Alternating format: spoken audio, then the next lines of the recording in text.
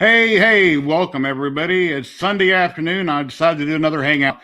I've invited quite a few different people that might be popping in, and I've got two guests already here right now, two friends of mine. I got Richard Cleveland from up in Canada and Liam Astroprinter.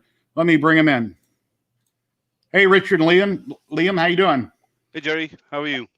Oh, pretty good. Well, Jerry, how are things down in Vegas? Oh, things are going good. Let me say hi to a few people in chat. Let's see. Kenny Briggs, hello. How are you? Matthew, how's it going? TK 3D Prints, hello, TK. Betty Boop 45 from the other room. Hello, Betty Boop. So we're live on YouTube today, my Facebook group, and I wanted to be on Twitter, but I have to figure out what's wrong with Periscope. So for some reason, we're not on Twitter.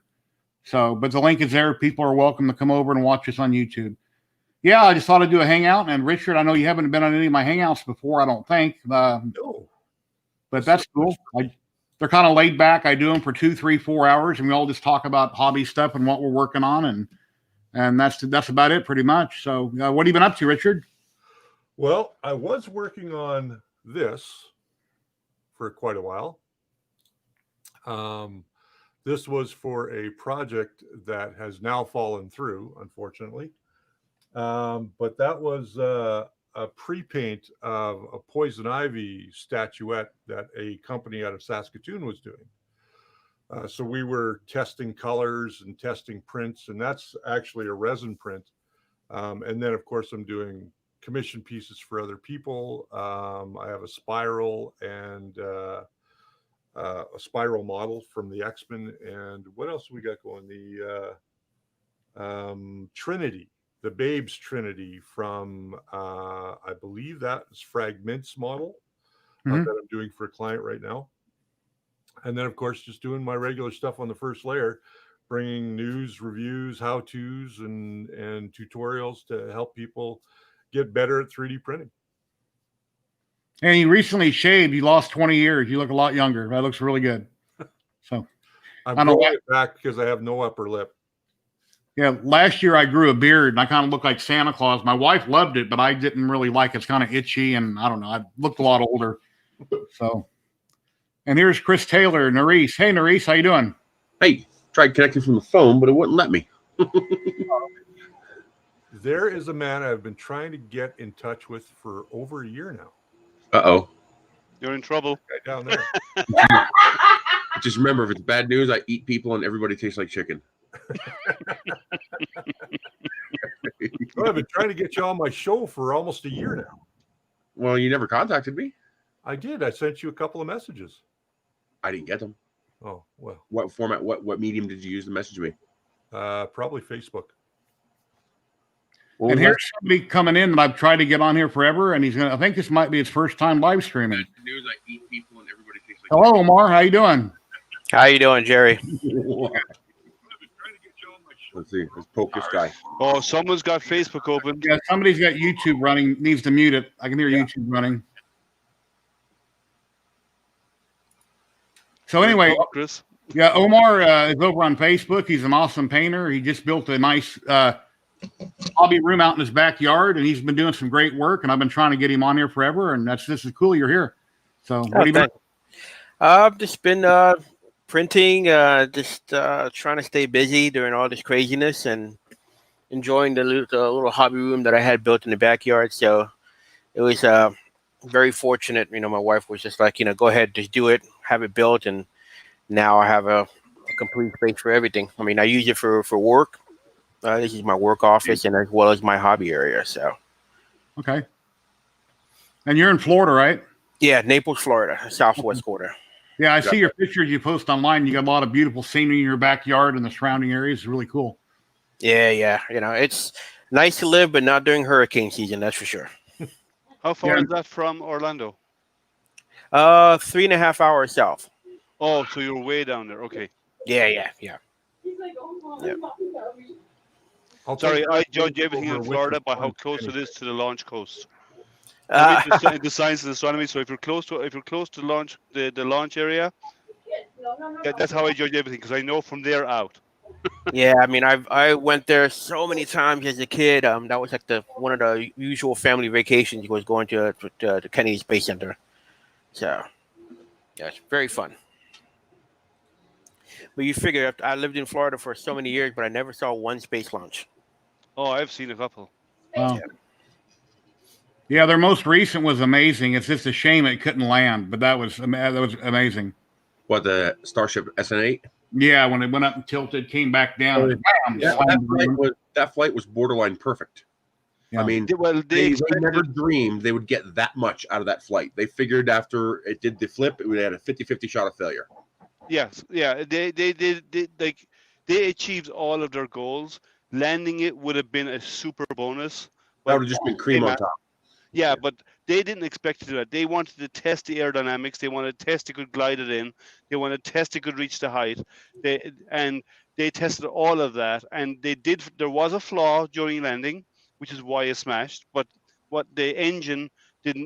There was a drop of fuel pressure in the engine, and when the pressure dropped, only one of the engines ignited. The second engine did not ignite during both landing. engines ignited perfectly, and they were thrusting at full power. You can actually see the two engines doing their scissor action when they were working. They were gimbaling, yeah, but the pressure Then dropped, the and that's first why it went out. When the pressure was insufficient to feed the engines, the first engine flamed out. Yes. The second engine kept going for a little bit, and then that green you saw, that was copper burning. Yeah, that was what we call engine-rich combustion. Basically, the engine was eating itself. Yeah, because it stopped getting methane, but it kept getting oxygen, and so it basically used itself as propellant. Well, actually, what happened was Bell wanted the second Bell left that blew itself out because there was no pressure. It should have gimbaled out of the way, and it didn't. And the other Bell came in and collided with it, and it damaged the casing of the Bell and exposed the copper. So the flame that was coming out was actually burning the copper as well. Liam copper was from inside the engine. Yeah, no, the Bell. The bell is actually lined with copper tubing to cool that bell. So it was that copper was being burnt. Liam's an ambassador for NASA, and Narish builds rockets, so we got kind of a thing going on. The point is, it's an easy fix. They just got to fix the pressure issue. Meaning everything about the flight worked way better than they expected. I mean, it was amazing to watch. They're already getting ready to bring over SN9. They're actually working on it right now. No issues? Well, SN9 did tip over, and one of the fins on the nose cone was damaged, and they've actually fixed that. Yeah, they cannibalized 10. Yeah, they did. Yeah. So, but they are going to move it over in the next week or two, and so they'll actually get it on that'll probably be on the launch pad before probably the first week or two of January. That'd be awesome. It's a hell of a time to be alive, that's for sure. I mean, you're literally watching them. Oh, hey, here you go. Someone's got a rocket to show. Oh, you're printing right now. Got the belt printer going there. Speaking that's SN8, and I'm going to try to make it fly. Here, let me sized for a BT-60 tube. 1 second, Richard. Here's a big rocket right here. I mean, full screening. This is the one that we built. This is fully 3D printed from nose cone, even the engine mount and the whole 9 yards is fully 3D printed. The body tube as well? Body tube as well. Okay. I have similar. PET G and a little bit of ABS. Speaking as we're talking about rockets. This is the one that we flew this summer when we did our 2 rocket episodes. How are you protecting the plastic from the ejection charge? It's ABS. It didn't have to. Well, the ejection charge is 2,000 degrees. ABS is not going to save it. Like, it's holding up okay? Oh, yeah. I could fly this thing again. Sweet. Richard, your other rockets had cardboard tubes that you flew, Richard, didn't they? Some of them did, yes. But the smaller ones that we did in the first episode when we were doing rockets, they had some 3D printed parts. But this one here was fully 3D printed from the ground up. We wanted to see if we could 3D print a rocket fully and see if it would survive. So this one here flew on an F engine. So it's a mid-powered rocket. We had what's on that? 30-inch parachute on it, I think. And yeah, it worked great. It performed really, really well. I was quite amazed. We did one that was sort of a composite that had the cardboard tube, but Yeah, 3D that's what I printed do. nose cone, 3D printed engine mount, 3D printed fins, and that was pretty much it.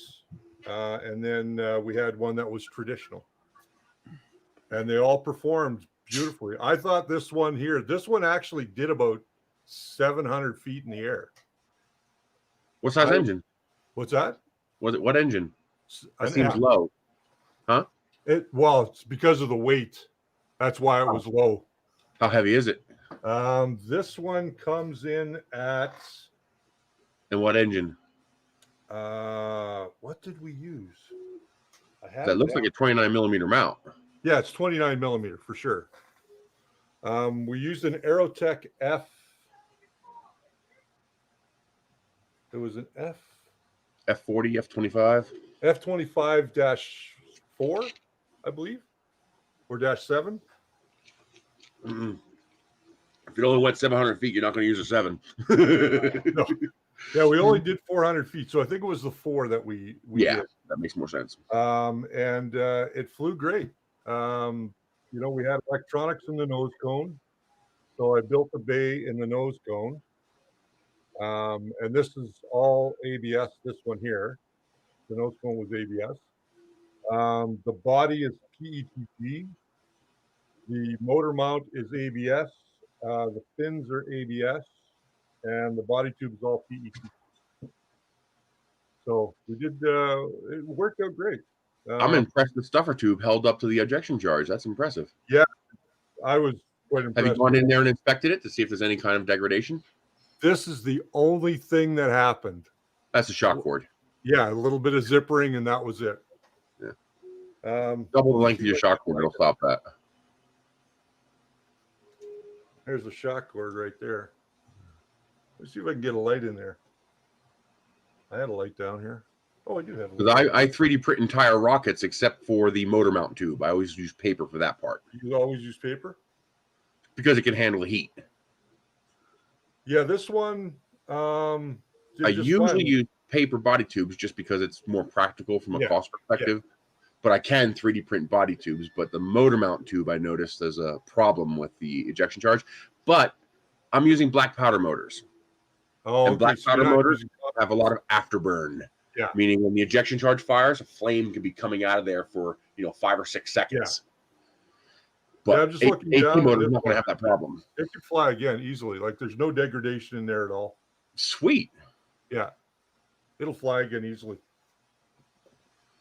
There's a neat trick you can use, especially if you use like a 0.6 or a 0.8 millimeter nozzle. Yeah. You can make vase mode printable fins, so you can have an actual proper structure and airfoil. Oh, wow. So they're a bit more resilient when they hit the ground, but they're super lightweight. Wow. Actually, I got one right here. I designed my own modular fin system. This one I broke. I was testing how strong it was. But so I designed this shape there. Okay. And that same shape here. Obviously, yours wouldn't have to be modular. You could just glue it on. Right. But the idea is this just slides into there. Oh, wow. And then the motor retention ring that you screw on, also 3D printed off PLA, hold everything together. Oh. And you can also use TPU, so they're indestructible. Yeah. And I've got a couple rolls of TPU around here. This one was built off of Apogee's plans originally. This was supposed to be the Ragnarok. And if you know anything about the Ragnarok model itself, it's only made for a D engine at biggest, 18 millimeter size engine. Yeah, but how heavy you were, you needed the higher power. Yeah, and this is actually scaled up from their design. Like I scaled it up so that I could use the 29 millimeter motor. But yeah, she flew beautifully. If you go back and watch that video that we did on the bigger rockets, they all flew beautifully. Omar. Hey. If I could talk to you for a minute. Yeah, I've been wanting to get you on forever. You got some really awesome work, painting you've been doing. and you got your new hobby room. How long have you been into painting? And you can tell everybody a little bit about yourself that may not know you. Okay. Well, I recently got back into the hobby. Well, I originally was building styrene kits. I'd say I got it back into it like 4 years ago, and it was just the traditional styrene kits. Just buying them at whatever location I could find them and putting them together and painting them, adding some lighting on the inside. And then I saw actually it was your YouTube video where you were doing a bunch of statues with 3D printing, and I was like, oh, okay, that's something very interesting. Before I would buy pre-made resin kits of figures, and I'd put them together and paint them. And I invested in the very first 3D printer I got was an Ender 3. Then I got another Ender 3. Then I got a CR10, and I was pretty happy with that for a while.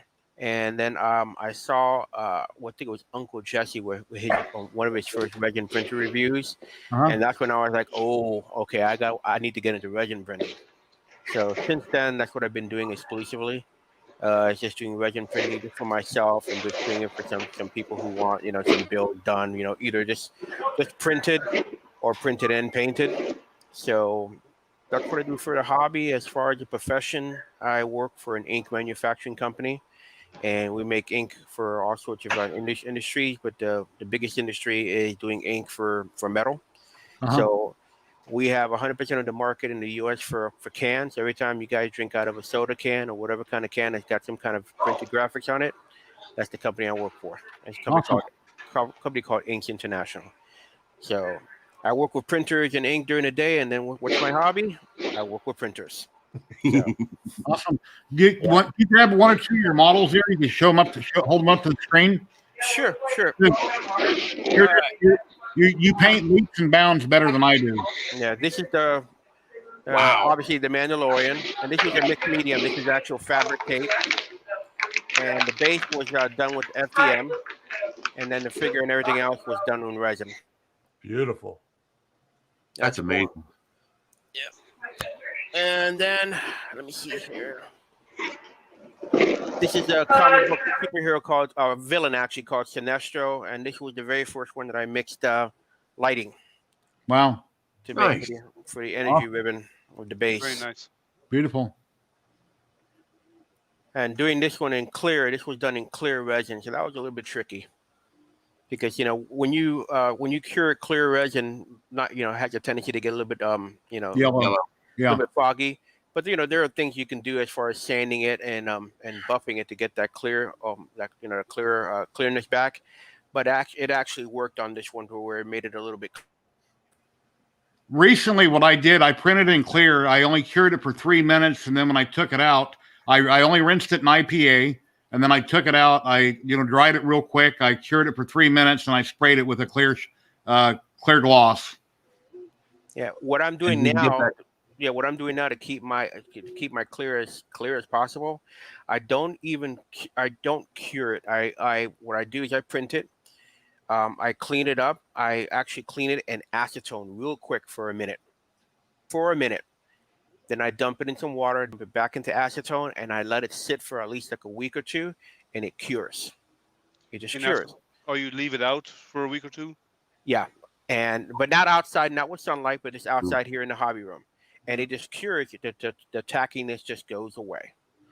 And latest card here that I printed in clear. This goes on a Ghostbuster car, and there's a really tiny hint of yellowish, but you can barely see it. Yep. And another trick that you can do is if you cure it the traditional way is getting some clear gloss spray, and you spray that on, and that also makes it clarifies it a bit. Yeah. And if you can get that clear on the inside as well, that helps even more. Yeah. Yeah, but that's if you the tricky part, getting on the inside. Yeah, make sure the clear gloss spray is UV, because UV is what turns it yellow. Yeah, so when you spray it, it actually blocks UV getting in there and affecting and changing the color of the resin. Yeah. Hey Omar, have you tried using the Tamiya buffing compounds to clear up the clear resin? Yeah, I did. I had some mixed results with that. Oh, you did? I haven't tried it yet. I've got them. I just haven't tried it yet. Yeah, I mean, I had success on some clear pieces. I just don't know the next batch of that I got, the next packaging, it just didn't work as well. So I don't know if something might have shifted or something, but. And then the very last thing I did was this guy. Ooh. I've got Oh, that. Cyclops. Yeah. You're using Alclad paint, or did you use auto paint on that one? I used auto paint. It's a brand from Createx. It's all auto air colors. It's actual paint that you use for automobiles. Mm-hmm. I was using Alclad before, but Alclad is like an enamel, so it's very you had to really clean it as fast as possible so it wouldn't mess up your airbrush gun. But That's hard now on for sure. the auto air colors is actually water based, so it works great. I mean, the results I get with it are phenomenal, and actually it's actually cheaper too than the Alclad. You get a 4 ounces, pretty much the same cost as a 1 ounce for Alclad. Wow. So you got a lot more. You got a lot more paint. Send me a link on Facebook if you could on what some of your colors you're using. Hey, Brian Baker, how you doing, buddy? Hey, I'm doing good. How you doing there, Jerry? Turn your mic down just a little bit. Oh, sorry. It's on this headset. I don't know if I have much control over it. Okay. Maybe I'll turn you down here. Cool. Sounds good. I am just doing belt routing. Woohoo. Yeah, I'm not sure if I have it turned up too loud on my end, but certain people have been louder than others, and I've turned them down a little bit. Yeah, I'm glad you could join us today. We got Richard on. Richard never comes on. That's awesome. And yeah, Lane, I was just talking with him actually about being in the show, and I had to run to Canadian Tire because I bought M4 bolts instead of M5. I hate paying 80 cents a screw, but what can you do? Ouch. Yes. See, if you lived here in Calgary still, you could have just come over here. I've got M5s. Well, I need M5 by 30, so I don't even know where the camera is on this one. There we go. there you go. You're big. Awesome. Yeah, so I've got just some M5. Let me see if I can rotate. I got my phone sitting actually in the frame of the printer we were talking about today. What are you building there? It's a Core XY machine, custom design that's right now 300 by 500 by 1,000. Wow. Yeah, and all of the belt parts are 3D printed, so it's been it's been fun. It originally started out as a CR10S5. Yes, it did. So now we've got, actually, I'll give you the profile view here. We've got 4 Z rods, 4 MGN 12H 1 meter rods. We've got my direct drive extruder assembly, SKR 1.4 turbo kind of wired up like a mess right now. 4 Z rods all synchronized. It's been my year project of 2020. Is that X-axis 2020 or was it did I see 2040 there? It's 2040 for the frame, but the actual the actual traveling rail is 2020. Do you not find 2020 is a bit narrow for that size? Did you get some sagging in the center? Well, no, for a direct drive. For a direct drive, not a boat, it'd be fine because there's no weight in the head. But on a direct drive, you have that motor, the stepper motor, added in there. Yeah, but it's got not a problem. Like I'm wiggling together. this up and down right now. This is even the mounts are actually PET G, and you can see I was fighting with some Loctite earlier, but it's holding. It's not wiggling much. It has a little bit of front and back wiggle to sort out, but other than that, it's going. I think with the rail. A long time ago on something, and boy, was that a mistake. I should have used blue. Yeah, no kidding. Well, this was blue, but basically, I had my bearings here sitting on a single screw there, and where's that camera? And so I had a little bit of wiggle like that, even with the Loctite. So now what I'm doing is I'm flipping over, doubling up, and giving it a top mount as well. Okay. Good. You pin it from both ends. Yeah, exactly. But I think the combination of the extrusion and the rail together is probably stiff enough. Oh yeah, it's solid. It's not moving anywhere. Yeah, it's just been a bit of a design headache. His mouth will give what that rail does. It's good learnings. And if anybody's been watching Mandalorian this week's episode, be sure you watch what happens after the credits. Yep. Yes. Don't see the credits and turn it off. There's more. I'm waiting for the series to end, and I'm going to binge watch it. I'm not it's over. watching each one. I It's don't want to over. wait a Binge week for the watch next now. Yeah. It's over? Yep. Yeah. Okay. For the series season, is yeah. on Friday. The I will bastards do only it. gave us 8 episodes. I will do it on probably Christmas Day or whatever. I'll do it. I'll sit down. Stay and away from social media if you don't want something spoiled. I on the haven't very- looked at anything other than 3D printing Facebook. Even just stay away from YouTube because No. it's everywhere. It's Yeah, everywhere. no, I'm not going. I've been avoiding it. I want to see it in one sitting, beginning to end. That's what I did with the last series, and it's better because you're not sitting there waiting a week for the next one. So I'd rather sit down, hold my horses, same as I'm doing for the Expanse as well. Nice. I'm doing the same with the Expanse. I'm waiting for the whole make sure the whole thing's out there, then I'll binge watch the whole thing. That way, then I get the Good story thinking. from beginning to end. I love that show. I love The Expanse. The Mandalorian Yeah, is amazing. I mean, I've told people Star Trek or Star Wars is wonderful, but it was never truly great. The Mandalorian showed that Star Wars can be great. Agreed. Mandalorian. Star Wars. I mean, for me, Episode 4, Episode 5, Empire Strikes Back. Those were the gold standard. Every other movie that came after that, but Rogue One kind of brought it back up a little bit. But The Mandalorian It's good. Good job. Yeah. If they can maintain that quality, they can go far with Star Wars. Yeah, Don, the German printing nerd, everything is possible. I just won't explain how. Here's the thing about It's Star called Wars. VPN. It was great. I Then know. it was, then it got, and now that they've brought out the Mandalorian as a television series, a live action television series, it's gotten to that great again. However, with their slate of new stuff coming, they may oversaturate the market, I think. If they maintain the quality, that's okay. Yeah. See, the Mandalorian's not about the effects and whatnot.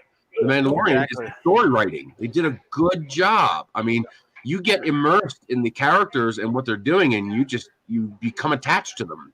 Yeah, that's You know, with unfortunate. some of the movies were great. They were fine. There's nothing wrong with the movies, but you don't become emotionally invested in the characters. Yeah. I agree. In the Mandalorian, they did that.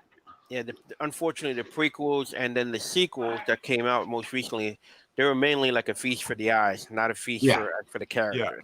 I couldn't The get movies invested. were fine, just not great. Exactly. I enjoy them.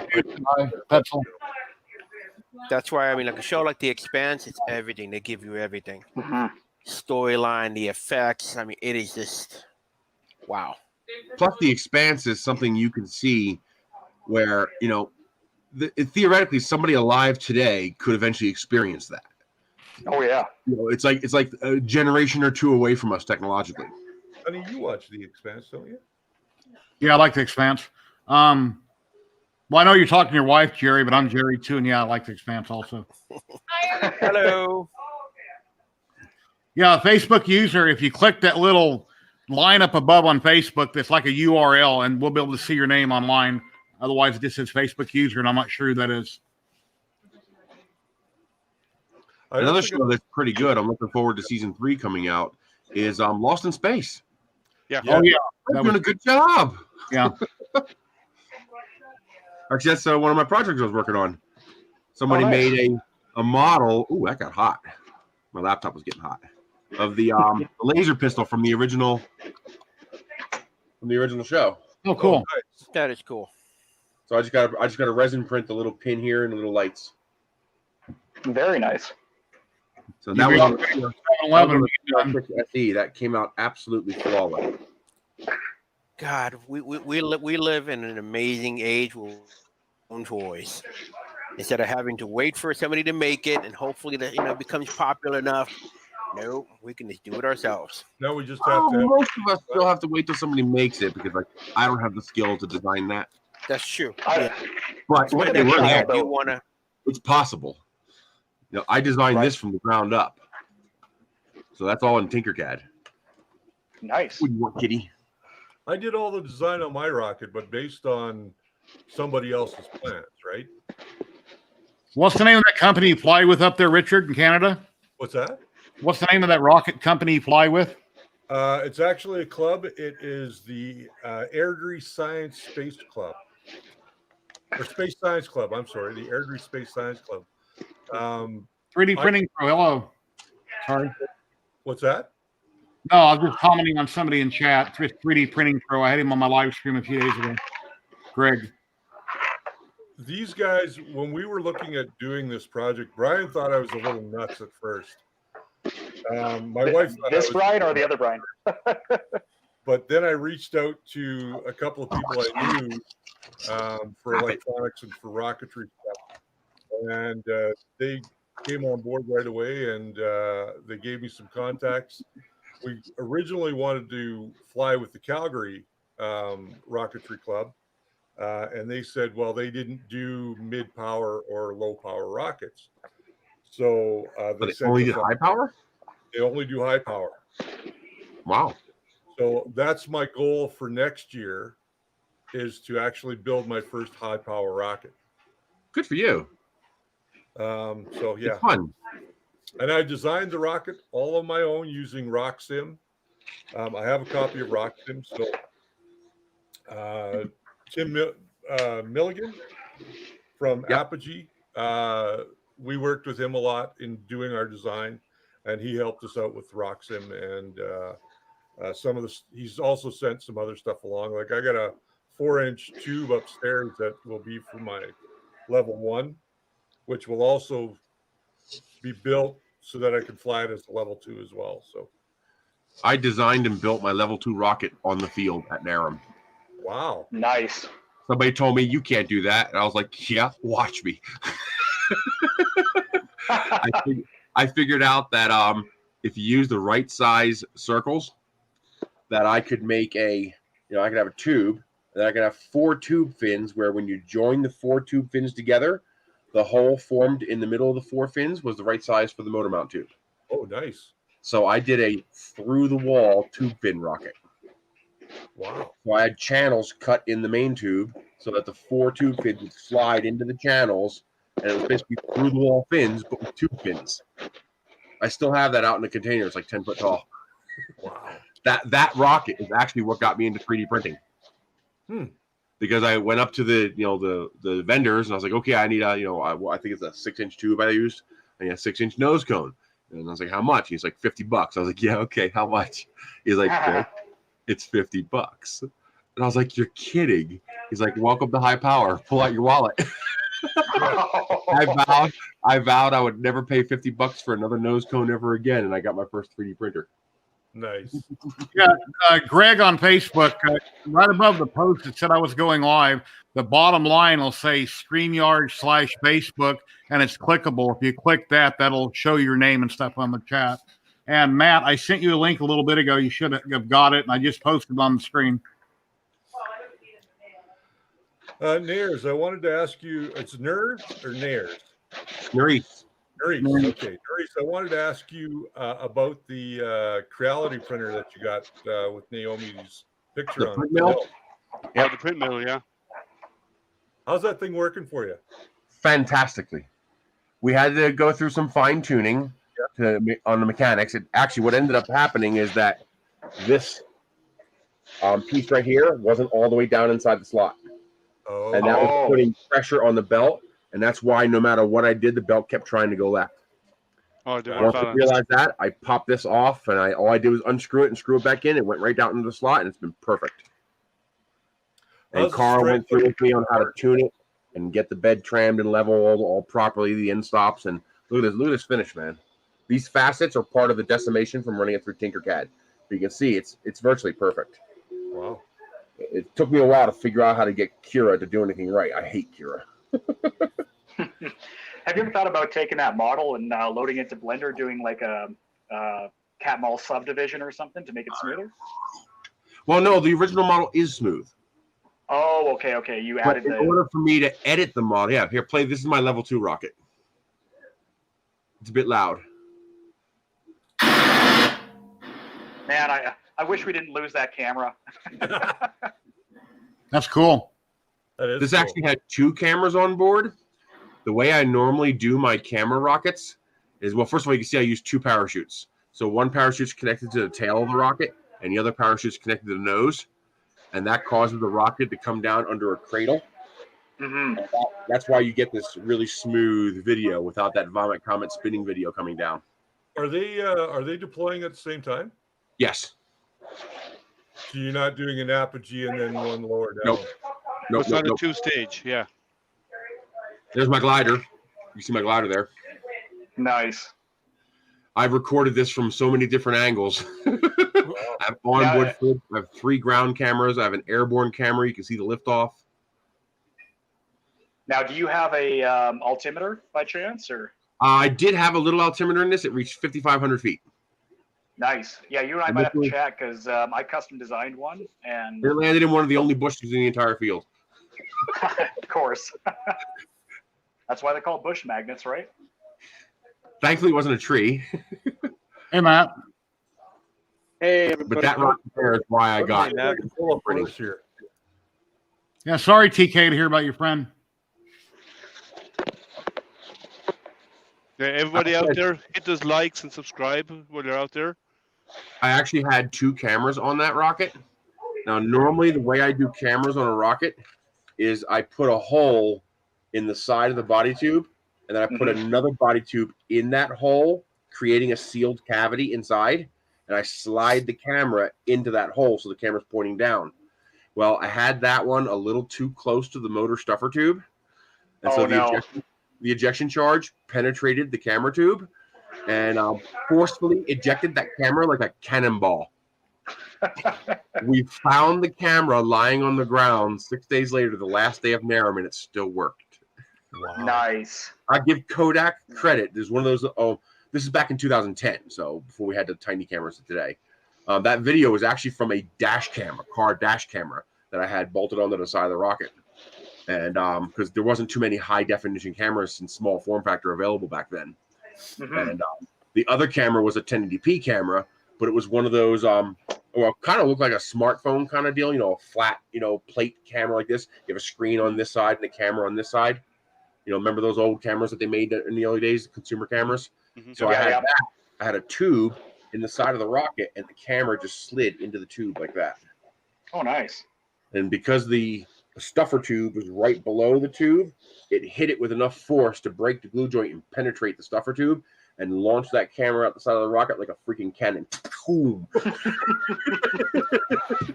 Yeah, with ours, I bought this spy camera on Amazon. It was a couple of bucks. I think it was like $40 on Amazon, and it had a magnet on the back. So I designed a custom kind of fluent air thing to go on the tube. Put some rare earth magnets in there, super glued them in, and just the one launch, our parachute deployed probably about 50 feet away from the ground, and so just the recoil just flung it off into a farmer's field. And when it's like a coin size like this, it's gone. Yeah. Here, I'm going to run the video here of one of our launches. This is Brian just explaining it. And then, of course, for our slow motion ground shots, I have my work phone with me, so I'm like, who cares if it gets scorched? I just throw it upside down in slow motion. Hey, nice and stable. It's scooted pretty good. Oh, that's cool. Very nice. Yeah, so This is the fully 3D printed one. And I don't see any flexing or vibration in the fins. Nope. No, it held on pretty good. And this was the camera that on our second launch, it was just gone, unfortunately, because you know what? It's a spy camera, but it runs dash cam firmware. That's why you see that timestamp down there, and it works perfectly. You can turn that off, by the way. Kenny Briggs, thank you very much. I appreciate it. I heard you could, but this camera had one button, and everything was a it's not a button. Presses. If you turn the camera on and hit record, and then you pop the memory card out and put it in your computer, you're going to see you should see a text file. And you edit that. That's how they're doing it. Yep. And then the very first time you turn the camera on again with that text file, it'll program itself and you can turn it off. Basically, at the end of the string of characters, you put an N instead of a Y. The N just says no on-screen, timestamp. Oh, that's good too. Like, as I said, they were $40 Canadian, which is not bad for the camera. So I'll probably pick up another one next year. Don't even bother. Get a Mobius camera or an original 808. Okay. They have true HD sensors, and you'll get true, proper 30 frame per second clean video. Yeah, I've Oh, got yeah. one here actually. There's an 808 right there. But yeah, well, that's not an 808, but it might be based off an 808. I think it's based off the 808. Yeah. I've got a Mobius camera. I got it looks like a car's fob. Yeah, I've got one of those from years ago. I've never used it for nothing And because there's lots of fakes. There's thousands and thousands of fakes. This one Oh, I yeah. got off of Amazon, and it was like $30 compared to the one that Apogee was selling for $100. Well, Apogee was probably buying a legit one, so it probably cost them $50, $55. So $100 is how they make their profit. Yeah, and the other thing too is, as we've mentioned, is they are very strict on regulations for launching rockets up here. So so we can only go out once or twice a year. So the value in buying an authentic product is not always there. No, if Hello, you want Dan. the video. Hello, Dan. Hello, David Tetzel and Matt German. How you doing? Hey, how are you? Pretty good. Good. What's going on, Dave? I'm good, Jerry. How are you? Oh, pretty good.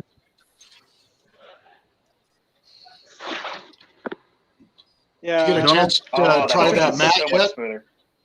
I have not tried Pardon it, me? but it's sitting on my printer. Tried what? Sweet. Yeah, Did it David. fit okay? Yeah. Oop, let me grab it.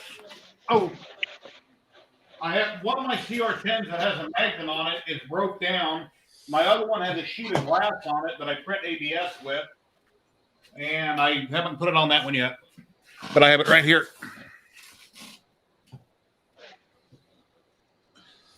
Is that carbon fiber? No, it's what's the surface on it, David? Is David Tetzel. That's polycarbonate on top of spring steel, Okay. Nice. a very thin spring steel.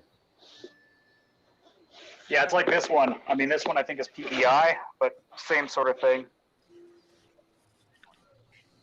Yeah, wait a Yeah, minute. Thin sheet on it. I print nothing. I print 100% PET G. Nice. PC works good for PET G. It polycarbonate. It sticks almost too good. Release agent? I don't put any release agent on it, but you certainly could if you find that if you print delicate prints, they're not going to come off as easy. So I print a lot of mechanical stuff. So The flex is usually enough to get it off. Yeah.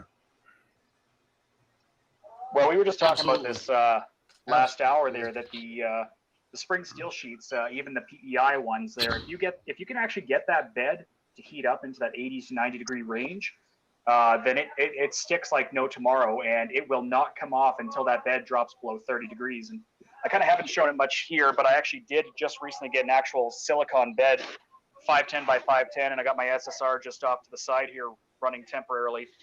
You know, it really is night and day when you get that bed heating right. See, my problem is I want to keep the heat bed off. Yeah, that's, you know.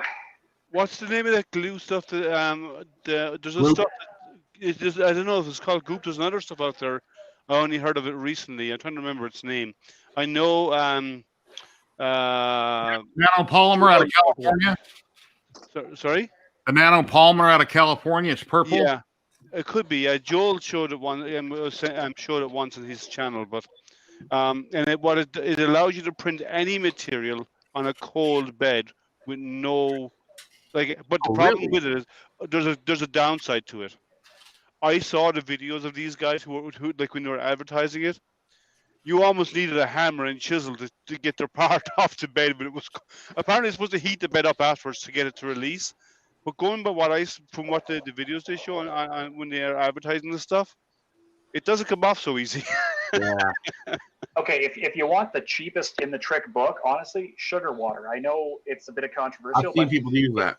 if you actually boil it properly and you can generate a crystalline surface on there, then all you're having to do is put it in the sink and boil it afterwards and liquefy it. And that's why a lot of us use the PCL glue sticks, or PVA, I think it is. PVA or PCL, I always mix them up. PVA, Either yeah. way.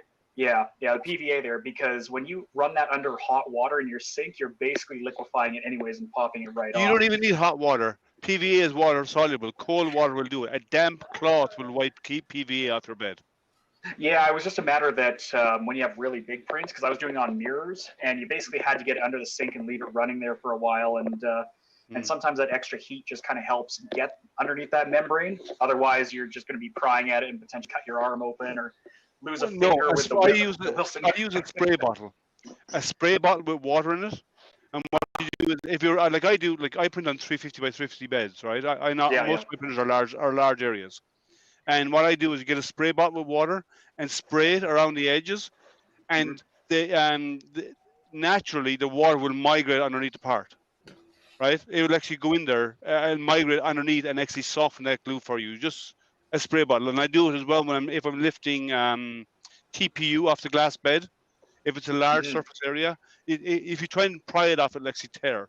So if you spray it, the water will actually get between the TPU and the glass bed and naturally lift it off for you.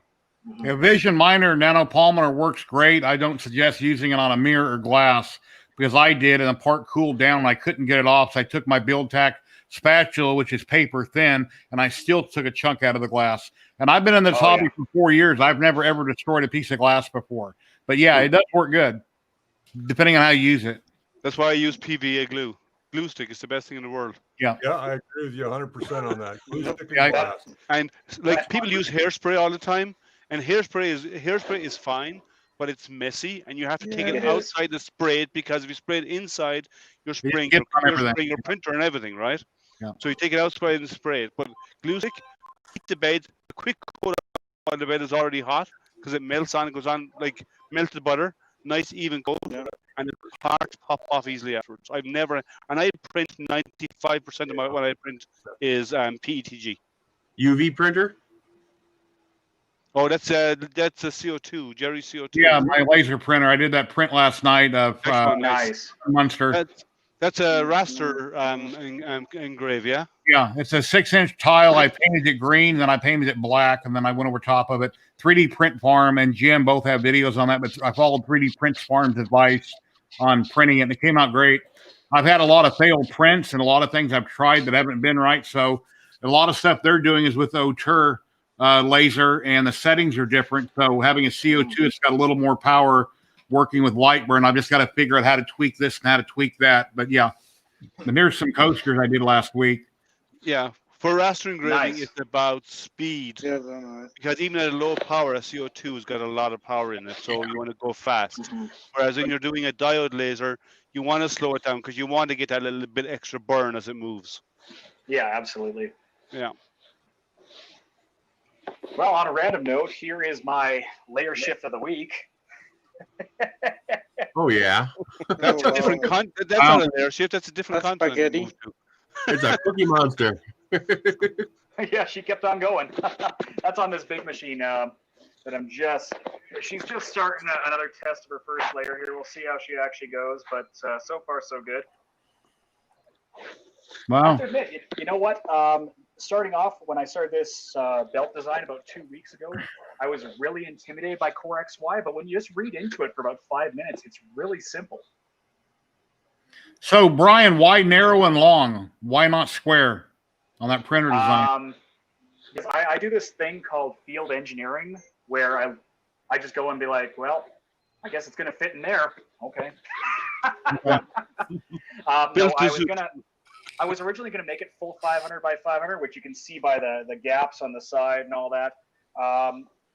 Basically, right now, this is just kind of like the beta run of it. But I figured that at 300 by 500 by 1,000, I can still print really good chest pieces for armor, which is what we're basically building this machine for. So if I really need to maximize it to that 500, then I'll do some re-engineering now that I have all the parts on hand. But you know, if I turn over to my freezer here, you can see I've got a lot of aluminum left over from various experiments at this stage. So it really is just an experiment in progress. Uh-huh. There's no good reason of why it's not full build size apart from I got impatient and mad. What's Jess up to today? What's Jess doing today? She is playing Warframe. she's a big gamer there, so. Tim, hello, Tim. How you doing? Here's your link, Tim, if you'd like to drop in. Yeah, the whole reason I re-engineered this machine is because with the 10S5, it's a good machine, but when you're moving at 500 by 500, it just gets too wobbly. Yes, I'm talking about Jeff. Jess, here she is. Hey, how you doing? How's it going? She heard me mouthing off better. I'm on a break.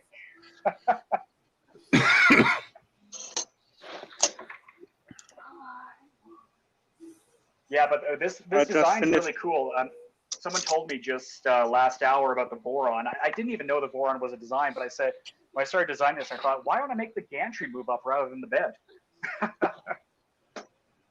Matt, you wanted to show us something? Yeah, go ahead. Oh, yeah, I just finished the print.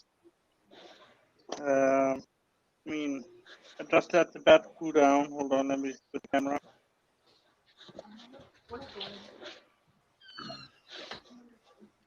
Ooh. Nice. Oh, Matt nice. is a lithophane king. He does so many Oh, lithophanes. wow. Nice. Put a light inside it, Matt. Show us what it's like. I can already see it. It's incredible. Yeah, I can kind of see it carrying through. That's Oh, awesome. I don't have a light right now available. Oh, I can see it. Yeah. Looks good. Yeah, there you go. Jeez. Wow. Nice work. I think about 80% of what Matt prints is lithophanes. That's beautiful. Yeah, I still have to clean it up a little bit. Very nice.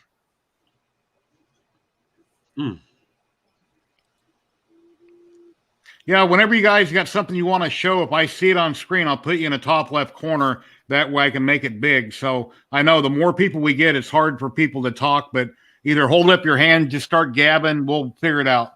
So. Or just say, Brian, shut up. Yeah. I can meet everybody. I started printing a giant one of those Rancor models, but then the hot end failed on the printer. I got to rebuild the hot end now. Tim, DeWitt, how you doing? Hey, good. How are you guys all doing? Real good. Nice to see you. Good. Hey, Tim. Been a while. Oh, there we go. I've got this sliced up. I just got to fix the hot end on the printer so I can finish it. Nice. Are you going to do a recovery on that, or are you just going to redo it? I'm just going to print the top part and glue it on. Yeah. A lot of people see those as failed prints, and I did a video on how to correct that and how to actually resume. I usually go in a net fab. If you don't have room on the bed to do what you're probably going to talk about, I go in a net fab, I guesstimate it and whack it, or you can drop it through your build plate in S3D and cut it that way and slice it. Well, I did a video for Cura for the same thing. Basically, what you measure the exact height, and you go into Cura and you set the Z negative that number, right? And then maybe add one extra layer just to give it one layer high, maybe. But and then even better. Some people like to sand it off, but then you can print it and it comes out fine. I actually did it for this rocket. The nose cone of this, I had a failed, and I actually reprinted the top of the nose cone, and it came out perfect. For a large detailed model, you got to get the layer height pretty spot on. It's actually not that hard. If you slice the model and then you look at your failed print, you can eventually, at the point where it failed, you'll find details in the model that you could locate on a slice preview. Yes. You can get to within 1 or 2 layers of where you need to be. Yeah. I normally use the caliper, just measure it, and then I'm good. That's what I normally do if I need to. Unless it comes out like that layer shift a while ago, which totally destroyed it. But for anything, if it's just a failed, the printer was printing on thin air, then I just measure it is all I do, and just do a negative Z and then hit print again. See, I just, my trick is if I know that height of where it failed at, I'll go into the G-code file, I'll search up the hop where it begins that layer, I'll cut out everything above it, I will do my homing and all that, I'll set the Z down to about 0.2 or whatever my layer height is, and then I'll use, I think it's G92, I can set it to think that my Z0 is actually Z429.5, and then resume the original file. Now the caveat on that is you have to have good bed adhesion because it's not going to have any base layers, it's going to start printing the perimeter plus your infill with no additional supports, but it will still be the native original file you started out with.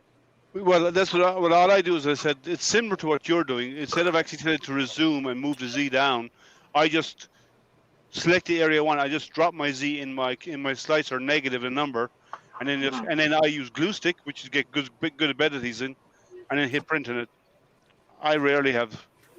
I've 99% of the time you can recover your print unless you have a layer shift that you had a while ago.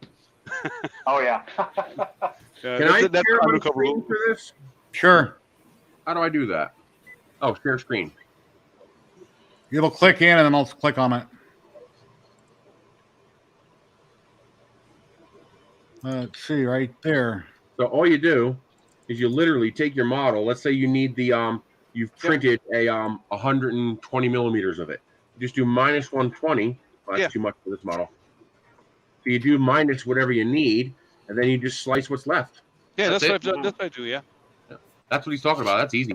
Yeah. And it's the easiest, simplest way to do it. You just have to measure the height and you minus the height and hit go. And you can do that in Cura. You can do that in Prusa Slicer. You can do that in A Slicer. They all do it. They all have that option. Yeah. The only thing you might want to do is make sure that you have the option in your slicer to make sure the part sits on the bed. Turn that option off because some of them would auto try and make the part sit on the bed no matter what you do with it.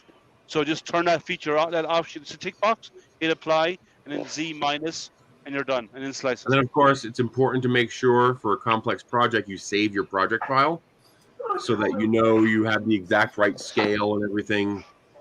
Otherwise it won't match. Or leave it, or don't close down Cura and leave it on the machine while your part is printing. That doesn't work. When you're doing a 6 or 7 day print, that doesn't work. I have multiple machines here, so that's not a problem. I'm into IT, so that's my background.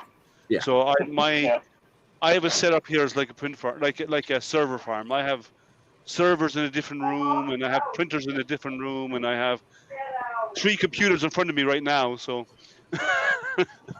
Well, here that gets expensive, so.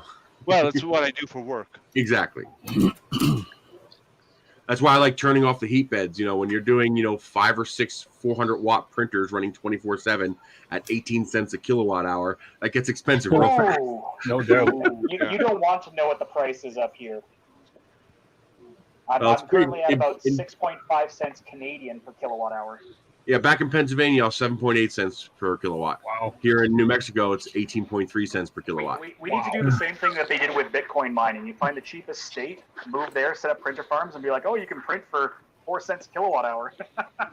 Yeah, Omar, I wound up buying the frozen Sonic Mighty for $4.99 off their website. Not sure when it's going to ship, but I was looking at this one and that one, and anyway, all I can negotiate getting a deal on it. I'm getting free shipping on it. That's about the best deal I could get on it.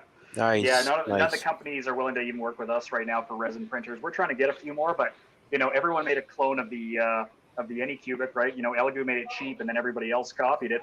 But getting anything bigger right now is pretty difficult, which is shocking given that like monochrome LCDs are cheaper than they've ever been. UV lights are in mass production, maybe not at 405 nanometer, but certainly with the recent updates about disinfection at 285, there's gonna be a lot more manufacturing of UV stuff soon. I just hope to see something cheaper because there's the more current coming. machines are just too small. There's more coming. Like the 006 from Corelli is a larger area. And I know there's a couple of other companies out there. I know Soval are looking at doing a new one, but Soval are basically a rebranded Creality machine, right? Yes, so they're probably going to do something like that. Creality makes their machines for them, but they design them. Yeah. And but there's more involved in that. But okay, and I know JG Maker are working on a resin as well for later this year or next year. So and they have some fairly decent sized resin right now. They actually have a resin that does 600 by 600 by 600. Wow. It's a production one, right? It's a big manufacturing one. It's super expensive, but they're actually looking at doing a 4K mono as well coming up in the next 12 months. Wow, man! If I could get like a 4K 10-inch screen resin printer, that would be amazing. Yeah. Let me get back to the wild, guys. I have to pop off. I'm gonna go on mute for a while, Jerry. I need to help my son with something. All right. Okay. Yeah, LCDs. I mean, the monochromatic ones. That's really what's the most exciting for me right now because everything that's out there right now being full color LCDs. It is a long curing time. And there's lots of light bleed. I was actually hoping someone would come up with an OLED screen, given the size, but looks like monochromatic is the cheapest way to go to get that 1 second layer cure time. I whenever anybody asks me for advice, I was like, whatever you buy, do not buy an RGB resin printer. Only buy a monochrome printer. You're not gonna have to replace that screen every 300 or 400 hours. Well, I've got the Elegoo Mars, the original one, and it's still chunking away. I have to admit, I haven't burned it out yet, so I don't know. I've replaced my screen twice on the original Mars in the last year, and then about 2 months ago, I went to use it, and my touchpad on the front, the buttons are misaligned. So up here, I got to push down here somewhere. I tried to recalibrate it. There's something wrong with the screen. It just happened out of the blue. Yeah, I mean, my screen replacement on the EPAX, right here, the EPAX X10, I actually had, the reason why I had to replace the screen on that one was that was a user error. I didn't notice that I had a piece that had come loose. And when I went to go print the next one, crunch right on the screen. Ooh.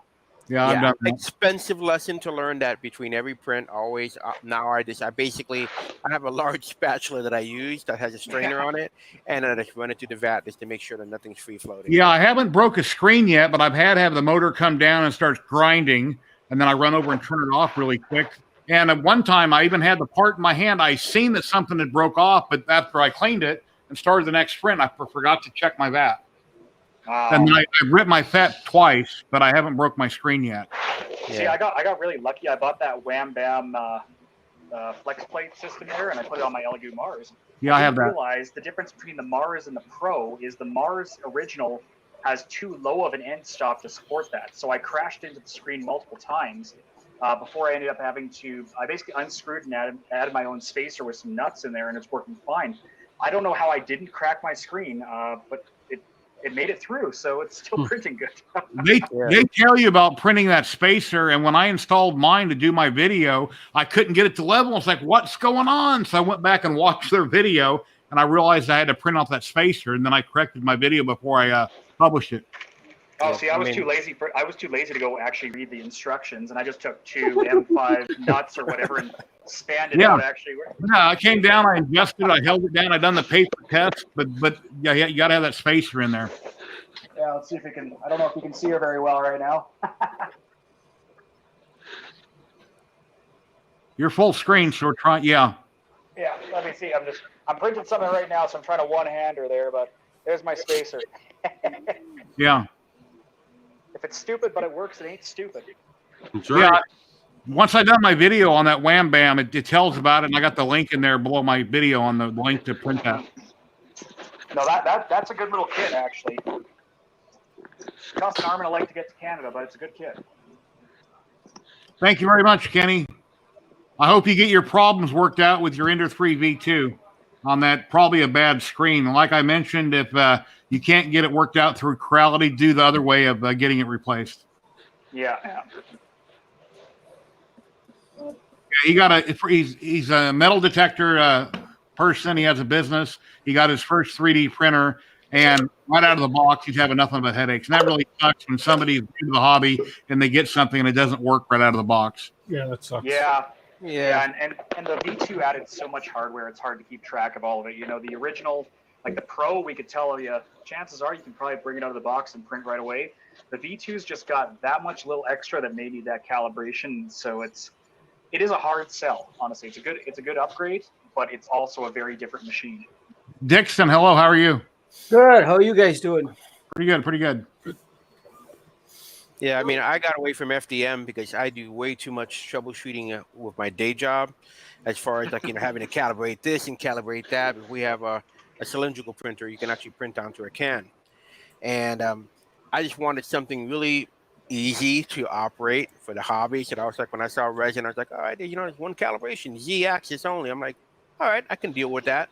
And also, at the time, the quality of it was a lot more crisper as far as the detail. So I've got all my FDM printers are basically sitting in the garage, just like crying for attention. But I'm like, nope, I'll be selling you. Does everybody know everybody on the screen here pretty much? If not, we can go back and everybody can say who they are and what they do. Like Dixon, the man that just popped in. Does everybody know Dixon? No, I do not. Dixon, tell everybody about yourself. I'm Dixon Hoffman. I own Hoffman Signs and Decals and a 3D printing business. Plus, I put in about 50 hours at work. But I pretty much know all these guys. Omar, It's the first time I'm meeting him. And I've seen Brian before. I always watch Nuri's, all his videos. I watch him because he's real. And Jerry, of course, and I've been watching DeWitt. Yep, DeWitt. I've been watching now some of your videos. When I get time, I try to get time. Sunday's usually when I take a break. Yeah, DeWitt up in Canada, everybody in America is trying to train him to say Z and not Z. So every time he has a video, he gets himself confused on Z and Z all the time. All right. No. It's I Zed. feel I was raised on Sesame Street, but I'm a Canadian. I've heard both ways and often enough that they're interchangeable for me. Yeah. We think we're cool when we say Zed now. Yeah, check out my Zed rods. Oh yeah. It's like aluminum, right? Yeah, aluminium Sound more from Planet technical. Pluto or whatever. Yeah, No. We don't do aluminium up here. Aluminum. It's aluminum foil. I say aluminum. Unless you're in Germany or the UK. Actually, when it was invented, it was aluminum. And then one guy decided he didn't like that it deviated from the way they were naming other things, so they tried to change it to aluminium. Well, isn't it more aluminum is referring to the products, whereas aluminium is the compound? No, it was a conflict with the creators who wanted to make it sound more consistent with other materials. Oh, But Gotcha. the original term was aluminum. Yeah, Interesting history. You should look it up. It's pretty neat. yeah, and then they didn't know what to do with the waste from making aluminum, so they put it. It's called fluoride. They stick it in your water. Look it up. Look it up. It's called fluoride. I'm not usually rude to anybody. My wife thinks I'm being rude. So how? I can tell you something. I'm only rude to mean people. Mean people taste good. yeah, I've seen a lot of things in your chat, Nerese, that you want to go over their house and literally cut their head off and throw them in the garbage. But he rolls it off real easy, and because he can do that, people stop doing it because it doesn't face him on camera. Then people eventually stop. My best was when my dad died, I ended up working 3 full-time jobs, 120 hours a week. It almost destroyed me. Ooh, what's that? So I've got 2 prints coming off. This is one off nice my airplanes. header. It just came off, and then I've got one on my tornado. I wanted to show you guys how easy this is. It's not even cooled down yet. Flex plates rock. And that's Which flex plate is that one? That's the PC spring steel one. This is the one That's his old. No, these Nice. are the ones to make. And then I put these on a piece of glass with a magnet that's attached to the glass. So the surface is about as flat as you can possibly get Nice. without milling. Yeah, no kidding. I've got another print that's coming off in just a second on my tornado. This is all PET G. That's why it's so glossy. Hello over on Facebook. How you doing? If you click that little line on Facebook above the video that you can actually, it's clickable, StreamYard/Facebook, then we'll see your name. And somebody's trying to enter, and I've got 8 people on screen, so whoever's trying to jump in, you can't. I guess for me paying $25 a month, I only get 8 people on screen. I can't go to 10. Oh, But man. you could probably put Richard backstage for now since he's not there. And then just bring him back when he comes back. Yeah, I don't know if it keeps Okay, that now 8 in the lobby or 8 on the stream, or we were looking at getting the There it goes. Yeah. StreamYard there, but the problem is they charge too much for a 1080p level package, unfortunately, right now for how often we use it. I'm 720p, and it's $25 a month. But if I paid yearly, it'd drop it down to around 15 or 16 a month. But I don't have the funds to buy a year at a time. Yeah, that's okay. The only reason we have one caller right now on our show, which is myself, is because we use VMix, and we're using VMix Call because Richard had it previously through some of his other businesses there. And to upgrade to get more than one caller, they want another $350 US. Wow. Yeah. So we're winging it. We just read this week that Microsoft Teams has NDI, so we're going to work on that. Oh, that is a nice sheet. Is that the? This is what I make. This is a piece of material on a piece of glass, and then the spring steel sticks right to it. So that top surface is as flat as a piece of glass. And that's very nice. Yeah, David, I'm gonna have this to. was for the ender. Until I get my other CR10 fixed, David, I'm gonna have to put mine on top of my mirror on my CR10. I'll just have to clamp it down. That's fine.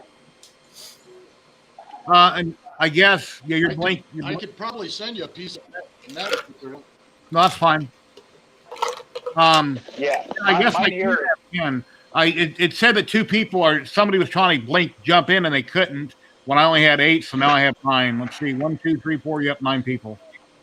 I don't know if mine will come through very clear here, but my bed consists of silicone heated bed, 5mm water jet cut bed, and then of course my magnet and my energetic PEI, and it's pretty darn flat.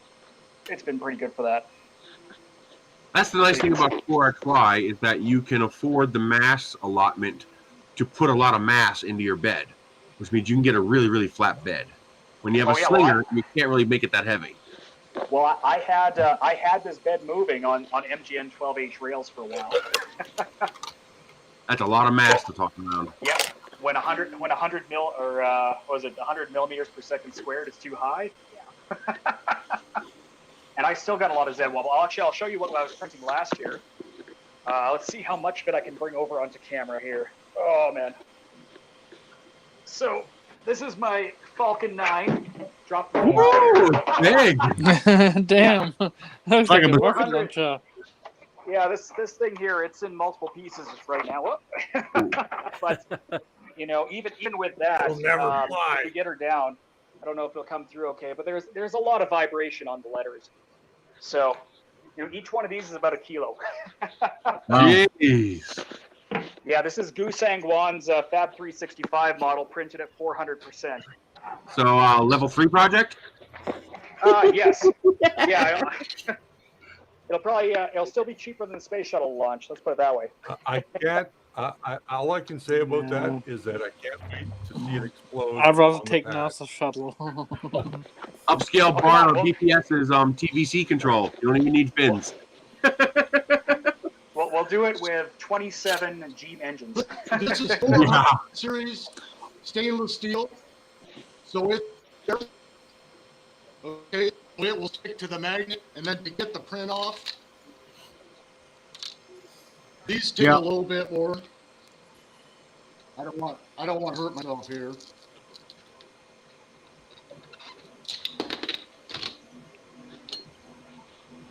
Cool. Wow. Nice. Yeah, it's sleek. You could see how many prints I've had. I printed over 400 prints.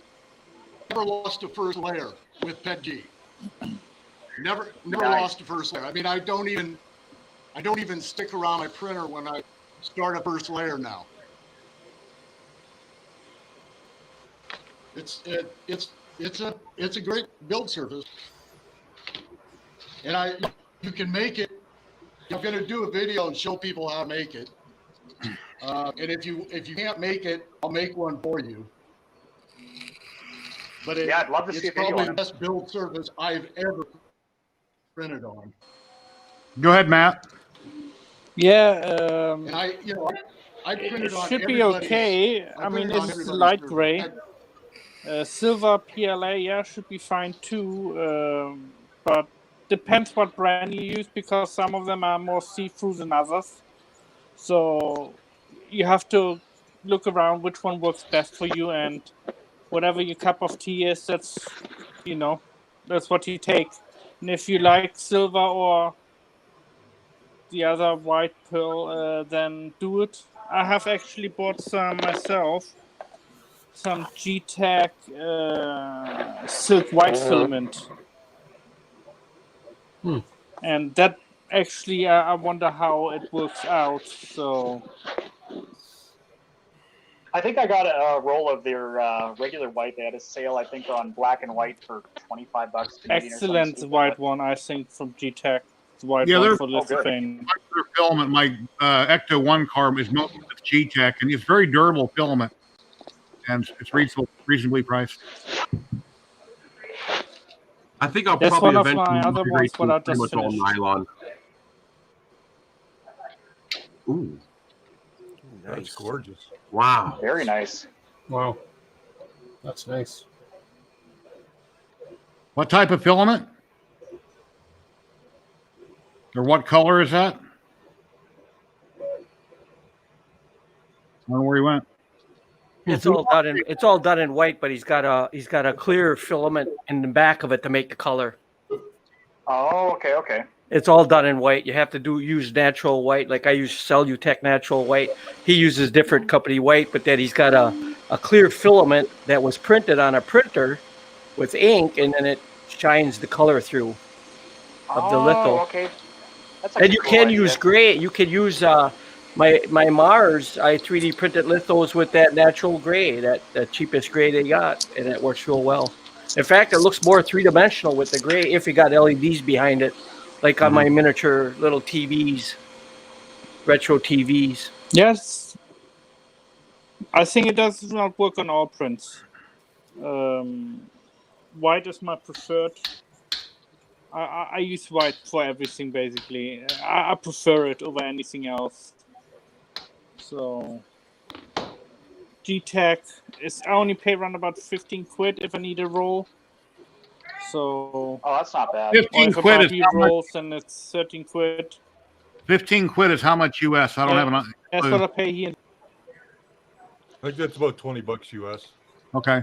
I have to ask Alexa for anything I need to know. I just ask her usually. A quid is a pound, Jerry. Okay. Yeah, my ZYLTECH I can get for like 18. Oh, hey, there we go. Now we got 10. Ah. Have any of you guys ever resin printed a lithophane?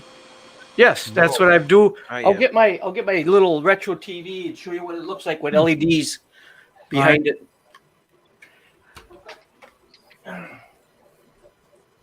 I got to set up my LD002H. I got that right there.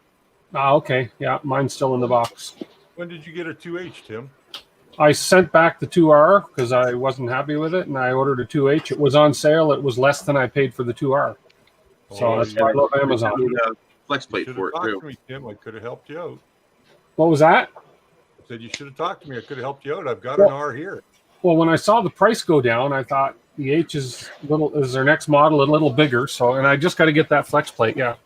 And the H has the monochrome screen, so. Oh, nice. Yeah.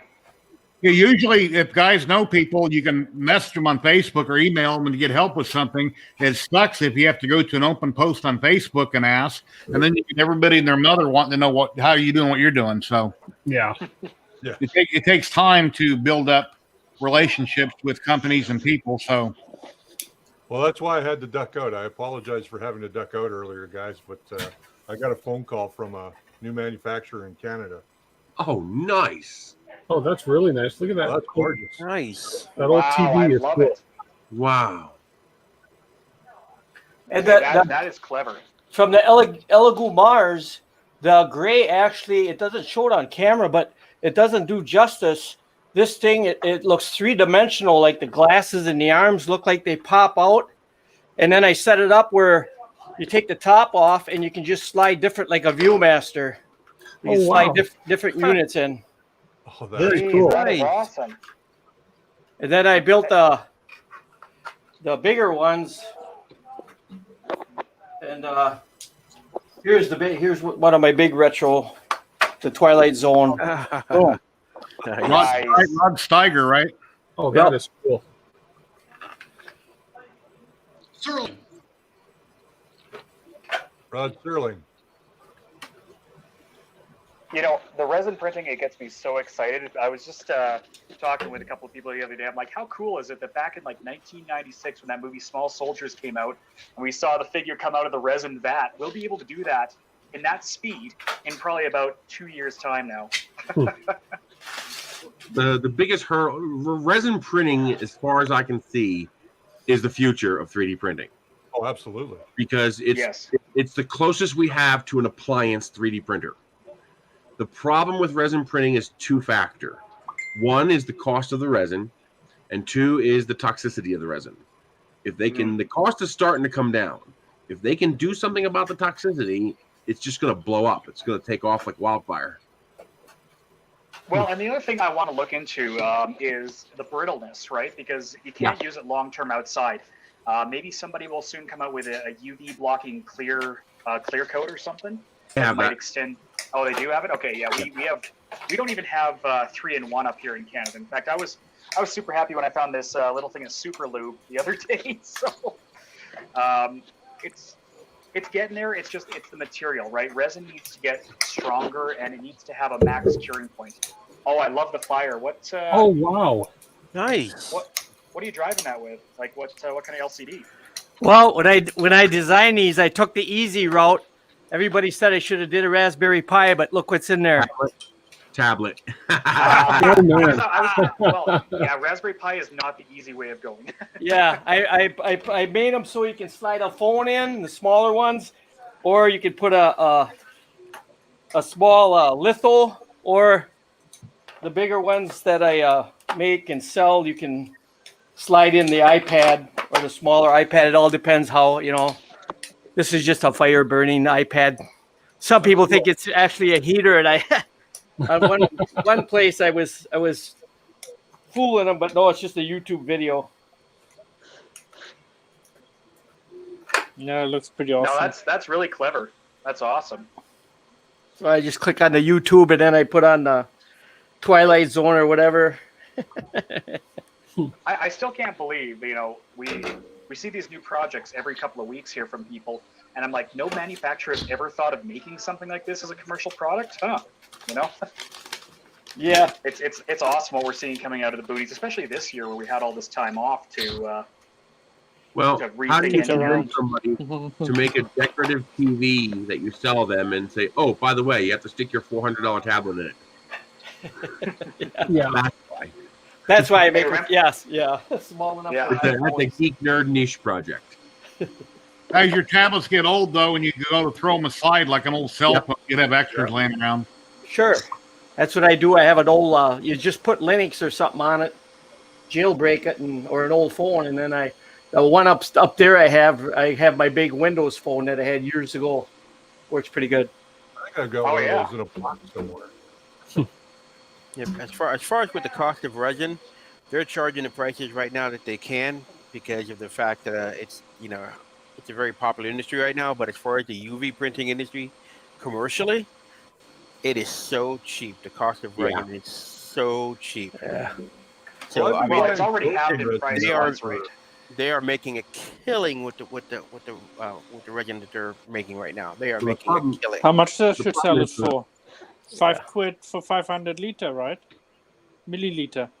Well, if it's like vape juice, we should all be able to buy the chemicals. I'm assuming, I don't know, fairly reasonable and make our own resin because somebody's scalping somewhere, making a lot of money. Well, think about it, right? You can get jugs of 2-part epoxy resin, right? So it's going to be the same route with UV curable as you can get the natural color. You just have to add your own color modifications to it, right? So when someone figures out where you can buy cheap, natural, transparent resin and just add food coloring to it, it's going to be a game changer. Well, I've been using the frozen resin now for 4 months. Hey, Brian? Yeah, you've been using the frozen one, and that's blown away. I mean, even if we look in the past year, right? Before Elegoo came onto the market, a monocure was about $60 per half a liter or something, and then I was about to say over my dead body about $120 a liter, so which is about 60 a half a liter. Yeah, something like that, right? Yeah. The UV chemicals are still expensive though. That's why otherwise we'd be paying $10 a bottle. But they're expensive yet. The UV chemicals. Actually, the curing. Wow, that's pretty.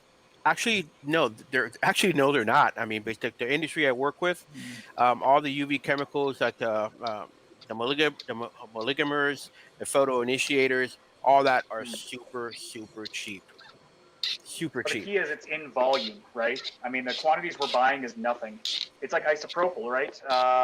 Tim, you were saying you bought isopropyl on barrelfuls, right? And then, right, like the best sale price I can get is $2.50 a liter from Costco. But Tim, I think you probably got it for a fraction of that at the volume we bought it at. Yeah, I had 2 50-gallon barrels. So, yeah. Not 50, no, sorry, 5-gallon. I was going to say, you're doing good. 50 gallons. Holy cow, you can resell it. Make a bundle. How much did you pay for the 35-gallon barrels? Because I'm getting it for $10 a gallon. Well, these I've had for a long time back in the days. These were used for offset printing for the fountain solution and offset presses. And I think I paid for the 5-gallon drum. I think I paid like $80, something like that. Are you still in offset printing? Are you still working in offset printing? No, we got into digital about 10 years ago, but I had a lot of the alcohol left over. What printers are you currently using for digital? Oh, we use Ricoh machines right now for digital. Okay. And then we also do wide format. I have HPL 360 for wide format.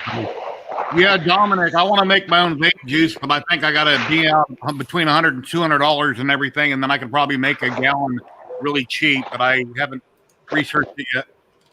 Jerry, is this going to become the new Breaking Bad? Making vape juice down in Vegas? I live right next to Albuquerque.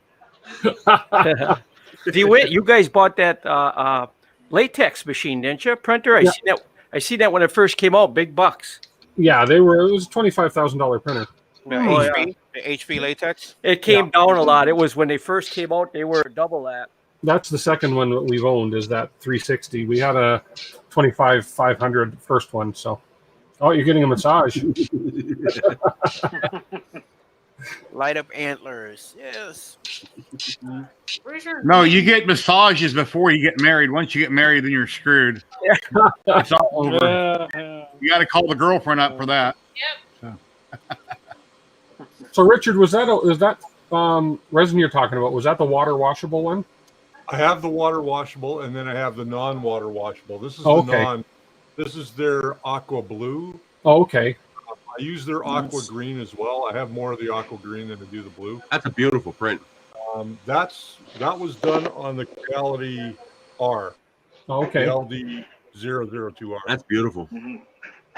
And that's what this one, the paint sample that I was working on, was done. Man, I wish I could do that. Nice. What do you got what do you got? Is that a skewer you stuck in the bottom so you can hold her? Or what is that? It's a fast food place chopstick. There you go. I see. So I've been trying to find something because you know how it is. I hold the parts in my hands. I get paint all over my hands. Yeah, I was the same way for years and years and years. When I painted miniatures professionally for Games Workshop, I did a number of different things that, got paint all over my hands. So then I started buying skewers and little alligator clips and putting them together.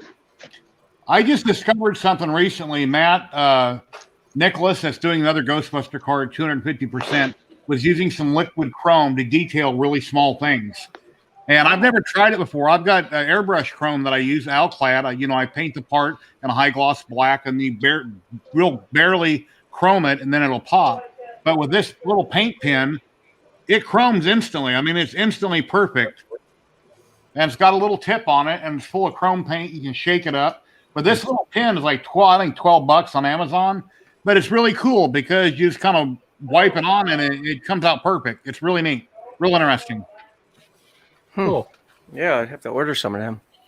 Yeah, it's called liquid chrome. And then something else, and somebody else was talking about that was on here a while back, was these acrylic pens. I got a whole bunch of them. Yeah, I've never used them on models, but I think they would be really good on models. So the only thing I found out is that I have to clear coat the model first before I can paint it, because the acrylic paint bleeds along the layer lines of the PLA print. Okay. Oh, sure. Sure. Have you tried, when I used to print with FDM, I used a Rust-Oleum Filler primer to try to smooth in those layer lines to try to prevent that from happening. Yeah, any kind of coating will stop that. It's the capillary function of the plastic. Yeah. Yeah, a customer for some of my FDMs, a customer wanted smoother. God, that's amazing. Wow. I wish I This could is paint like FDM. that. And this is not finished being painted yet, by the way. Incredible. That's all FDM, sanded, filled. Hold on. I was reading and not paying attention. There you go. Okay. That is gorgeous. Nice. So yeah, there's still a lot of work to be done on her, but I'm pretty happy with the skin texture and the coloring in the skin. So now I just have to finish the eyes and the hair and of course her Leia bikini.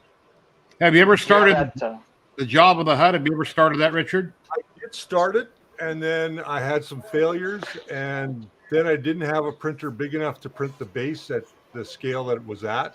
Okay. So I have little bits of it sitting in a box. I also have the Luke and Han that go with this one. You can see them on the shelf behind me. Again, they're not finished either. I spent a small fortune to buy a resin model of Plava Laguna, and it's still sitting in the box in the container because I just don't have the skill to paint it. Here's there you what go. I tell people that ask me about painting. It's one of the easiest things that you can do if you just take your time, relax, and have a drink while you do it. I screwed up Leia's face. I don't have her face done right. She looks like a man, but very nice. That's gorgeous. Beautiful work. Yeah, you know what painting is? Painting is an illusion of shadows. Yeah. And tone. You see the guy who did the full scale job of the hut? Yes. I followed that exclusively from beginning to end. And did you see the video where everything kind of caved in on it? And then he had to reprint a whole bunch of parts. That sucks. Well, the fact that he was printing it all on a CR10S5 was amazing to me. Yeah, that was really nice, Jerry. That takes a lot of time to do that. yeah, I'm not a very patient person. I like everything to get done now, and I tend to, like I said, everybody's known I've got hundreds of models, and I don't paint very often. So when I recently got this, I'm going to show you a picture. I got this printed, and I sat down and got it painted last night. Cool. So Oh, it's great. there than me. Anyway, the Grinch and Max and then Cindy Luhu. That's from Chaos Cortec. You can get that free over on Thangs.com. Joe telling about Thangs, and they got a lot of cool stuff from Thangs. All my paintings, all my things that I paint are excellent because I use the 20-foot rule. You back up 20 feet, and they look really good. Or just take off the glasses. That works too. I painted a lot of things, and I go take pictures and put on Facebook, and I upload them from my phone. It's like, God, that looks like shit. I have to fix it or change the camera angle or touch it up or something. It's like, I can't see that. That looks good, but the camera is catching stuff I can't see. You know what you got to do? You got to buy a cheaper phone, and they're going to look really good. I made that mistake recently. This phone here has a 108 megapixel sensor. You try looking at it. I needed to get my laser up in the air for engraving on glasses, so I made miniature jack stands. Nice. Now I can click them. I can click them up, as high as I want. Hey, that works. Yeah, this is the figure that I'm working on right now. It's a guy named Gladiator. Oh, yes, I know that model well. Fantastic. And these are the auto air colors. I mean, these things work great. I mean, you have to do a lot of layering because this is basically the gloss primer, then a gloss black layer, then a chrome layer, then a candy color on top of that. Is that the Createx again or no? Yeah, Createx, but it's the auto air color brand of that line. Jeez, I gotta get myself some of that stuff. Yeah, I mean, it works great. I always got to wait for the delay. I get to see it on my big screen. That looks really nice. Yeah, he's been posting all over Facebook for a long time in my group, and Omar does some really awesome work. Completely blows away anything that I do. He's just an awesome painter. Really awesome painter. It's just practice, man. Trust me. When I first started, it looked like I was using a crayon. So yeah. I have a delay on my big screen. I'm still watching last week's show.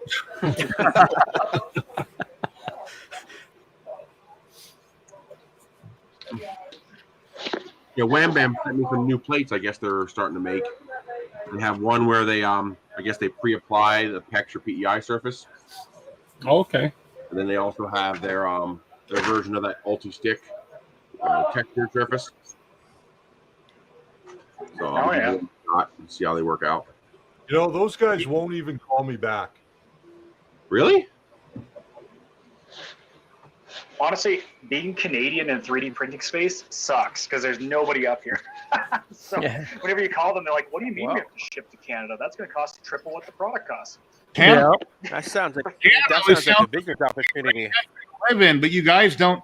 Everything costs. The country wants too much money to bring anything in. It sucks. Yeah, they got to pay higher prices for everything. You bet. Yeah, that's why whenever filaments.ca has a sale on filament at 12 or at 15 to $20 a kilo, I order 24 to 36 kilos.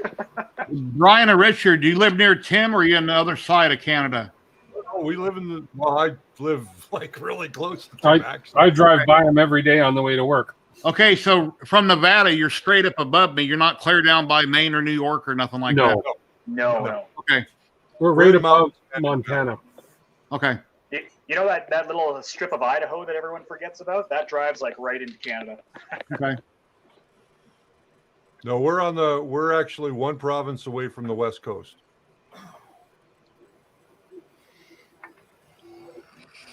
Yeah, it's really odd because everybody who manufactures filament is closer to Detroit, to give you guys an idea of proximity. Mm-hmm. And for like when I went down to visit filaments.ca, I was actually on a work trip. If I were to go visit them, it was going to cost me at a minimum $1,200 Canadian round trip to fly there with like 3 months notice, not like last minute stuff. So we don't do a lot of unseen stuff with these guys because it's far too expensive. Even to drive there, it's about 20 hours. So, and yeah, it's a long straight drive too. It's actually cheaper for us to drive 3 hours south, cross into Montana, get down to Billings, and fly somewhere back into Canada than it is to fly point to point in Canada. Huh. Yeah, our airline taxes are brutal. So we don't do a lot of on-scene stuff. We like to try to promote Canadian, but generally we're promoting Albertan. So Richard, how do you like this? You can you don't have to control anything. You can just kind of sit there and chat and jump in when you can. I love it. Yeah, it's fun. On my side, I like more people to be in, but everybody's trying to talk and we kind of run into each other. And I do my best to throw people in the corner and get you full screen and try to, if you got something to say and I'm not seeing you, wave your hand or something, but I do my best to control everything. We're going to do a behind the scenes here of the way we've set things up now because it's a little different than what we had before. Right now, I have 4 monitors and a television right in this just general area. And this is kind of command central for when we do the live stream and when I'm recording and things like that. But we made another recording space upstairs in the hobby room where we've got all of our printers and our painting stuff and our airbrush and all that kind of stuff is all upstairs. So I'm going to do a behind the scenes pretty soon and show you guys everything that we've got going on. Nice. Yeah, Altered Proxy. Thank you very much, Daniel Hubbard. You bought me 3 copies yesterday. I really appreciate it. Thank you very much. I got super lucky and I snagged a couple of those $228 65-inch screens. Oh, nice. Nice. I got a little mobile stand for it so I can rotate it around. Wow. Is that 1080 or 4K? 4K. Oh, those bots on Walmart's really hard. I tried to buy a big TV not too long ago, and I had it in my cart, and I checked out, and then where'd it go? It's not there. Gone. It sucks. I had 2 windows open, me logged in and my sister logged in, separate accounts, and I had the order all ready to go, so all I had to do was click buy, and I nailed 2 of them because there's a max of 2. I tried to buy a 3rd one on her account, but in the 6 or 7 seconds it took me to switch windows and click checkout on her window, they're already gone. Sold out. Wow. It was like, holy crap, that was fast. Wow. Yeah, it goes quick. Up here, we don't get the cheap TVs. Like the one I just bought, the TCL 6 series from the Xbox, that was about $900 Canadian for a 55-inch. But I mean, it's stunning. It really is a good picture, but yeah, most of the stuff we're working on is like the Boxing Day 24, 27-inch monitors whenever they go on sale. Well, it's funny. I was just looking at a 27-inch monitor online today. It was $229 from Walmart. And for $10 more, I can get a 32-inch from Costco. Hmm. And yet you can get the Costco. TCL 4 Series 65 or 55-inch for 400 Canadian from Amazon. Yeah, exactly. It's brutal, you know. Yeah. I have a 70 in the living room. I have a 70-inch I bought in 2017 at Sam's Club, and on the left side there was kind of a slight shadow, and it was hard to read the menu. So I called it. I have a warranty on it for $100. You got a 4-year warranty I took out through Square Trade, I think it's called. Mhm. Yeah. Well, to sum it all up, after a couple phone calls and some pictures, and they had me do this and do that, they mailed me a check 3 or 4 days later for $1,250. And I still have my TV in the living room, and I've done a few things to it that improved it, and then I researched it, and I think I know what's wrong with it if I ever need to replace it, which is a $25 circuit board and not replacing all the lights. Oh, wow. So I took that $1,250 instead of upgrading and trying to figure out where am I going to put this one at. I went ahead and bought my resin printer and paid some bills. So, and I still got Nice. the TV, and I'm perfectly happy with it. It's like, wow, you buy something expensive? Yeah, take out that extended warranty because it just paid for me. Yeah, no kidding. And I Well, was that's the problem with this is that it was only $228. So the warranty doesn't really make sense. yeah. Since almost certainly once they see the price of it, when I call for a warranty claim, they're probably going to deny the claim and simply refund me the money I paid because it's cheaper than a repair. Yeah. Oh yeah. The problem is you can't buy another one for $228. Yeah. Many years ago, I worked for Staples, and I managed to buy an HP laptop that was worth probably about $1,200. I got it for $150 because they didn't know what was going on, and so I bought the Staples warranty for $39 because it scales based off the price.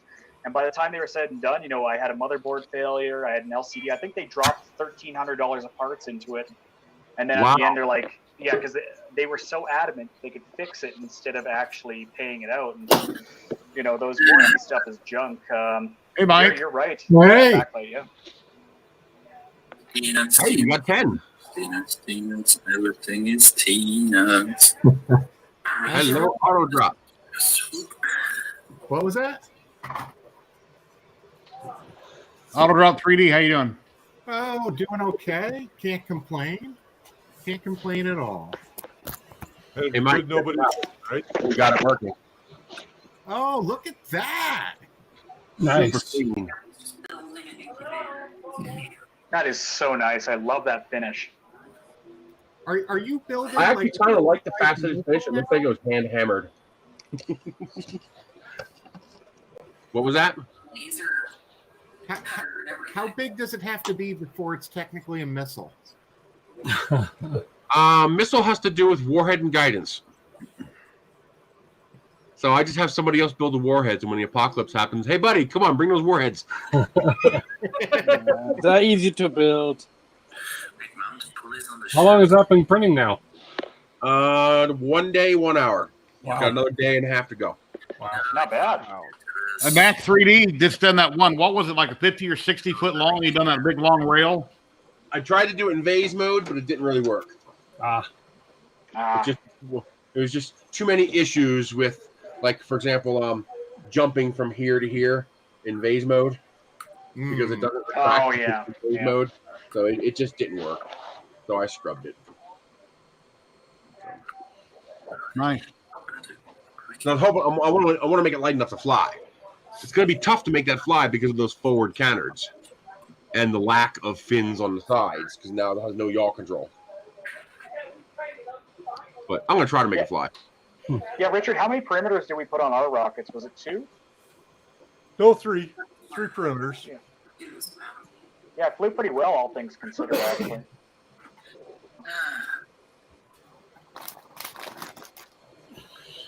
Hey, Richard, before the stream, when you first dropped in, we were talking about something to do with like the Kinect controllers. Is that anything down the line you might want to talk about now or no? Yeah, we can talk about it. That's not a problem. To kind of give you, I guess, a one-on-one, we've got scanners that we're going to be talking about. We have a Kinect scanner here that we've used in the past, and I think we've done a couple episodes on it. Brian's got my one from Big Tree Tech, which is the small red one, which is a pain in the ass. But we've got this guy, which this was a pre-release sample. So we had problems with it. It's a Revo Points. This little guy, we're going to be doing a review on him when they send me the new one, which should be here on Monday. Hold this down a bit. And this scanner complete kit comes with a tripod, a beefy cable, and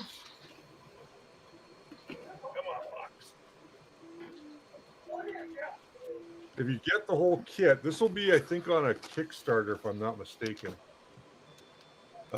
They send you a black sheet to put down on the table. They send you some dots and some other goodies if you want to do, what do you call it there? Funky looking stuff. There's another black sheet they send you. Is this something that you like throw it on like a Lazy Susan? Is that how this thing works?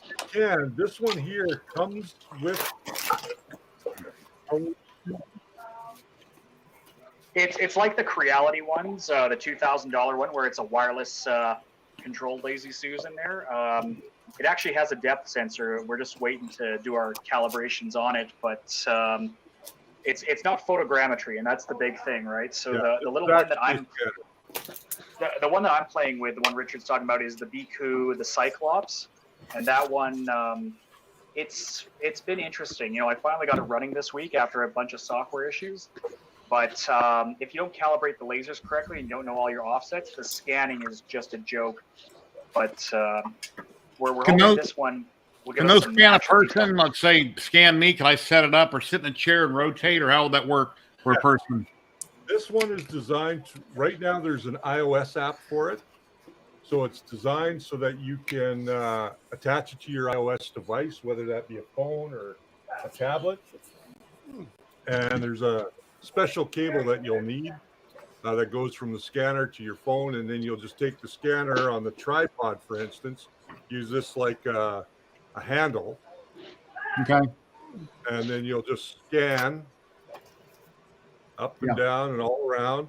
Yeah. And it goes right to your phone. So now, I was going to say these ones are really meant for more kind of micro accuracy. Now, if you're looking at scanning a person, really the Kinect has done the best so far. I mean, Richard's done more work with the 360 version than I have. I use the Xbox One version, but the problem with it is that the software was really only kind of like a Microsoft proof of concept, and Kinect refuses to support this sensor. So I have to work within those bounds. But I have scanned a few people where indeed you put them on a big Lazy Susan. I've tried doing the walk around, but with the cables, I find it's actually easier just to crop it out accordingly, tie a rope to the Lazy Susan, and just kind of pull them in a circle. So you're talking like putting them on a swivel chair or something and just like pulling the rope to spin it? Yeah, exactly. I mean, you can get like 2,000 pound Lazy Susans for $20, you know? Yeah, I studied this 5 years ago, and all the scanners were a joke, unless, I don't know what's out there now, but I studied this 5 years ago, and all the scanners were a joke, except for I had the best success was with that Xbox Kinect. Is that what they call it? Yeah, I have Kinect, yeah, I have it in my closet up there, and I took the you know how you get a swivel rocking chair and it's got that big Lazy Susan? I took that off an old rocking chair and I put that on a big round plate, and I spun myself around real slow. And with that software, I had the best success with that. But you know, unless you're willing to spend around 10 grand, then them scanners would work. But back when I was studying this, all these other scanners, I don't know what's out there now, but they were a joke. Well, my understanding Jerry, you were with showing this the scanning one yourself, here, right? this Revo Point, this one will do a high quality scan that is different than the Kinect. It'll actually give you more triangles than the Kinect does. This is when I weighed a lot more. See like that right there? But I've been eating a lot of cookies lately, so I'm getting there anyway. Yeah, I done this look at me. like 3 years ago. So how much is the scanner? Are you guys all sitting down because I don't want anybody to fall over. Yeah. Well, wait a second. Are you going to talk about how that 3D print has no hair? Let me praise myself. Yeah. Brace yourself because it's going to come in, I think, at $299. Ooh, not too bad. Wow. So £2.99. if That's it not were, bad. yeah. Did you review that one already? No, because this is a pre-release Oh. that every time I connect it to my PC and run the software, even though the PC says it's there, the software keeps disconnecting. Yeah, I didn't see one that worked yet, but when I had this connect, and you had to have a powerful PC, I had hooked to it too. I had my gaming PC that I built, and that actually worked really well. And I had it on a stand, and then I would just take my feet and go from the shoulders up. I would walk in a circle real slow, and that actually worked real good. But one thing, I don't know what's out there now as far as new scanners and that. People have to remember when you scan a small product, that's just doing the outside parameters, right? And I found out, okay, when you 3D print that you just got a shell, where if I'm doing production parts for somebody, I need that inside structure for strength. Yeah, it just takes a point cloud and creates a mesh similar to a video game. There's actually no depth in it. I was kind of chasing 3D scanning for a while there. So I've got this creative Intel RealSense sensor here, and Intel's been really good at updating these. And what it comes down to is the depth sensor seems to be infrared for the most part, and you have to wait for more and more iterations of that hardware to come out, where it actually has a higher resolution. In fact, I think on this one in particular, it might only be like a 64 by 64 pixel, right? And with the 3D scanning, the more passes you do, the more point cloud data you get, and then it tries to go and Boolean average it and figure it out. The Kinect was cheap because just like with the Wii Balance Board, they came out with a product that had $10,000 in value, but they were selling for $100 because they mass produced it under their own budget. The 3D scanners, it's the same sort of thing. They basically went and repurposed a product like they did with the ESP8266 chips for a better purpose. Now with these 3D scanners right now, since Microsoft or one of the big players isn't shifting a bunch of cash into it, we're relying on third parties to do the effort. And photogrammetry made some huge strides, which was great, but nothing beats a proper true depth sensor.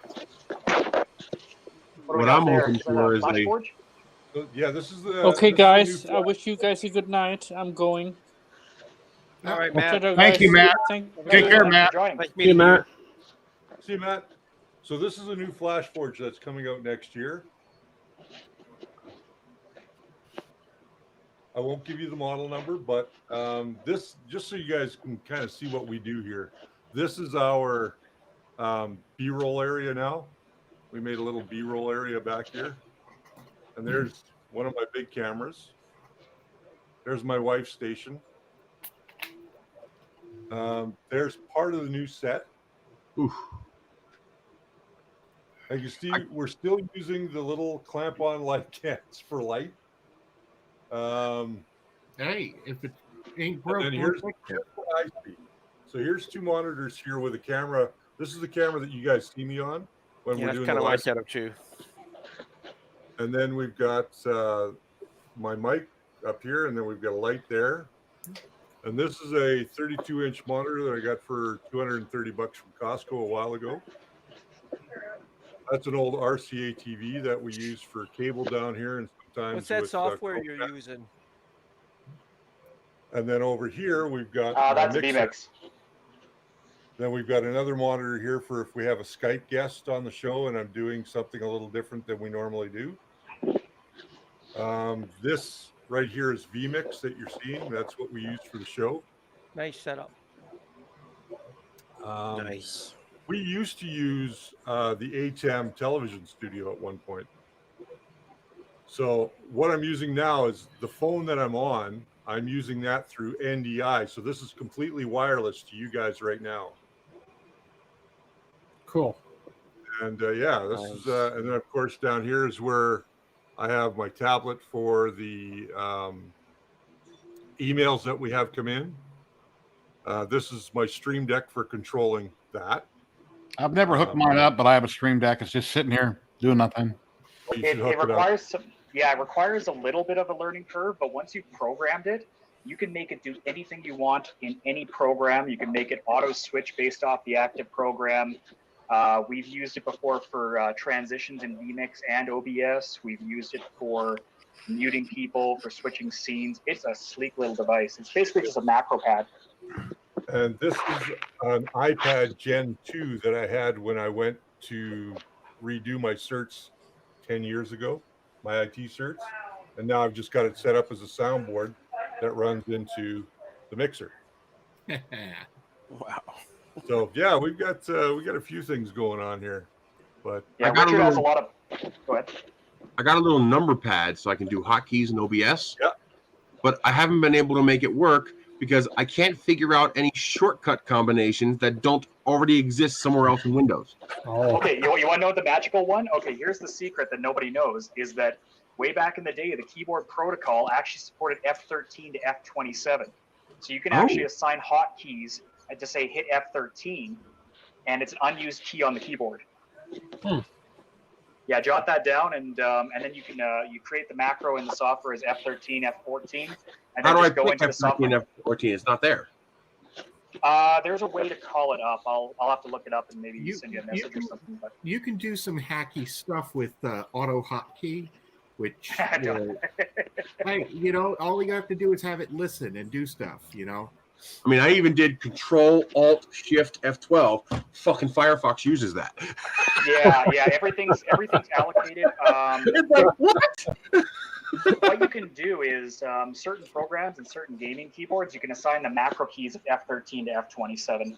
So you can set, like, if you got the Logitech, so you got the G1 to 6, you can set that to F13, 14, 15, 16.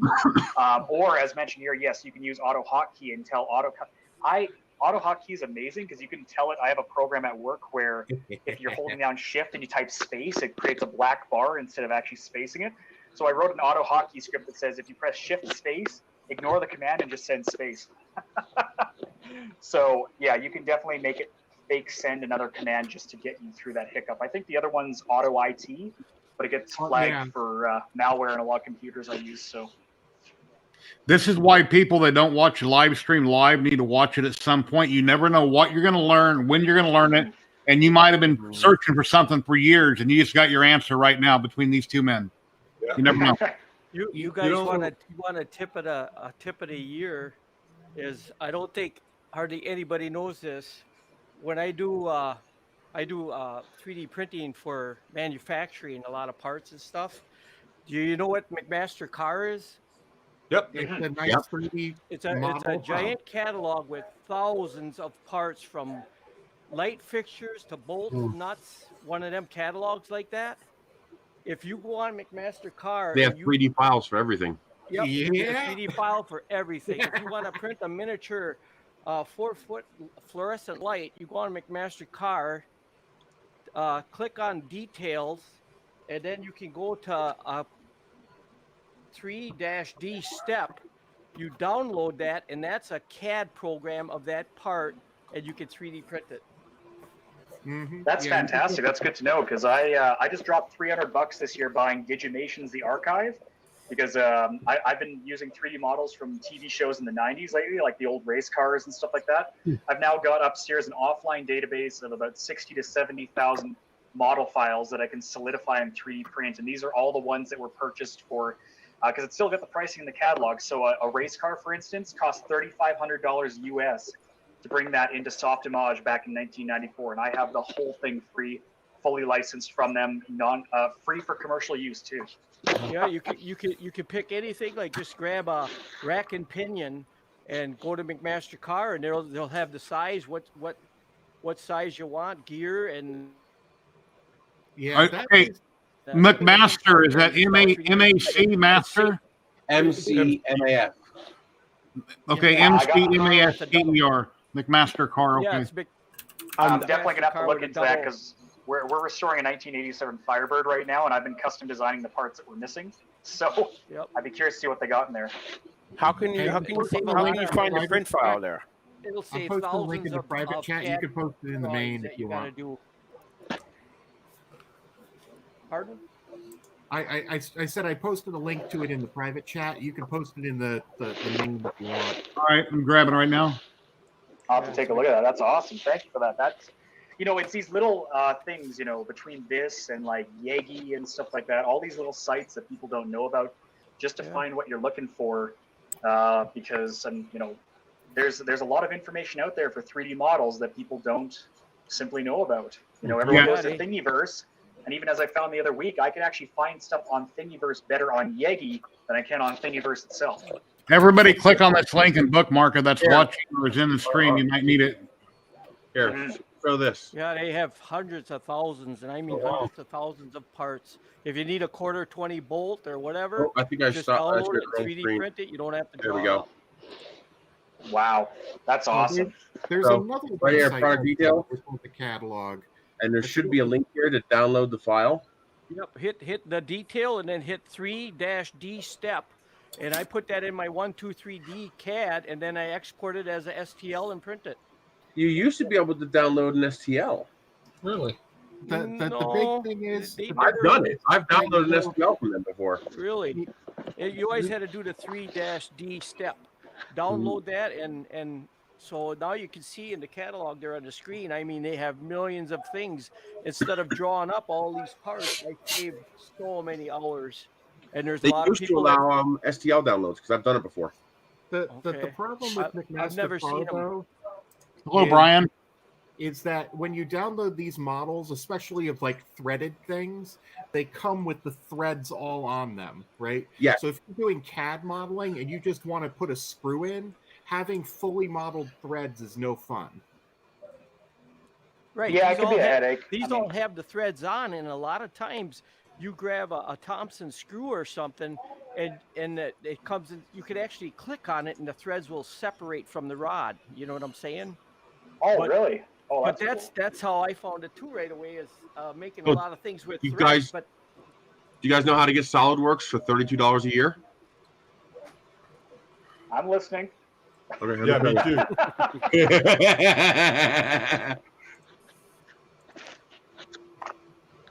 Yeah, I thought they had a free thing for this year. I think I've used it 3 times. I used SolidWorks back in 2008. So you go to here, Fusion's been great. and you join the EAA. The SolidWorks made a deal with the EAA to provide SolidWorks for free to EAA members. You pay $156 for a 5-year membership. That's $31.80 a year for SolidWorks. Wow. That is an awesome tip. Heck yeah. Are they open to international applicants, or do they only accept Americans? I don't know. Try it. Okay, will do. But I know EAA membership is like $156 for a 5-year membership. That's the lowest price you can get. That's $31.80 a year. Yeah, that's nothing. EAA is really cool. It's kind of like the And you get to support the EAA. Yep, so it's in my backyard. So, as soon as I have an extra $150, I'm going to sign up for it. Nice. Yeah, why wouldn't you? I mean, I've got, what's the program we've been using now forever for 3D Fusion? modeling?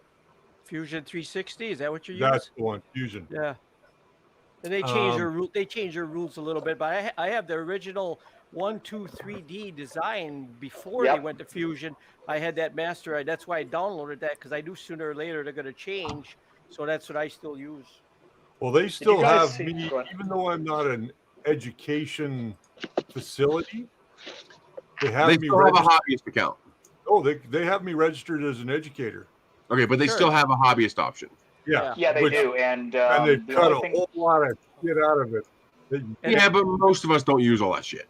You're right. Yeah, That's that's the thing. The the only problem thing- now. You got to remember about the long learning curve. That's why I'll tell you what, you wouldn't believe some of the stuff, the gearboxes and clutches, anything that I designed in Tinkercad. Well, wait And a I second, could do wait it a second. quicker than I could do it in other CAD programs.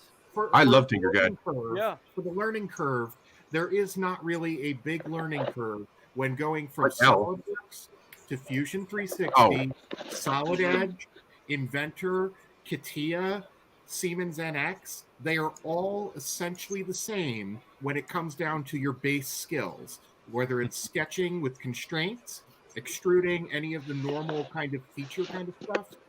If you're doing that, there is no functional difference, and you should be able to pick up within a couple of days if you know one of those programs, any of the other ones. Right. The long learning curve, what I mean, comes from they have thousands of things on there that a lot of us aren't going to use. That's the catch. You can, you can draw anything up, and then you can say, okay, I want to laser cut it, and it'll show you how, or I want to CNC it, and it'll show you, it'll do it. But a lot of, if I have to make a special part and I can do it in a half hour on Tinkercad and start printing the parts for a company, I don't want that long learning curve. But you're right, bro. I'm sorry. I guess I'm a snob when it comes to CAD software, because if it's not parametric and it doesn't have an actual B-rep, if it's just a mesh, yeah, what are you going to do with that? You can't use that in a real CAD software later on. Right. Well, the thing for me is that Tinkercad is it's what I call a WYSIWYG editor. Tinkercad is like holding a block in your hand and knowing what you want to do with it and doing it to it. While something like Fusion, you're building the code to make the thing you want. Yeah, now, like having that code is very powerful, but the learning curve is freaking huge. Like, I go into Fusion, I know exactly what I want to do. I mean, I understand precisely in my head what I want to do, but I can't figure out how to make the goddamn program do it. Hey, if you ever want to just hang out on a stream and go through learning some Fusion stuff, I am more than willing to do that. Hey, I need to dedicate some time to it. I know if I put like 100 hours into it, it'll eventually stick and it'll be fine. It goes quicker if you got somebody who knows what they're doing. Yeah. I mean, everything you're seeing in menus upon menus upon menus. And you guys can pull up StreamYard and not go online. Just chat privately and don't ever go online. You can do the same thing. Absolutely. Like on this machine here, this was all designed in Fusion that I just sent to a CNC guy because it was all it was all just a single layer SVG. All these parts over here, Fusion design. This white piece here that sits right on the motor was Fusion designed. It's kind of I don't know. I guess the best way to describe it, it's like additive manufacturing. You have to think of it like you're going to start off with a base block, and then how am I going to build from there, like Legos. Well, that's how Tinkercad works. Well, yes, but that's not how Fusion works. I don't know. I just found the fact in Fusion that where it really changes is I can go in there and I can say, hey, I want to chamfer this corner now. I want to fill in this corner. It's your fault. I want to actually model a screw hole. Right. The best part about any parametric modeling tool is the part history, because you have a part history, you can go back in time and modify something, and then everything that's downstream from that updates with it. So if you make your box bigger, the holes in the corners move with it because they're linked to the edges of the box or whatever you do. No, don't get me wrong. There's no question. Fusion is powerful, especially once you start defining values as a variable. You can change one variable and it updates everything else to work with those variables. It's freaking amazing. But it's like the difference between cooking something on your stove and biochemistry. Tinkercad's like cooking on your stove. You can figure it out. You can look at it. While with Fusion, you gotta understand the basic principles of how the software works, so that you can build those parametric variables and everything as you construct your item from the atomic level up. But the learning curve to get there is big. Yeah, but that sounds more like OpenSCAD to me. Yeah, you could debate this all night long, though. It's one of them situations where you could debate it. That's like me. I got 7 softwares at home I use for all my sign and graphics and 3D printing. But okay, now you can get what was that called? Not Fusion, but the other one with join EAA. Well, at my age, I'm sick and tired. I'm not going to learn that huge learning curve, how to use that software. Everybody has to use what they're good at. I agree. If you know how to use a parametric modeler with sketches and features, it is literally like a few hours to switch from one program to another. I agree with you because of one thing. You and I, we're geekheads. I'm 60 years old, and there are not too many geekheads that are 60 that know the softwares and that, because I do it for a living. But you and I are geekheads. But if you get a guy off the street, they're not thinking like we are.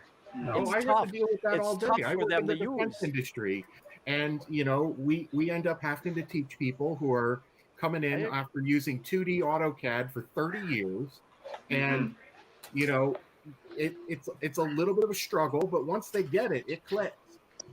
Sure, I agree with you. Brian Vine, if you'd like to It's drop a in and video hang out. game. It's a matter of putting in the time until you get it. I know if I put in the time, after a certain number of hours, it's going to go click, and I'm going to go, oh, this is easy now. Yes. But it's just dedicating that time to it. Now, on the other side of design space, have you guys seen that, what was it, ZBrush there, or ZBrush if you prefer? They've actually released a free version, ZBrush Core Mini.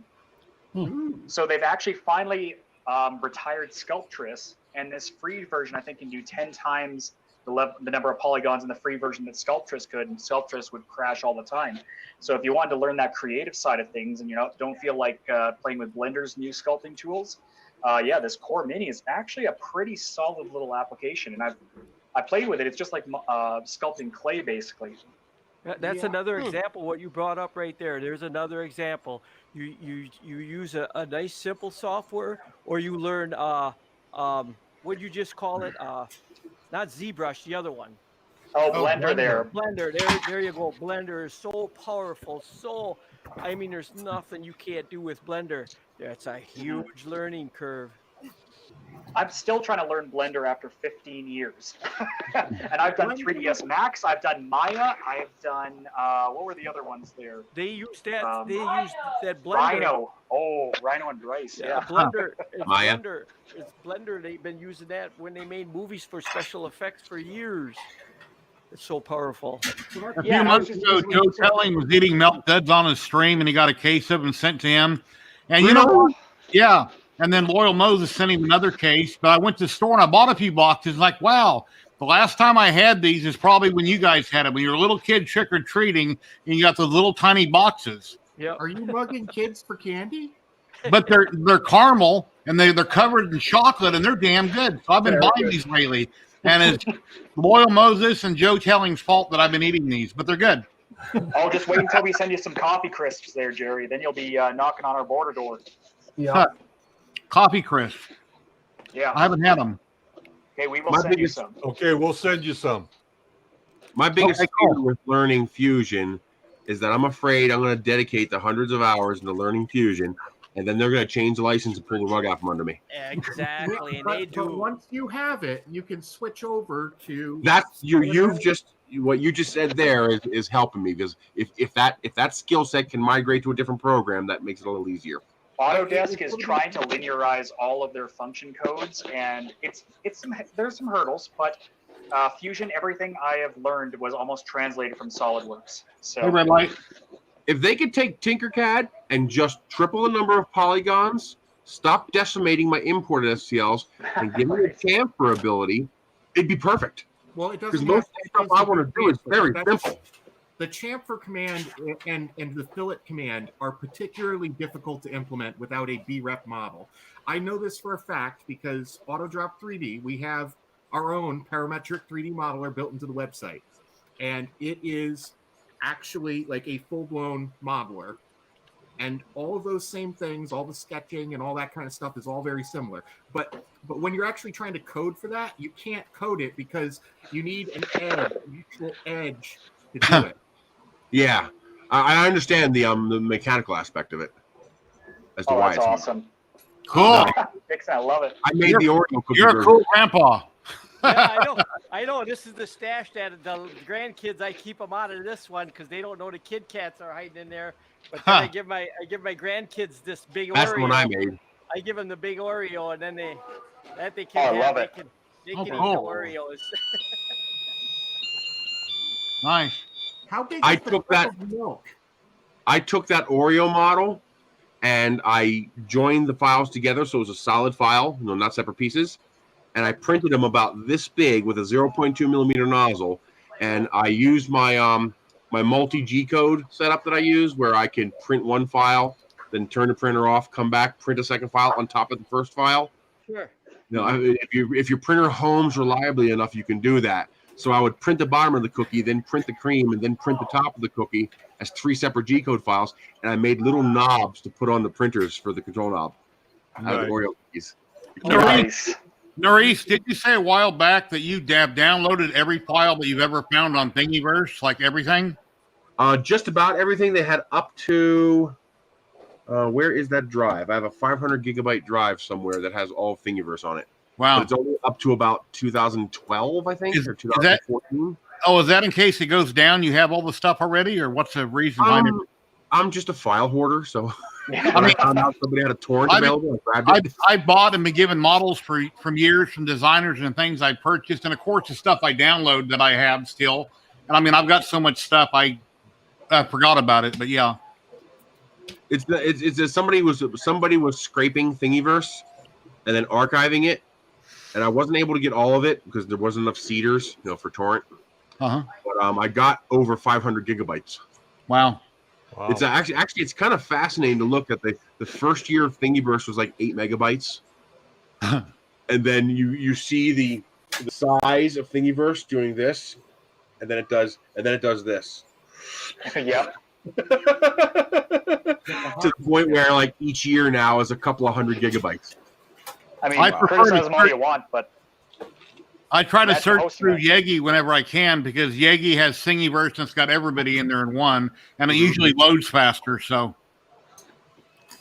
you never search on Thingiverse; their search doesn't work. Okay, I'm probably using the wrong words, but there is a way to do there's two different ways to do a search. I call it literal and contextual. So, for example, I do a search for, this says the dust stops here. Okay. So with a normal search, if I do a search for dust, this will pop up because dust is in here. But if you do a literal search and you do a search for dust, this will not come up because dust does not exist here. It's the dust. So to find this, you have to search for the dust. If you just search for dust, it's only going to come up if dust is the first word. Thingiverse is more like that. So if you don't have the exact right words to put into the Thingiverse search, it's not going to find what you're looking for. So it's very, very easy. You go to Google and you type in Thingiverse space whatever you want. And then Google searches Thingiverse and finds it for you. Yeah, the easiest way to get around that, right, is you punch in whatever you're looking for on Google, and then you put a space after it, and you put in site : and you put you don't even have to. Just type in Thingiverse.com space and whatever you want. You don't even have to do all that. Daniel Hubbard, thank you very much for the $20 on PayPal. I really appreciate it. Altered Proxy, thank you very much. I know what you're talking about, Mike, but Google has simplified it now. If you type in a domain name, space, and whatever your search criteria is, it handles the formatting for you. Okay, cool.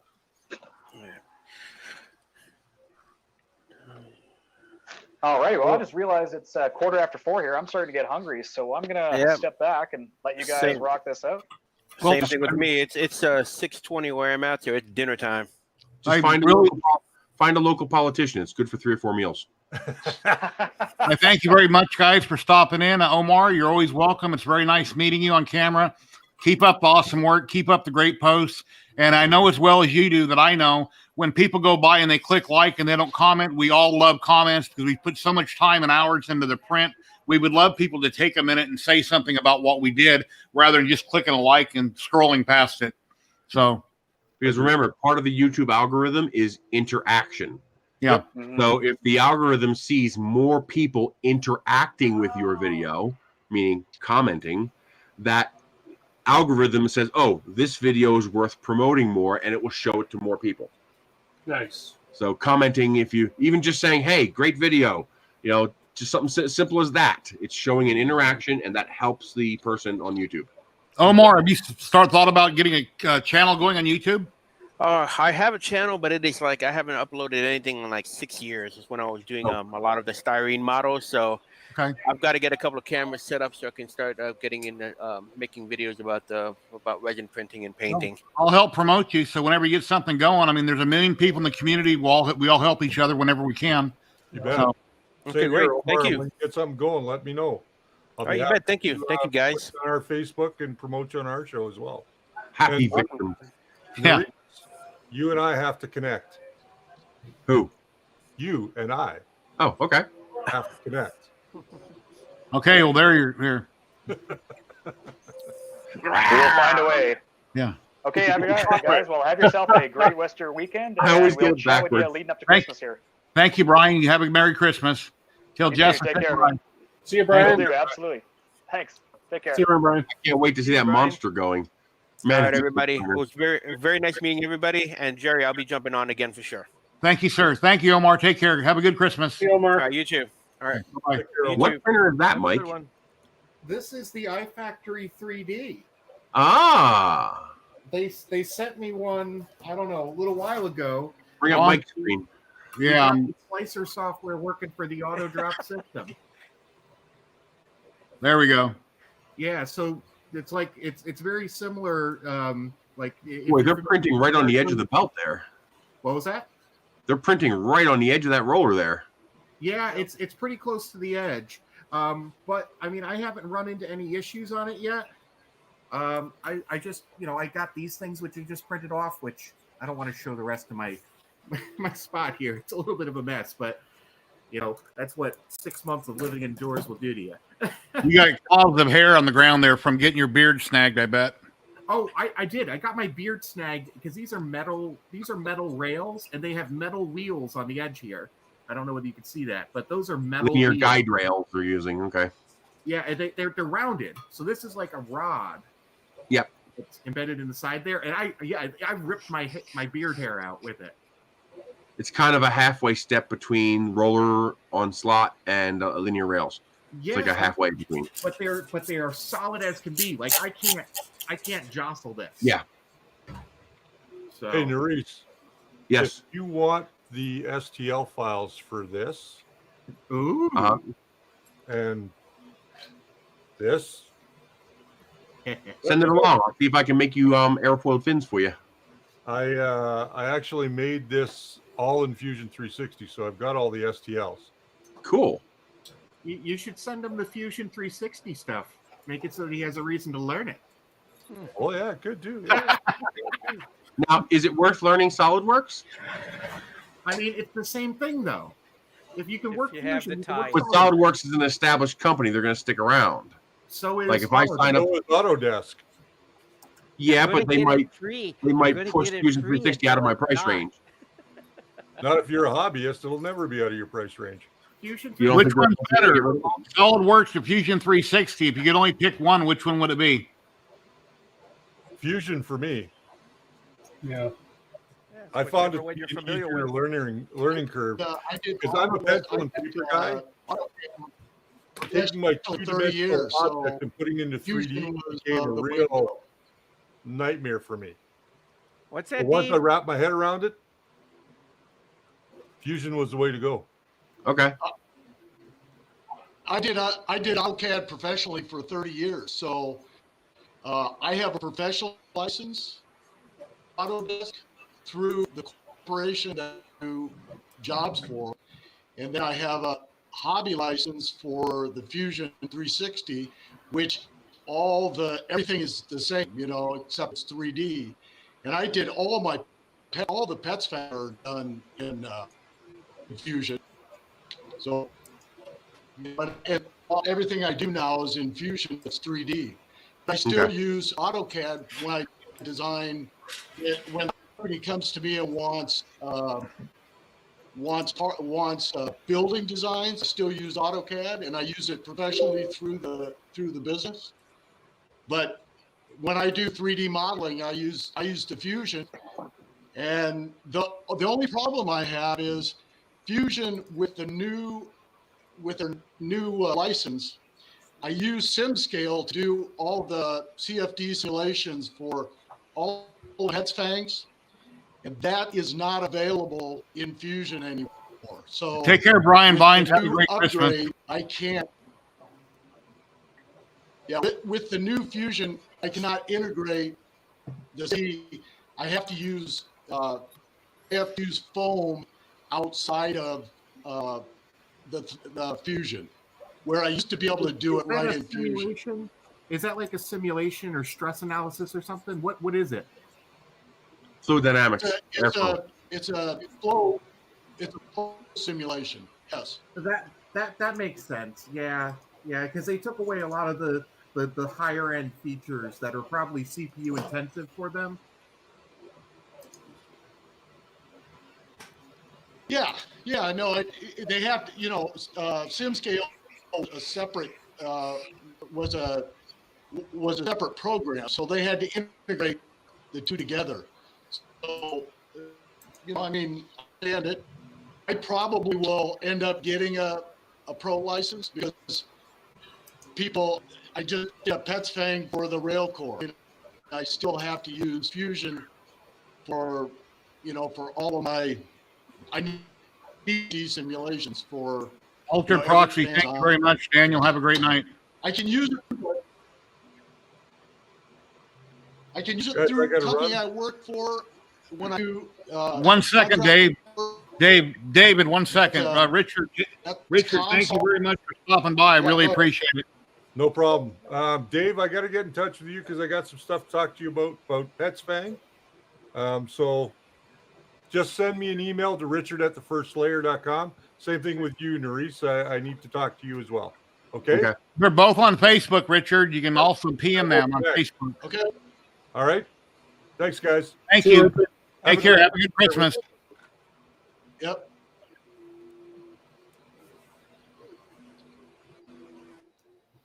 But sorry to interrupt there. There's a no, that's all right. There's a CFD simulation. It's called ComSol.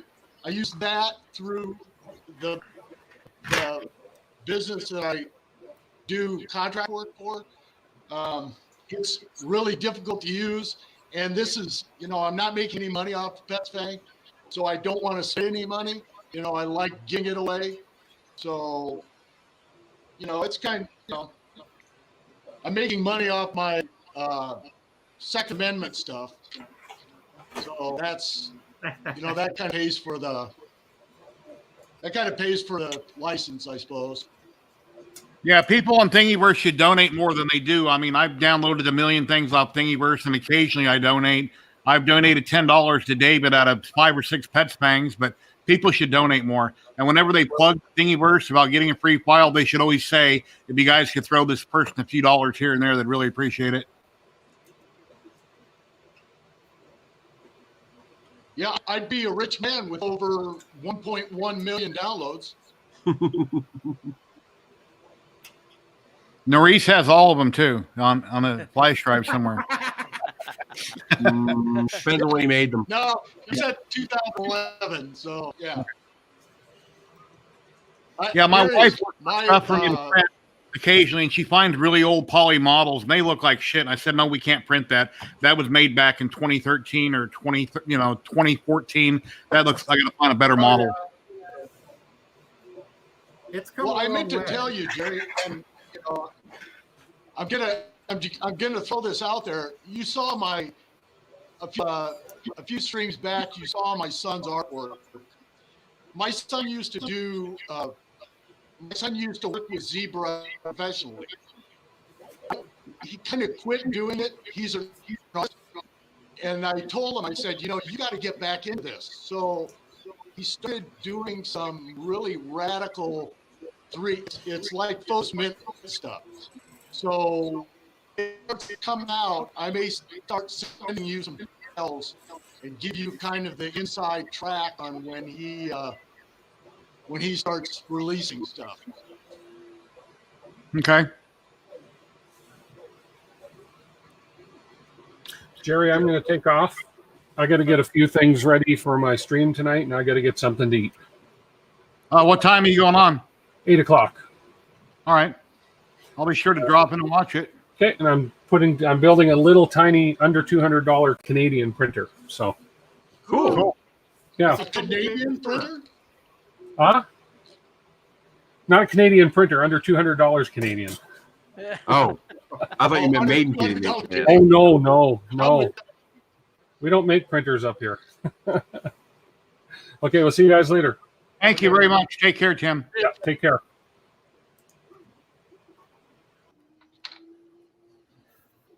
And then there was 5.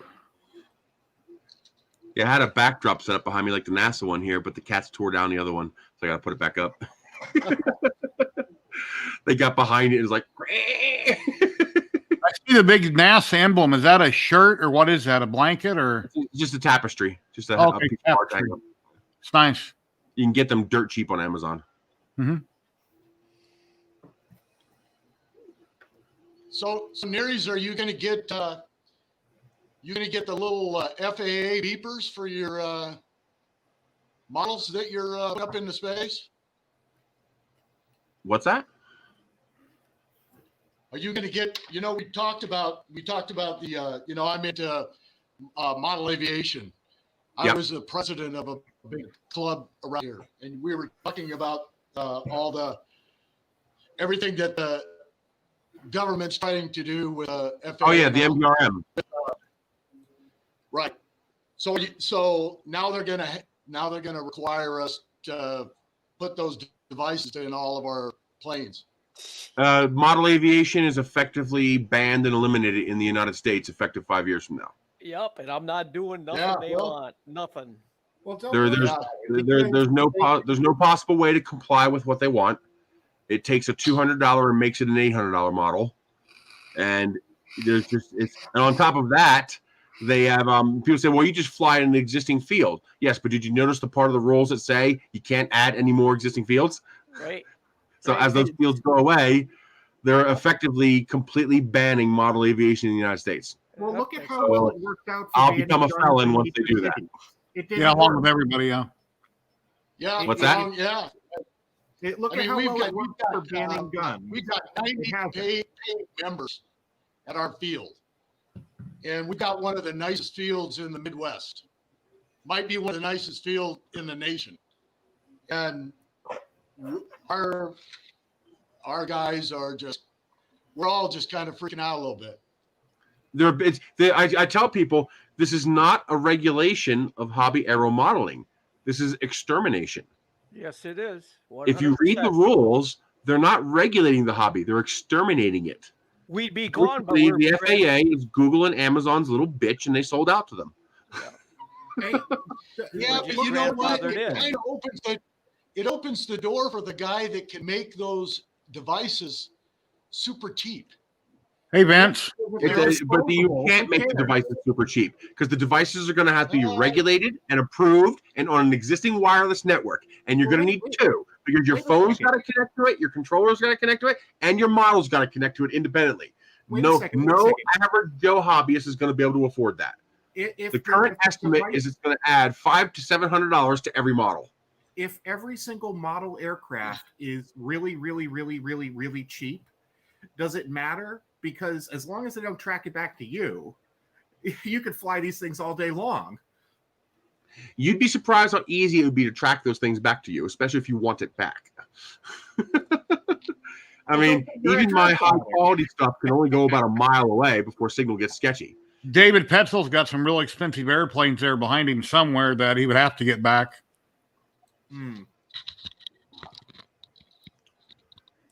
Yeah.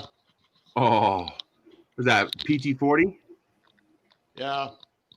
Yeah, but there's a reason they have to regulate that. All you have to do is fill that thing up with explosive, and all of a sudden now it's a missile. So, what's that? Oh yeah. Yeah, the freaking BATF tried to do that with model rocketry. Thankfully, we had good lawyers and a lot of money. We spanked their asses in court. So if it's AMA is still working on it, and AMA sold us out. AMA sold us the bust, and they got nuked as a result of it. Well, it's not a cheap hobby, and we'll probably spend the money, and we'll just put the devices. I ain't got that kind of money. Well, I'm not putting nothing in none of my planes, and they're not telling me I can't fly them. And then there you go. Our field is grandfathered in, and our field is grandfathered in, and they know that. And then when all the members disappear, I'm the young guy, and I'm 60. Well, what's going to happen, I think, is there's only two ways we're going to be able to fix this. One, Congress has to fix it because the FAA is not going to. They're Google and Amazon's bitch. Yep. The other way is civil disobedience. Just ignore them. For example, I will fly my models off of my property. I do not recognize the FAA's declaration that they own control of the airspace to the ground. I own, with court precedent, the airspace above my property that I can reasonably use. Exactly. Now, as far as I'm concerned, have no reasonable use jurisdiction. is 500 feet because 500 feet is where public airspace starts. Dave Petzel, don't you have a nice quadcopter there somewhere, don't you? Off axis 3D's wondering about it. I got one here. Yeah, it's down in the basement. I have some camera platforms, so they're 17-inch props, 800 millimeter. I've got 1,000 millimeter. Yep, mine are both about this big. They're not very big. One's a Darth Vader ship, and the other one I forget what it is. A nano. I'm sorry. It's a little nano something. And as if you don't need any more proof that this is about control and not about air safety, nice. They've even added a new provision into the NPRM that says that there is no 250-gram exemption. They can move that down anytime they want. Oh, now that's cool. This I built this quite a long time ago, and now I got a 3-foot one. This is hell yeah. This is 21 inches, and I'm building one 42 inches, and it'll have better technology because this one's old. But this is a holy stone. This is a total copycat of the expensive what is it, JDI or what company? DJI. DJI. Yeah. Oh, the This Chinese. is a total knockoff, and it's only $350. And I tested it many times. It flies great. Does the same thing. So if you build a drone that is big enough that it can carry a person and weighs less than the 250-pound rule, technically no regulation required. Wouldn't that be, yes?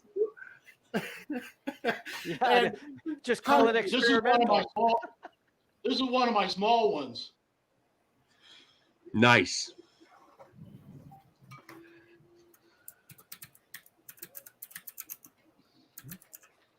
I've got, I use all APM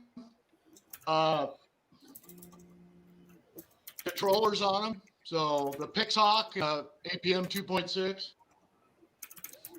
Hey, and then you can run this off of, what's that? It's not even malicious. I tell people the reason we need 336 is because we need to take regulation of the hobby out of the hands of the government. Because it's not like the government has something against drones and hobby aero modeling. It's laziness. When you tell the FAA, well, integrate the model aviation into the national airspace, they don't want to deal with it. It's minutia they don't want to deal with. So from their perspective, that's not really it. It's easier for them to just ban it outright than to try to make it work. We used to use this as a hobby that was just a fun hobby for enjoyment and for knowledge.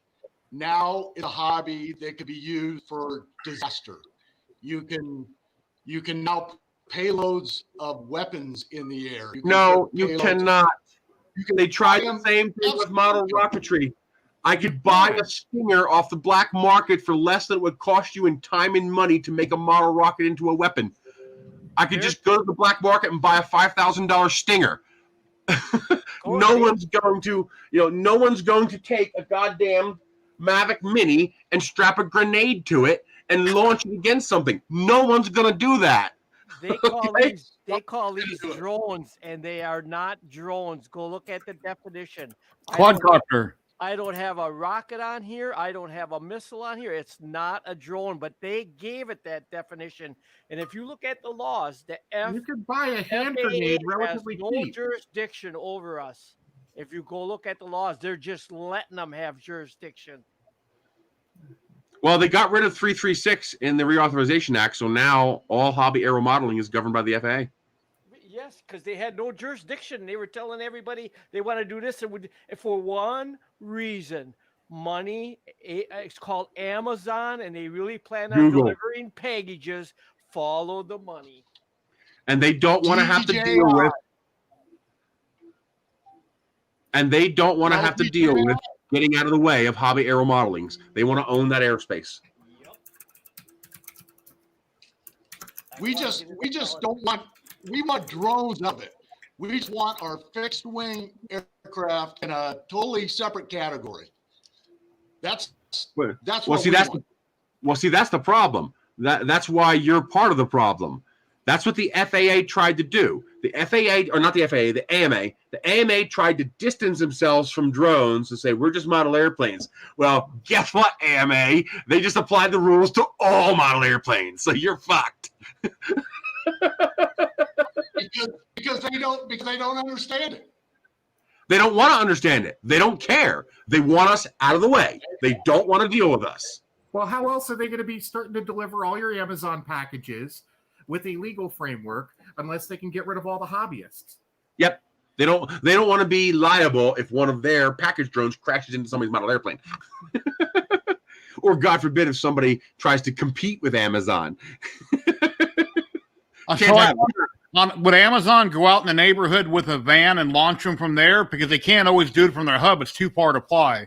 So they would go into an area within a truck or something, settle on the ground, and then control it remotely? Or how would they do that? No, they would just have hubs everywhere. Okay. Yeah. Remember, this drone has that limitation. But a large drone could have a loiter time of an hour. Kids are going to try to knock them out of the air, or adults, whatever, and say, well, I got a free drone. Even though they can track it, there's still going to be free stuff flying around there. A lot of people may look at it that way. The first time one of those Amazon drones falls in and kills somebody, we're going to have issues. I doubt that it would kill anybody. Well, they're big enough to. I tell people it's not the point. You ever fly Combat RC? Yeah, I've done okay, it for those who don't know, Combat RC is a bunch of cheap RC airplanes we throw up in the air, 30, 40, 50 airplanes all at once. Yep. And the objective is to intentionally crash into the other airplanes and take them down. You'd be amazed how rare it is for an airplane to hit an airplane, because it's really, really, really hard to make two objects in 3D space intersect with each other. Have you ever? It takes so little for them to miss. Like I tell people, nicked yourself with a fan? If you've ever nicked yourself with a fan, or if you've been working on one of those things and gotten your fingers mangled. Oh, dude, a larger drone will take your goddamn head off. Yeah. It's already happened. There's a guy in New York who had a pro level RC helicopter, and it literally decapitated himself. I've heard about that. It was an accident. It just happens. But that was on the ground, not in the air. For a drone to hurt somebody from the air, it has to actually hit them. And the probability of a drone hitting somebody is basically zero.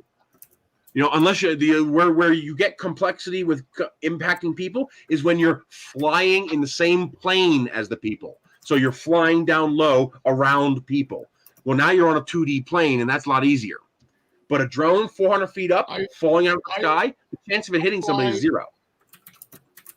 I fly a ton of helicopters, helicopters. I can take it off with this one, and this is only a 450. Yeah. Carbon fiber blades on them that are as sharp as can be. Yep. I had one of them blades break off one time and flew by my head and hit way in the ground where the vehicles were parked, stuck in the ground. I thought I would have been dead if that would have hit me in the head. We've had rockets come down and take a core sample 6 feet down. The rocket's intact, no damage. It's just 6 feet underground. Wow. If you hit the paper tube, they crinkle up. Well, no, this was a high power rocket, carbon fiber, aluminum. This thing was it was some serious stuff. But I've even had paper tube rockets, create a rocket shaped hole in the ground. Well, sure. I tell people I have and fly rockets that would punch through a 747 at flight altitude at Mach 2 like a hot knife through butter. Like my rocket would go right through that 747 and just keep on going like it hit nothing. But the chances of it ever hitting a 747 is zero. I could fly that rocket a million. Set up 4-blade. Are they complex? Oh my God. Those are all gas powered, right? No, these are all electric. Oh, They'll fly for, I get about 15 minutes of flight out of each one on a single battery. We had the Secret Service show up to our launch site in at Anarum in Texas, McGregor, Texas, because Bush came back to his ranch in Texas, and they have a no-fly zone around the ranch, and we were within that range. So they came out to check us out, and eventually said, "No problem, keep flying." You know, when the one Secret Service agent came up and looked at my rocket glider, which was a 14-foot-long styrofoam rocket glider, and he's like, "Well, how dangerous is this?" I was like, "Well, if you hovered Marine One with the president in it over the field, and we launched 200 rockets at it, I'll give you $1 million if one of them hits it." I mean, it's just not going to happen. It's the probability of an unguided object hitting another object without any kind of aiming or trajectory or guidance system is just basically zero. It's just not going to happen. You know how I got all my combats was you cut the ribbons in the air, but it would go in streaks. You'd go for months without hitting each other, and then all of a sudden you'd have shit raining out of the sky. But the only way you can follow that 3D is when somebody would take off, I would creep up and take off, and behind them. That way I got a straight line and I could hit their plane. But otherwise you could fly. We had 16 at a time in the air, and you had the hardest time hitting each other. Well, what's that game where you tie a paper ribbon to the back of your plane? It's Combat RC. That's combat. That's what we used to do. I've done It's it for just years. very hard to do. And keep in mind, that's a melee of 20 or 30 planes trying to hit each other. They're going so fast. Now imagine a drone accidentally hitting something. It's just not going to happen. Sure, you can't. There's nothing in space to compare it to. If I'm flying closer to the ground, well, now you got a tree to compare it to, and you know where you are. But up in space, there's nothing to compare it to. So you're trying to loop underneath the other guy's plane. So I would loop underneath in front of their plane just to cut their ribbon. Now, granted, the moment you add FPV, David, that changes. David. Yeah. Look at the screen. Yes. Yes. Show some of the. This is our flying club. Did you ever hear of Midwest Warbirds in the Midwest? Yes. We got it. Dave. Yeah, that's where Fond du Lac. I live in Kimberly, but it's called our field is one of them is the Midwest Warbird meet in Fond du Lac. We just won an award in the AMA for air show that we do every year. Okay. Go to our field, Jerry.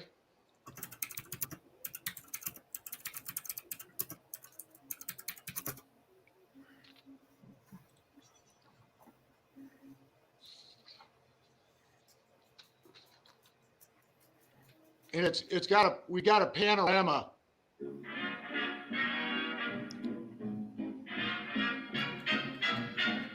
Nice.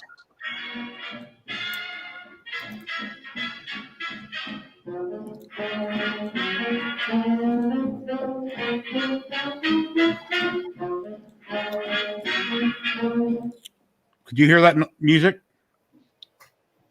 Yeah. Okay. See, what people don't realize is that criminals and terrorists don't want to learn a hobby. They want to point an aiming reticle at whatever it is they want to destroy and press a button. Yeah, but if you have a drone, which you can buy from China for $300, and it has the ability to activate an external LED of any sort with a button on the controller, you're like, 2 steps away from a remote delivery device that can deliver anything from fruitcakes to explosives. And it's pointless. Because now they've got to buy the drone. They've got to hack and modify the drone. They got to build the delivery system. They got to make sure the thing can carry it. They got to learn how to fly it. They have to go to a location where they're close enough to be able to reach it with that $300 drone. And then they actually have to pilot it into their target and activate it. That's going to cost thousands of dollars and hundreds of hours worth of time versus I drive a truck into the building and detonate it. I don't know. I mean, those guys took flight lessons when they took over those jets. You don't have to worry about. I don't have to learn to fly a drone. DJI, you just tell it a GPS location. I need to worry about the delivery system. I just hook something up to it that will detonate when it falls to the ground. I don't have to worry about learning anything with it. It's automatic. Sure. And it's I just $3,000. get a GPS. No, and it's I don't need to worry $3,000. about 300 feet. And it's It's $3,000. You can pick them up for You can pick them up for $700. Not that's going to carry any kind of payload and have any kind of range. Oh my God! Yes, What's the Mavic Air 2's lift capacity? What, 150 grams, and it cuts your range in half? And you've got 8 minutes of flying time? You've got Versus, I pay $75 for a rental car. You got a half hour of flying time, and you can lift large DSL. No. So that's This has got a pound and a half. This has got a half hour flying time. And just because I'm at 7,000 feet, it's 21 minutes. And if I drop 100 grams on top of it, it's about 9 minutes. It's the same as the argument with guns.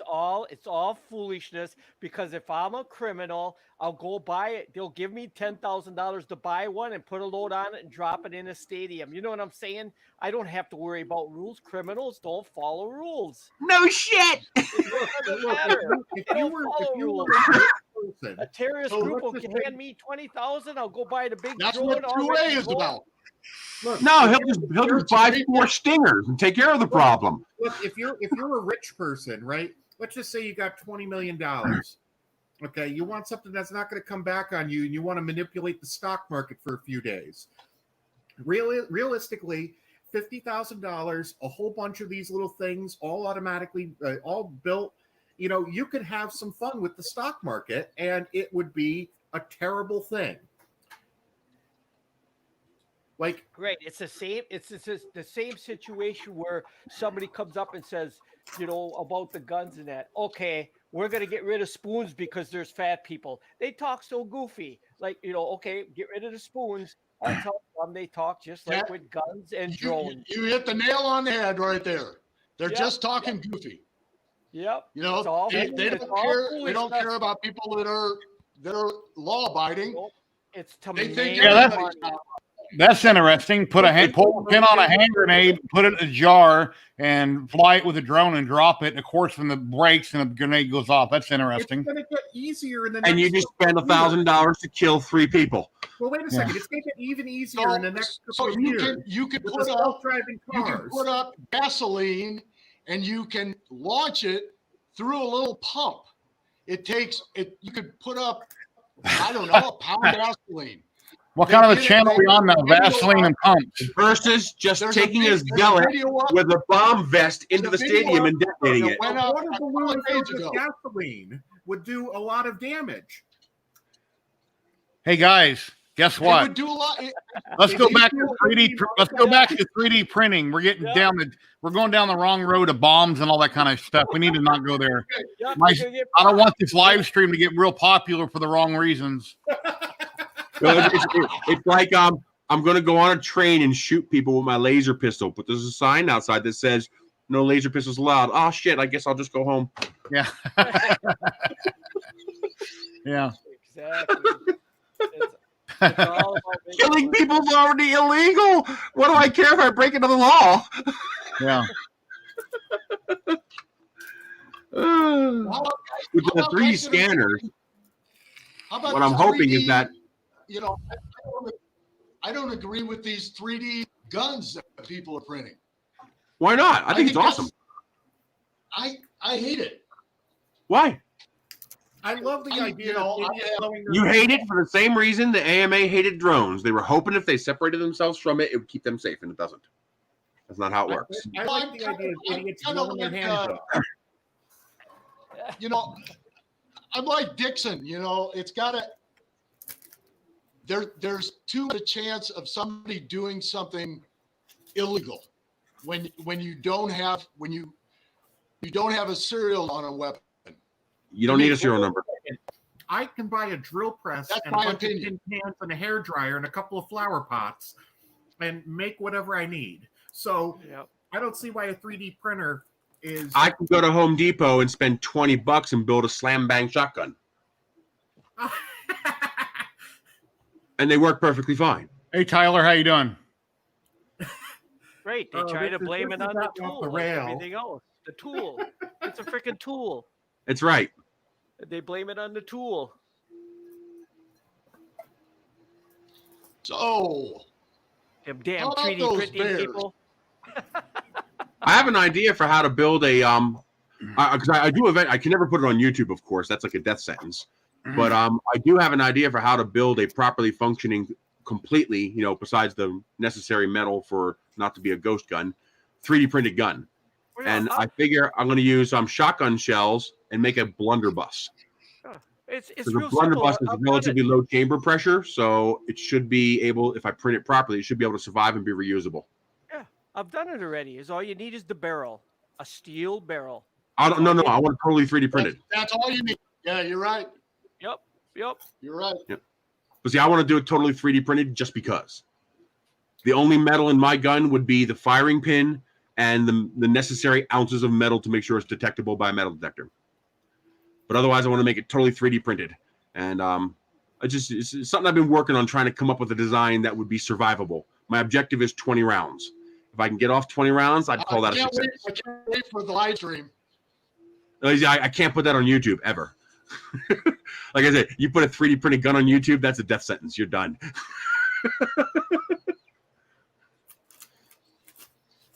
Look, if people want to blow their hands off with 3D printed guns, I fully support it. They have plenty of plastic guns out there. Glock is mostly plastic. I mean, I'm designing right now a miniature bow, 3D printed, and it's going to shoot a 50 caliber, which is a 1/2 inch ball bearing.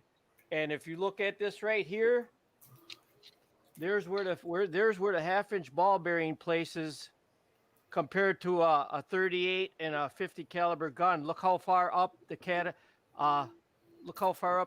chart it is. If you can throw that ball, and you don't have to throw it with a gun. You know, you're making a cannon there. That's not a gun. That's a cannon. Exactly. I'm just saying. it's a hand cannon. You don't have to 3D print a gun. If I could own any weapon in the world, there's only one thing I would love to own, and that would be a chain gun with ammo that didn't cost, $1 zillion. But a chain gun like they have in the movies would be badass. Well, or on the front of a warthog, to be able to hold that and shoot that would be so awesome. Wait.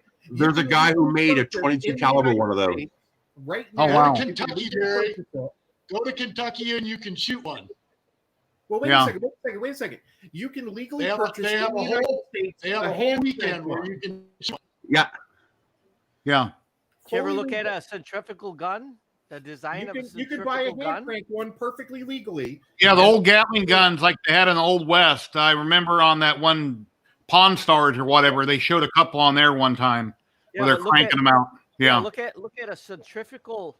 You could take an RC electric motor from an RC quadcopter or your planes. I have many of them, and you could get that centrifugal gun going, and you could have them 1/2 inch ball bearings in there. And I'm telling you what, you could spray something like you wouldn't believe with an electric centrifugal gun. I'm not talking a Gatling gun, a centrifugal gun that they designed years and years ago.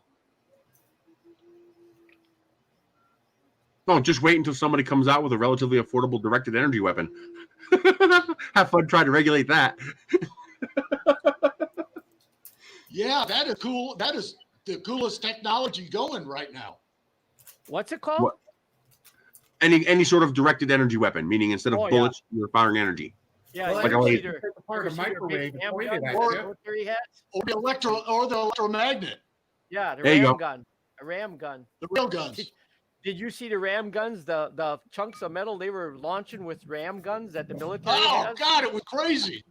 Yeah. It was crazy. All you need is a nuclear power plant to power it. Or a large enough capacitor bank. 2 hours till I'm done recharging.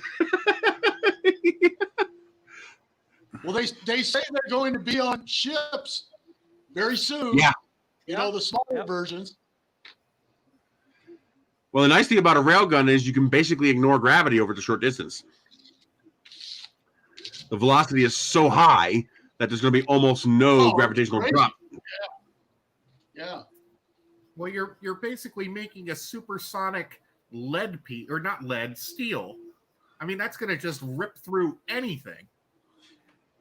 I tell people worry about aliens, and I explained to them, I was like, if aliens wanted to take out mankind, they would, and we would never even see them. They would just sit out in the Oort cloud, grab a rock, and accelerate it towards the Earth. It's called a KKV. They're extremely effective against planets. I mean, if you could take something the size of the space shuttle and accelerate it to, 85% the speed of light, it would be an Ellie event. There'd be no life left on this planet. Did you ever watch the TV series Salvation? Because the entire premise of that TV show was that they redirected an asteroid at the Earth, and they could make it so that it seemed like a natural disaster, and you could take out any city you wanted to. Really? That was the It's whole called premise. Salvation? Was to just slightly, manipulate an asteroid and hit it someplace. That was like the first few episodes. No shit. I mean, Speaking of deniability there. Speaking of astrophysics, is anybody going to watch tonight to see the Saturn? To see the Saturn and Mars? Mars? Mars are in line. Supposed to be brighter than hell tonight. All I know is I'm really pissed off at New Mexico. Part of the reason that I like New Mexico is that we have excellent seeing. Very dark skies, high altitude, beautiful view of the sky.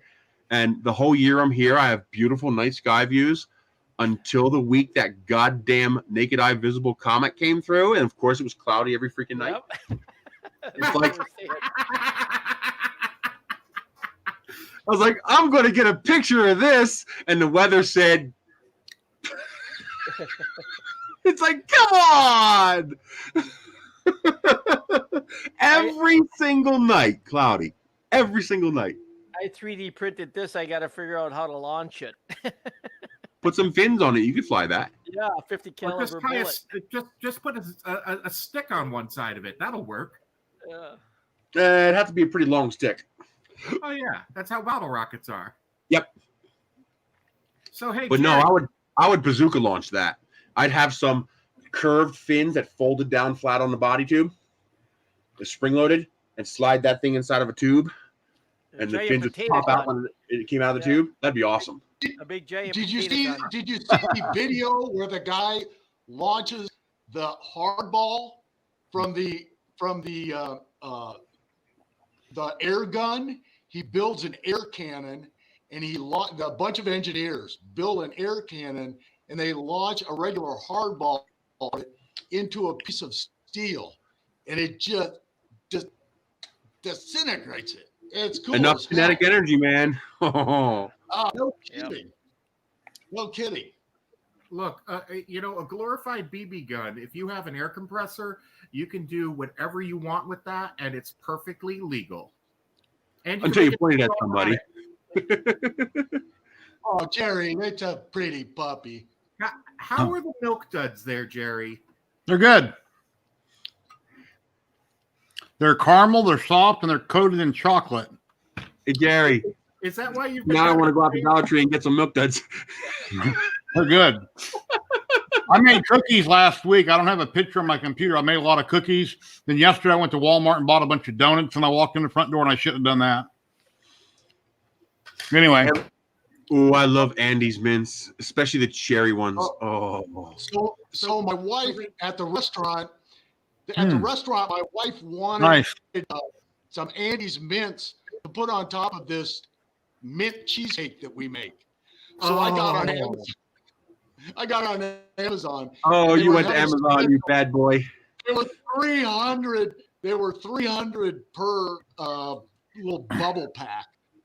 So she wanted the 300, but I had to order a spare one. So now I'm almost through 300 Andy's mints. These are incredible. Those You Andes forget how good they are. They are the worst because you can just like keep on scarfing those things down, and you don't get tired of them. They're just good. Yeah, I went to Walmart and you get the little box of those Andy mints, or I don't know how much they are, $1 or $2. They're about this big, the box. And then you go home and watch TV and you open every one of them up, and about an hour later, the box is gone. Oh, what's the other candy? There's another candy that comes out. There we go. 240 count, $18. It's in That like was a it. pink tin. Do you know what I'm talking about? The pink tin candy? Oh, wait a minute. Here's a 5-pound bag for $25. That's $5 a pound. How much is 240? My favorite candy of all time are probably Reese's, little small Reese's. I put them in the fridge. They got to be cold. I love Reese's. 120 is 1.3 I pounds. feel about almond roca because almond roca is the absolutely like most addictive thing ever. I love it until I had most of my teeth pulled, and now I only have bottom teeth in the front. I can't eat almond roca very well. I have to try to suck on it, and it sucks. Yeah, $25 for a 5-pound container. That should be approximately 500 Andes mints.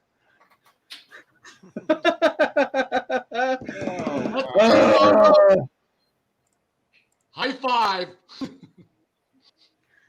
Thanks a lot, douchebag. It'll be here next Wednesday. They say all these candy bars and this stuff. That looks really nice, Jerry. Your laser, right? Yeah, I got to experiment with the settings. I didn't make them. Let me change my screen here. Let me put me up top. Oh, wow. They have other flavors. Sure, So awesome. just so that the No, really 3D good. printing llama hears it, dark chocolate is terrible. I love dark chocolate. Well, they say all these candy bars and things are made out of from the waste chocolate. But did you guys ever buy the real expensive chocolate like where it was made in from Sweden? Yep. Where oh my God, you talk about silk. Can you ever tell Yeah. the difference when you eat the real chocolate? Oh my God. When dark chocolate is blended with other flavors, it's not too bad, but by itself, it sucks. I don't like it. But if it's blended with other things, it's not bad. I love that non-sweet, slightly bitter taste of dark chocolate. Oh, I love dark chocolate. Like buy Baker's chocolate at that point? No, Baker's chocolate just tastes bitter. Yeah, that's exactly what all dark chocolate tastes like. Did you see on YouTube? Pure dark chocolate. You got to mix it. Room temperature. Did you see on YouTube the little kid got the cocoa and he got the big old spoon and he thought it was like Nestle's Quick and he threw it in his mouth and he gets a horrible look on his face and then it comes and blows it out his nose and it goes everywhere. It's funny as hell. Challenge. Yeah. He thought it was Nestle's Quick or something, and obviously it wasn't. That's a learning experience for him. My wife says when I do my videos, I'm not lively enough. I'm too when I talk. Has anybody watched my videos? Am I okay in my videos? She said that I'm too, I don't know. I'm not lively and jolly. I'm not animated enough, I guess. Well, tell her, say, join me. Yeah, I've tried that.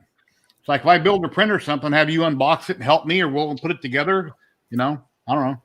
No, I think they're good. You go through the facts. You're right down. You just want to, no nonsense, which is good. Yeah, on occasion I try to throw something on the screen or a joke or whatever, Anyway. I finally found the setting in Cura that's been the bane of my existence for 5 years. One of the primary reasons I hate Cura is that I like to use combing. Combing keeps the nozzle within the outline of the print. So if there's any kind of no, combing is awesome when it's done correctly. Okay? I'm sorry, I'm talking about research. Oh, so in Simplify 3D, stay within the perimeter of the model means just that. Stay within the perimeter of the model.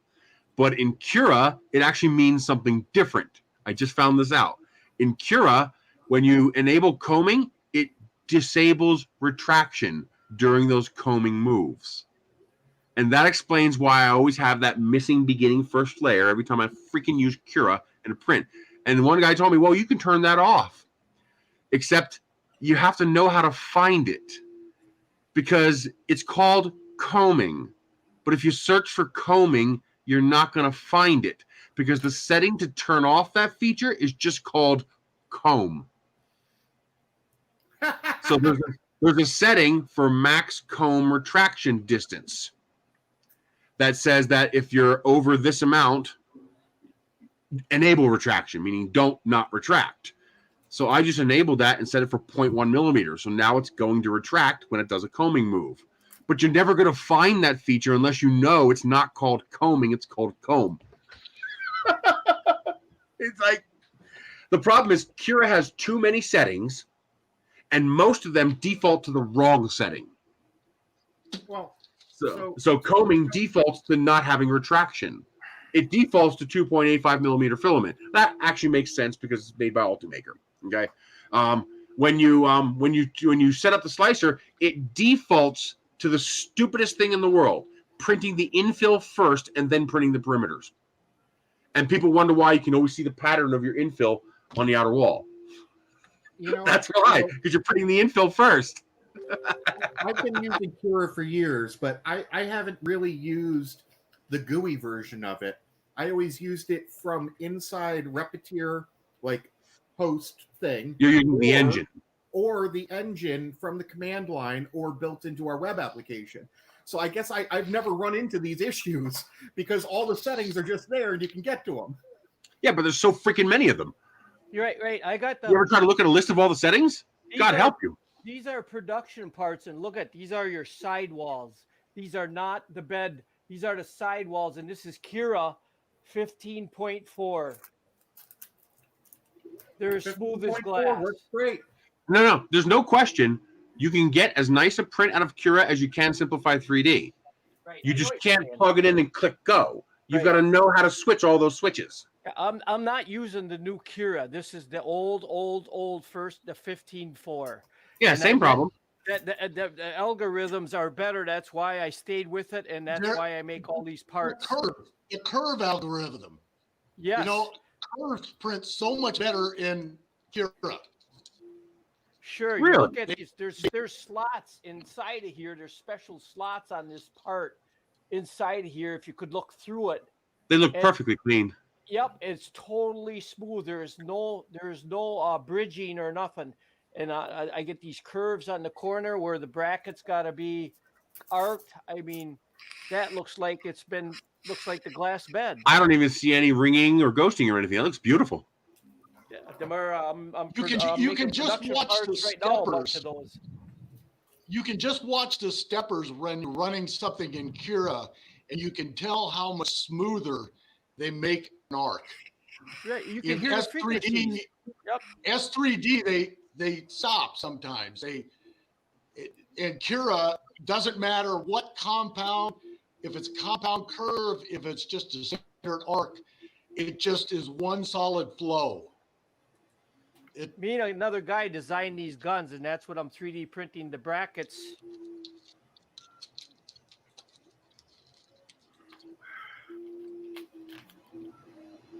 And what them are is all the rich dog trainers buy those because they sound just like a 20 gauge. You can take the baffle and adjust it. You can make it sound like a 20 gauge, a 16 gauge, or most commonly they make it sound like a 16 20 gauge or a 12 gauge. Is that for training them for hunting? Yes, they got these big tournaments down south, for all the trophies and that, and then they're pointers. They point with the dogs, and then they fire that, and it sounds like a gun. They don't have to use a gun. They hold it for 1 second. The gas goes into chambers. They hit it again, and it pops and sounds just like a shotgun. And then the dog hears that, turns around and looks, and then they point which way they want it to go. Or if you ever seen on TV where they use them guns where they're diving off a dock, and they got to grab something in the air. So they want the dog to run out there, not find anything, and come back? Yes, they go way out there and they point where they're pointing which direction to go, and that dog follows them, and then they'll have a stuffed rabbit or whatever hiding in the bushes, and it directs them right to. And every time they have to hit that gun sound, so the dog turns around and sees which way to go.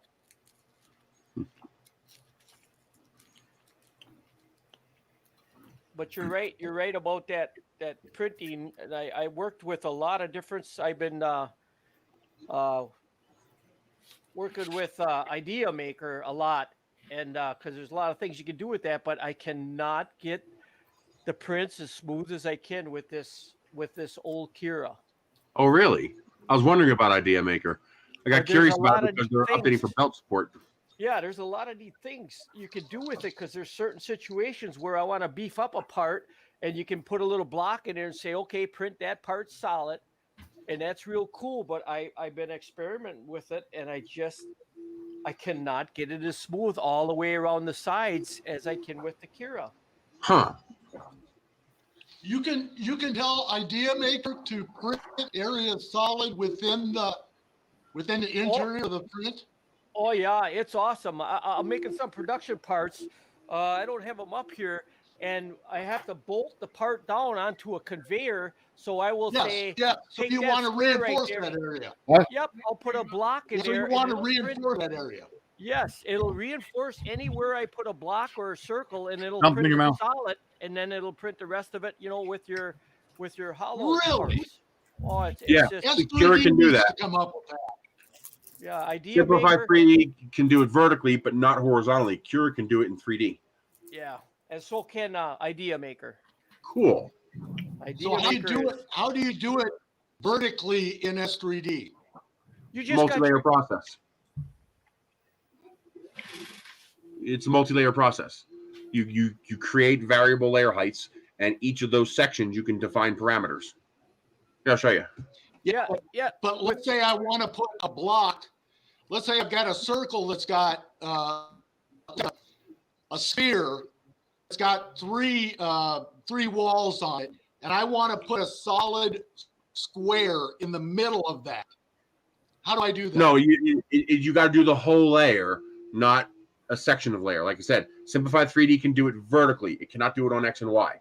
Dave, Idea Maker, you can put it anywhere. You got your part on like in Kira, you got it on your bed in the computer, okay? Yes. So here, you just take a block or a square or a circle or any shape, and you put it inside. You just drag it inside in Idea Maker. Sweet.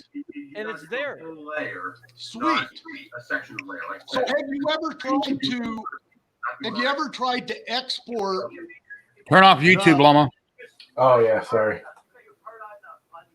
Hey, it's the llama. Oh, I didn't want him. Oh, what happened? What? Oh, he took it down. Okay. Yeah. The Simplified 3D, you could do it vertically, but you can't do it on X and Y.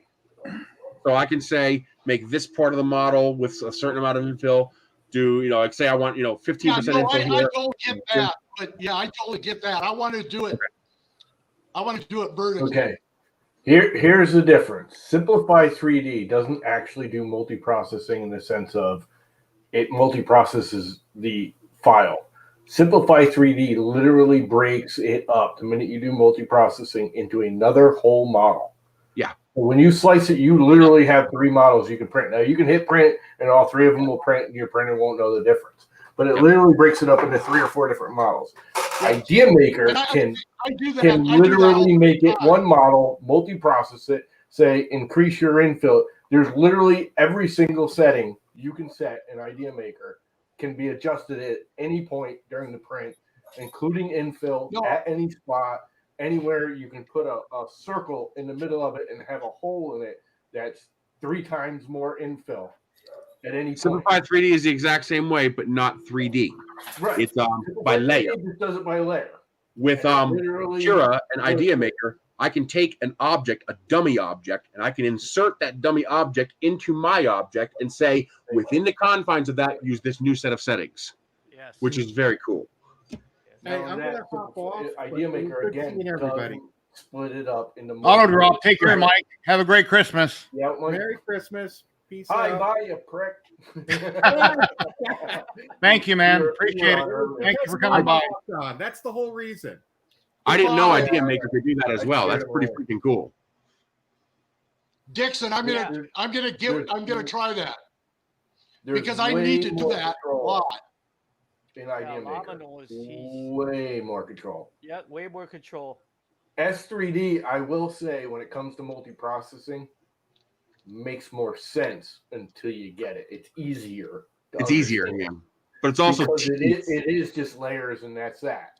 Where Idea Maker can do it just like S3D, but it's a little weird. You got to go into their special control panel and say, I want to do it. But then you can actually have more precision than S3D, borderline. Again, the biggest difference is S3D splits it into multiple items. So if you change your splitting it into multiple items is irrelevant. If you change your top layer or your bottom layer, it will actually print top and bottom layers in between those layers unnecessarily. No, it won't. It will. No, it won't. You can set it so it doesn't, but no, you can't. I've been trying to set it so you can for the last 2 freaking years, and you can't. No, it doesn't. Goddamn software won't let me do it. The only way I can do it. You can turn it on or off. The only way I can do it is I have to put a 2-layer process where I want the solid layers, and then I can tell it to make those layers solid. And I can't even do it with top and bottom layers. I have to do it with the make solid every so many layers option, and then it'll make it solid. But it won't do it. If I have I'll show you. Idea Maker, I just take the shape and say, I want it drives me nuts because what you're describing is what it used to do and what I want, and they took it away. Yeah. So here, tools, you go to variable settings, and you create your multiple layer process. So let's say I want to add a layer there, I want to add a layer here, and then I want to add a layer here. Now you see this screen? The problem with this screen, and this is a big problem with Simplified 3D, you can never see this again while you're working on the model. This is the only time you see it. And they need to make it so that I can bring these splits up again so I can see what the heck I'm doing. Then you click split process. Go up into the menu. Now I can say make this infill 0%. I can say make this infill, 25%, for example. And then I can say make this top section where I'm going to need infill, make that 25%. And then here's the cool part. I can make this center section here vase mode. Yeah. Which you can do in S or Idea Maker too. Can you do vase mode process? 3D has that easier. Now here's the problem. From here, I can't go back and look at what I did. But anyway, well, okay, this nose cone is not designed for what I just did, but you get the idea. Now see how there's no solid layers? Look, there's no solid layers anywhere. And there's no way to add solid layers. There's no way for me to force the slicer to add solid layers. It drives me nuts because it used to do it to me. Well, see, I want the solid layers, and it used to do solid layers, but in 4.1 they took it out. Go into Tools, where it says Tools, up in the menu. Don't click any of them. Just open the Tools. You should have the variable settings wizard. There you go. Yeah, but you can't bring back the ones you already looked at. It's just starting a new one. You're only looking at the one. Click all 4 of them, and it should. Oh, really? Yeah, I think. Nope. It's been so long since I've used it. It's been a bane of my existence. Now, the only way for me to force it to put a top layer in or a bottom layer in is for me to see. Now, I don't even know where this is because it does not show me. Like I'm clicking on this process, and it's not showing me on the model what section of the model that process represents. It drives me crazy. So the only way I can do that is to go back into variable settings again. I tried that already. Click on it. Just look at the. See, it doesn't work. Click on the process and go to the last tab, and you can see. That doesn't mean shit to me. What the hell does 8.15 and 17.4 mean? I don't know what that means looking at this visually. I want to see those freaking little cuts. In Idea Maker, you actually got to type in the actual heights. Yeah, it's a pain in the butt. I agree. I always just write down the height. Hey, Dave. But I want to see it visually. Now, when you only have 4 like this, turn the other process off. Well, that's why I spent $150 on Simplify 3D to simplify. I'll tell you what. You bring just make those other processes not visual. You can't turn off. You can't turn off processes. Sure, you can. Go to slicing. No, you can't. No. You didn't say that. That's slicing a process. I'm talking about in this screen. But the slicing is the same. It shows you where it shows you visually where those layers are. I think you can do that in the slice screen. No, don't select all of them. Just select the one you want to hang do. on. There's a way I can do it here. Hang on. Feature type. That should have done it. Feature type should have done it. There should be a way to make me. I think that. Oh, current process. There we go. There it is. Right there. It says preview Current layers. process. Right there. So there's my 4 processes. Here he's on the bottom. Yeah. Why doesn't that? What? Somebody said on the bottom. Oh, on the bottom it says preview layers, where it says control options. You could have just clicked on that and said preview processes. Right on the very bottom, in the middle. Very bottom of your window.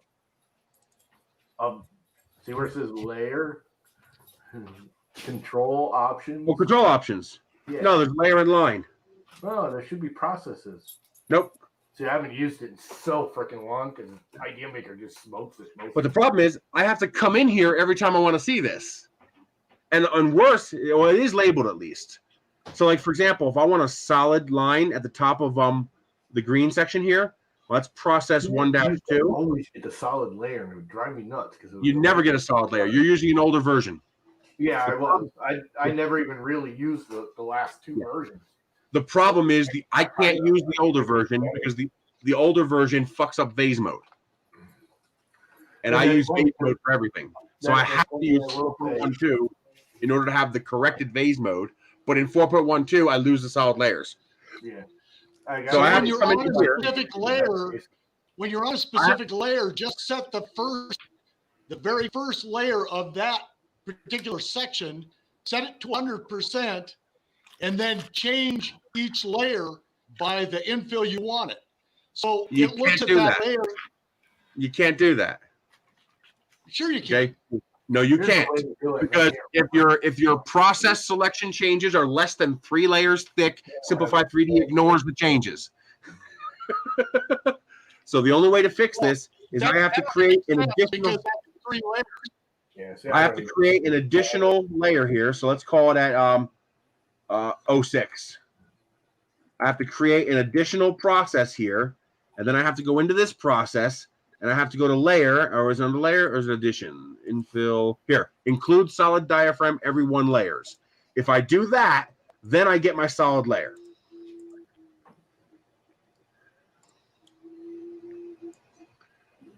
See, now I get my solid layers. And that's the only way to do it. I have to create a separate process, 2 or 3 layers thick, and tell it include a solid diaphragm every 1 layer. It's a pain in the ass. I keep telling them what they need is I need a way to come in here into my slice window. I need to be able to do this. Right there. Insert diaphragm layer right there. Insert solid layer. Like, that's what I need. And then the biggest pain in the ass with all these slicers, actually. Obsolete software.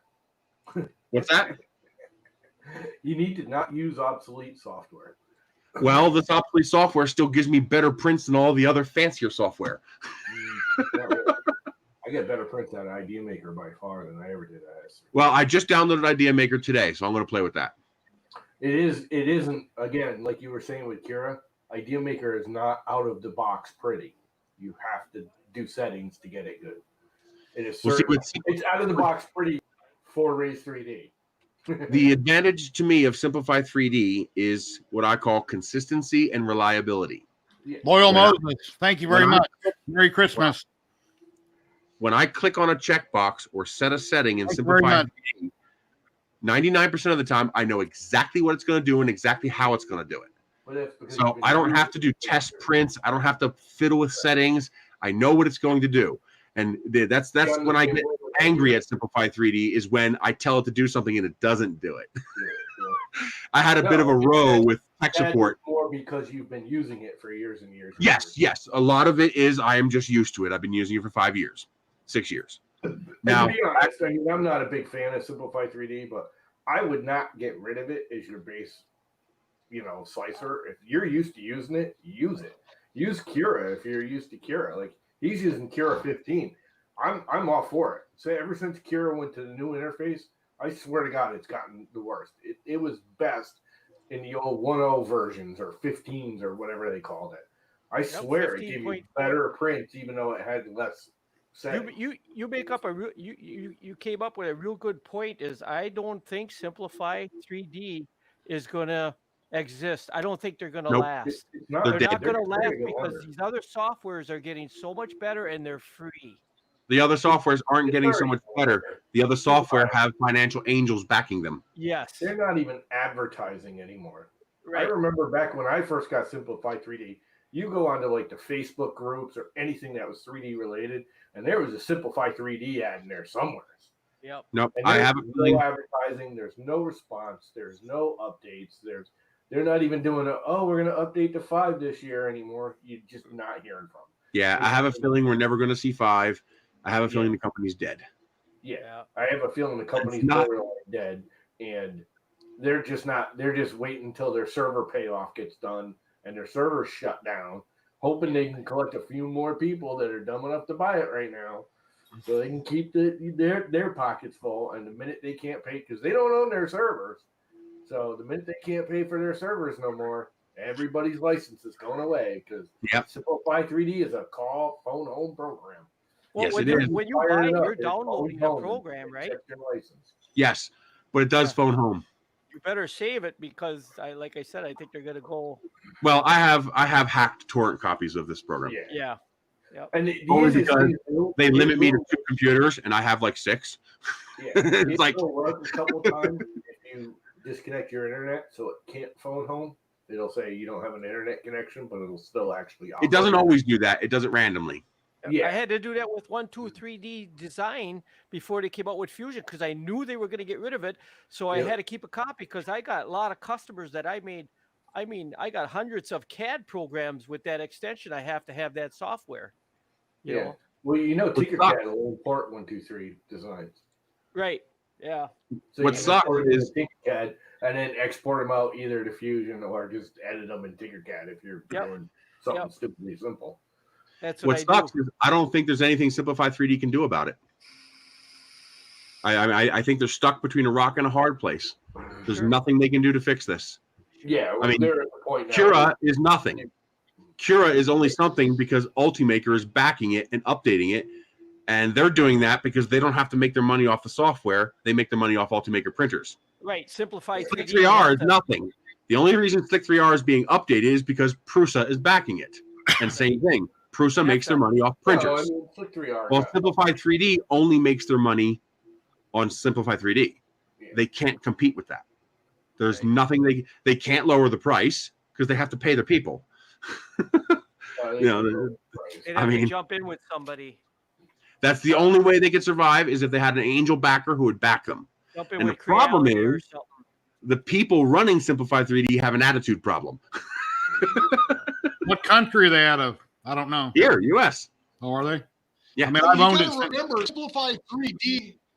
You got to remember, Simplify 3D is not just about 3D printing.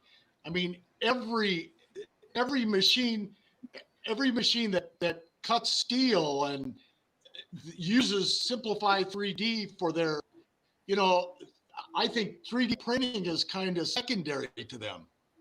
What else do they do besides 3D printing? Simplify 3D does nothing but 3D printing. Yeah, nothing but 3D printing. They don't control CNCs or lasers. It works for CNC machines. No. I think you're thinking Fusion, buddy. 3D. Yeah. No, Simplify Simplify 3D is 3D 3D printing. Does 3D work for CNC machines as well? Nope. No. There's people that used to hack it and reverse the G code to do cutout. Because it's still a toolpath. They just reverse the toolpath instead of building up, they cut down. Yeah. But you do like spiral mode and cut in instead of. But no, it's not. It's strictly 3D printing only, and that's another thing they could have 3D printing? easily done because it's fairly easy. They could have converted that to a CNC cutting pattern and made money, and it would have been an easy conversion. And honestly, what I've seen for some of the CNC software, it probably smoked them still. Hey, Moses, if you're watching, See what you and Joel got me stuck on? Last time I got them a couple months ago, but before that, like when I was a little kid, trick or treat, you got the little tiny boxes. Yeah. But yeah, they're really good. You know, caramel, chocolate. Anyway, when I go to the store every few days, I would grab a couple boxes here and there. But when a few times in the past, when I would contact support on the forums for Simplify 3D, because I started doing more advanced things than simple things. You know, I started really pushing the functions in Simplify 3D to do some really quirky things with my rockets and stuff like that. And it started doing things it shouldn't be doing. It's like I'd tell it to do one thing and it would do something else. It's like, what the hell? What am I doing wrong? And I'd report a bug. You know, I'd say, hey, there's a bug here. I told it to do this. It didn't do this. It's doing this. It's like, that's not a bug. I'm like, well, yes, it is. No, it's not. It's not a bug. The software's doing what it's supposed to do. See, They told the software to do that, like, but they didn't change the menu option in the settings to indicate it was going to do that. So the settings are telling me it's going to do one thing, but it's actually doing something else. That happened with the solid layers problem. Thanks very much. $5 for more milk duds. Thank you very much. I made a lot of use of those solid layers. A lot of times I would create a multi-process file specifically to create a solid diaphragm. And I would tell it how many top or bottom layers I wanted, and it would do that. Because I would need that for the integrity of whatever model I was building. And then all of a sudden it stopped doing it. And it's just infill all the way through. Like, what the hell? Yeah, I didn't realize it stopped doing it. And you were talking about it. Yeah, I brought it up. It definitely stopped doing it. You're right. It was doing it in an older version. Yep. And I would still be using that older version if it didn't screw up phase mode printing.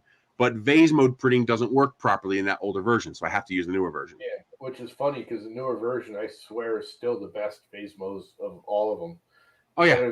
It's better than, that's the only thing I ever truly liked about, the latest, greatest Simplify 3D was its phase mode was like stupendous. Yes. So and I do a lot of phase mode printing because when you print rockets, you need lightweight. Yeah. I even have entire models designed like this here. This model is all phase mode. Yeah. I have multi-surface complex nose cones that are all phase mode. And the way you do that is you put a cut in the model. So if you look here, you'll see there's a cut in the model right there. There it is. See that cut?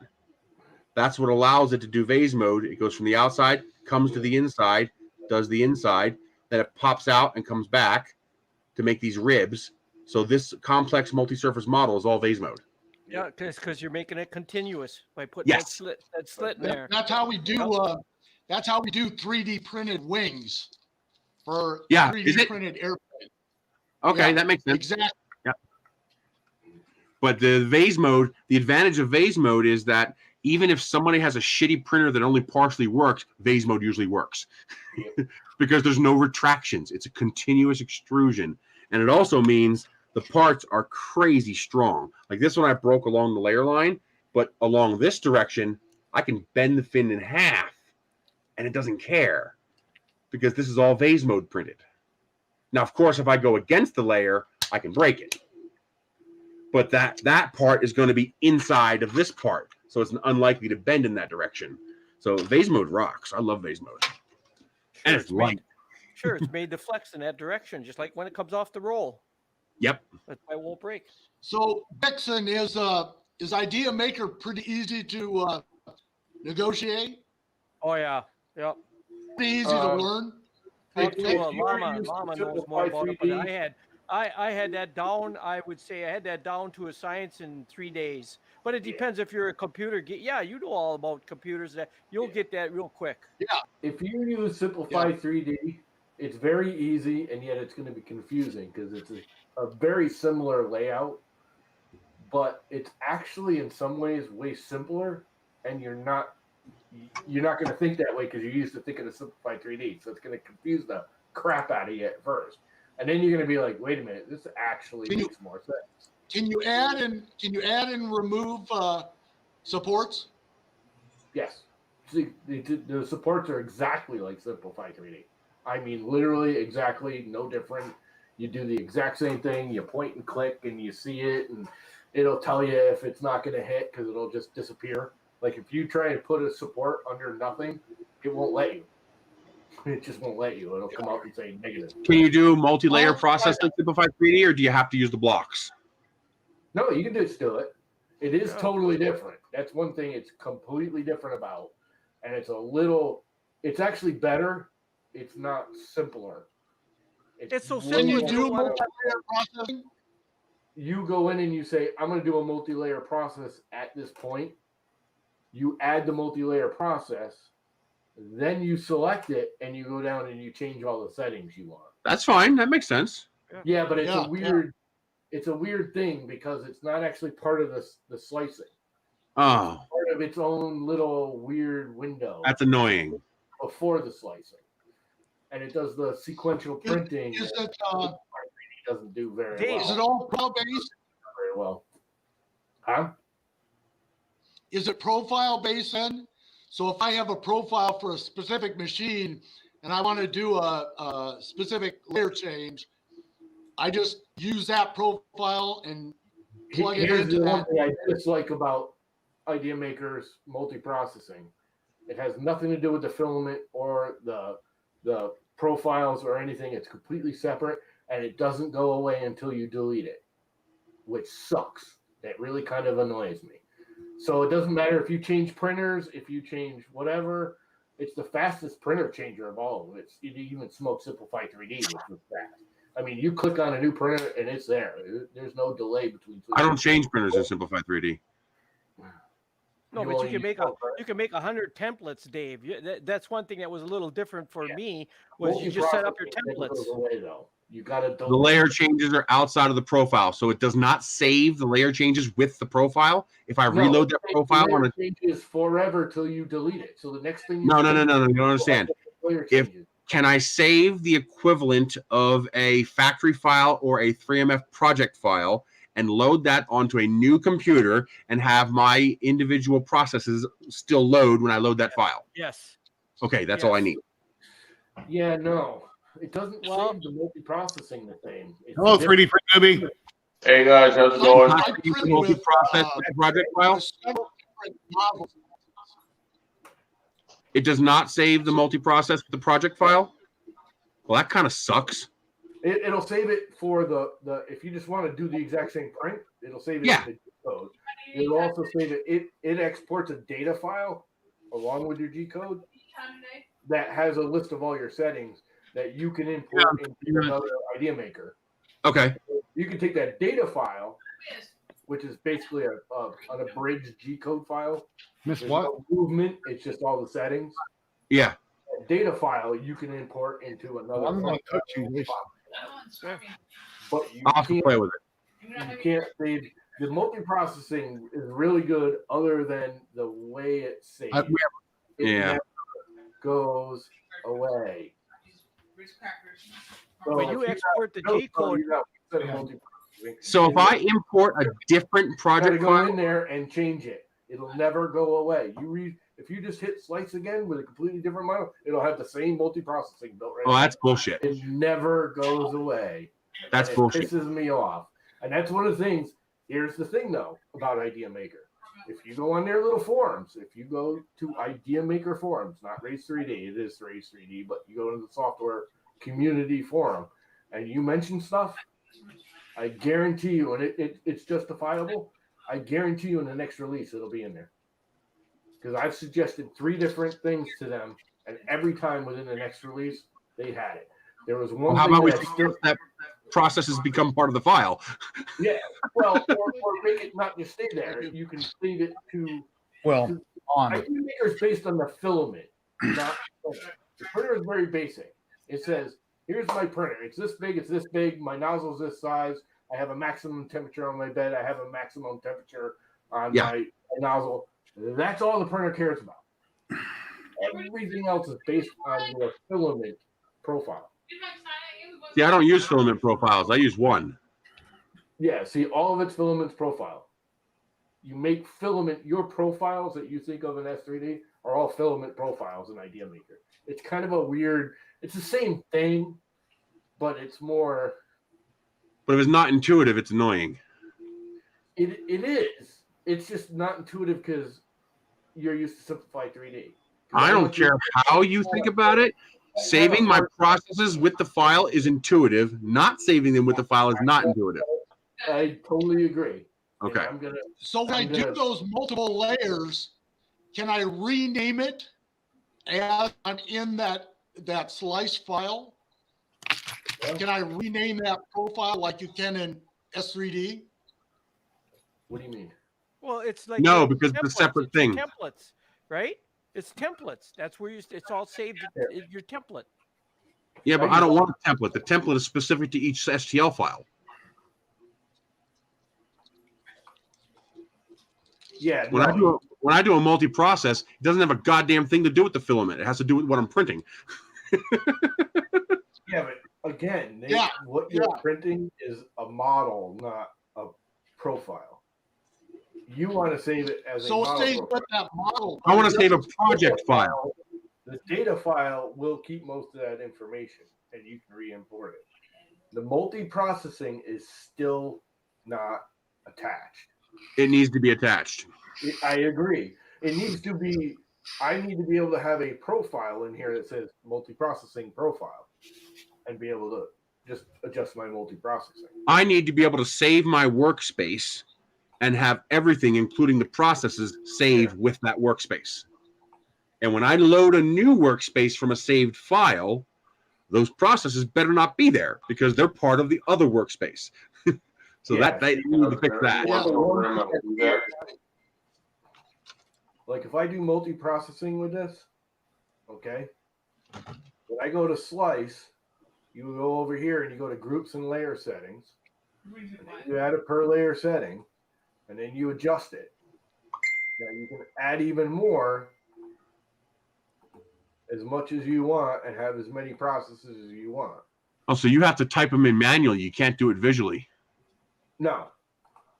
That's annoying. But the thing is you literally have every single setting available. You have that in Simplify 3D too. Literally every single setting is available. You see, but see, I don't want that crap. I'm not even. I would not even bother using that. If I have to go in and reset every setting every time I create a layer, are you kidding me? No, you import the settings that I'm currently using and then I edit them. Well, that's what. Yeah, but you're thinking of different. See, yeah. This actually makes more sense when you think about it. No, his way, all those settings were unselected. He has to select every setting he wants to change. Right. That's bullshit. What do you mean that's bullshit? No, How you else are you gonna don't. put it in there? I don't use. Well, let me none of show that. you. Hang on. I don't You use already none have of that in exactly. my You already settings. have pre-made ones, but you Hey, already set Mama, read what Moses put on the screen. Will that help at all? What's that? Yeah. Thanks a lot, Moses. I appreciate that. That's what he says. That's what I was talking about. There's templates. I never done that. I use that same. I can design something and go crazy with it by putting solid parts inside of it or whatever, and you save it as a template, and you go back to it. It's there. Oh, I never even thought of that. Yeah. Yeah. When you slice, like if I slice this now, actually I might have it turned off because they used to drive me nuts. All that information's in the data file too. No, I'm trying to read and pay attention to what's happening here. Yeah, it's in the, and then when I export it to the G code, to the SD card, to the printer, that data file goes right with it. It doesn't have to. You don't need it. Well, I just let The it data go file with it, is and I just thought, there there for it is. Dixon, can you visually see layers so you can see those layers that are solid within the interior of the model? Yes, just like what he's doing with the slide bar. I'll have to beef up a section of my print. I'll stick the square or the circle inside. Like for instance, I have a print that I have to bolt it onto the conveyor, and then on top it's got a pin. So I take that. I'm following you 100%. Yeah, that pin on top is totally solid, which I need. And then I got another cylinder in the center of this part on the bottom that they bolted to, and I make that solid, or I make it 80% infill, and it works great. So it allows you to take the model within the model and set parameters for it. Yes, Correct. I just take the shape of a square, and I say I want that Sure. square Give to him be a moment ago. I want that square to be 60%, and the rest of the model is only 20%. And I throw that inside the Give him model. most dogs. Works perfect. I got you. So I got you. I might be better off creating blocks to create my multi-layer than using that multi-layer crap he's got showing. Yes, it's 10 times. It's a lot easier. Yeah. It's a Well, lot the way easier. Simplify 3D does it is very If I easy. wanted to, Their multi-processing but if is I more wanted to powerful, section one but of it my is not designs easier. so the whole quarter of it was solid, Yes. I could cut it at that quarter and then import that right over the top, combine them, and tell it to print this section 100%. Yes, you take Correct? that shape. You take that shape and you slide it right inside the model and say, I want that 90 or 100% or whatever. And that section will do it. You'll see it when you slide that rail across. You'll see that side, that section is 100%. 3D print newbie. Yeah. What have you been up to? How's it going? We haven't talked to you. Hanging in there, Everything you can do, slow motion day by day, but everything's going okay. So you can do this. Brody's been a brat. He got put in timeout right now, but and Timmy's still a puppy. So he'll probably get crappy here in a minute because he's going to hear me talking. He doesn't like me to talk on the phone. He doesn't like me using my mechanical toothbrush. Doesn't like the clippers when I shave. I can't do anything without that dog. Can't even go to the bathroom by myself. I go to the bathroom, and when I get out of my chair and get on the toilet, he hops up in my chair. Oh, jeez. He pays so much close attention to what my hands are doing when I'm in the chair. He takes his nose and starts moving the control knob. Oh, and he'll jeez. touch it, the chair will move. He'll touch it, he moves the chair back. Oh, he is hell on wheels. But I mean, he's only 16 months old, but he's my third child, so I love him to death. Yeah, when I get up in the middle of the night, my black dog Nikita will sleep where I am. After I come out of the restroom, I go back to bed, and it's like, okay, move over. And she looks at me like, huh? So I got to keep her to finally get up and move. Yep. She got it warm for me. I guess she wanted to keep it spot warm for me, I guess. Oh, she wanted your warmth. Yeah, he does the same thing, but then they don't want to move. It's like a fight to have to get back into bed. See, Dave, for what you're looking for, can you share my screen again there, Jared? All right. It looks like L. Moses might be somebody who works with Raise 3D. He has a couple. He has a couple of Raise 3Ds. Okay. If you do this split thing, you could do what you want to do there, Dave, most likely, because you don't have to do like Simplify 3D only does it this way. I can actually take this split and put it at any angle. Oh, that's cool. And I can Oh, you're shitting me. And it will make two separate models. There's actually two models there now. See how that one's highlighted? Yeah. It just cut that model right in half and gave me two completely different models. And you can Now, set your slicing settings. Okay, so take that top model and tell it to print like the first 6 layers solid. Yeah, Jerry, Brody's got a new thing he likes to do, his new favorite thing. Let me get him, and you'll see what he does. Hold on a second. No, you want to hit no. I'm just letting it do its thing so you can see. Because it thinks that top model is not touching the plate. And I know, because there's nothing going to be there. It's not even going to show the bottom one. When it's all done, the bottom one's not even going to be there. Just like with S3D. If you because you only picked one. In S3D, you get the floating thing in the air, which is what this is going to do. There's going to just be, oh, wait, should be a floating piece in the air. Oh, it sliced them both. That's why. No, see, that's bad. It actually created a gap. It's only visually there because the that's not visual, buddy. That's not visual. That's two separate models. Correct. That's what I was saying. I split it into two separate models. Yeah, but S3D doesn't split it into two separate models. It still has a homogeneous structure. Yeah, but you split it right down the edge and hold on, Llama. Hold on for just a minute, Llama. Yeah. Now, Jerry, he'll take out all his toys, take out his toy box, everything else, and he'll sit and whine, and this is what he wants to do. You coming? Come on, Jerry's waiting on you. You gotta go around front, buddy. You coming?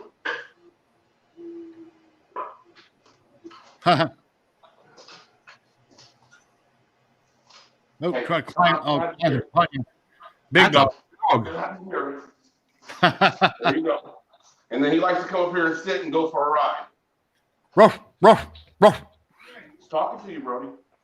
ruff, ruff. Now my 2 dogs run over to me. Yeah. Okay, that's enough. Get down. Get your butt out of Daddy's face. Go Watch out for those tails. They hurt. Yeah. Their tails like a steel whip. It is, man. He hit me in my face. You do not understand. Boy, he doesn't understand. He won't even let me take a shower by myself. He has to get in the shower. Really? I have to go. If I don't close the bathroom door, he comes in and gets in the shower. He had his bath today. He thinks he's supposed to get a bath every day like me, but he don't do that. You know, it was a fight today. He had to get in the shower, mess around. I fixed that real easy with my cat. He kept every time I go in the shower, he'd whine outside the shower door. And so one time I opened the shower door, went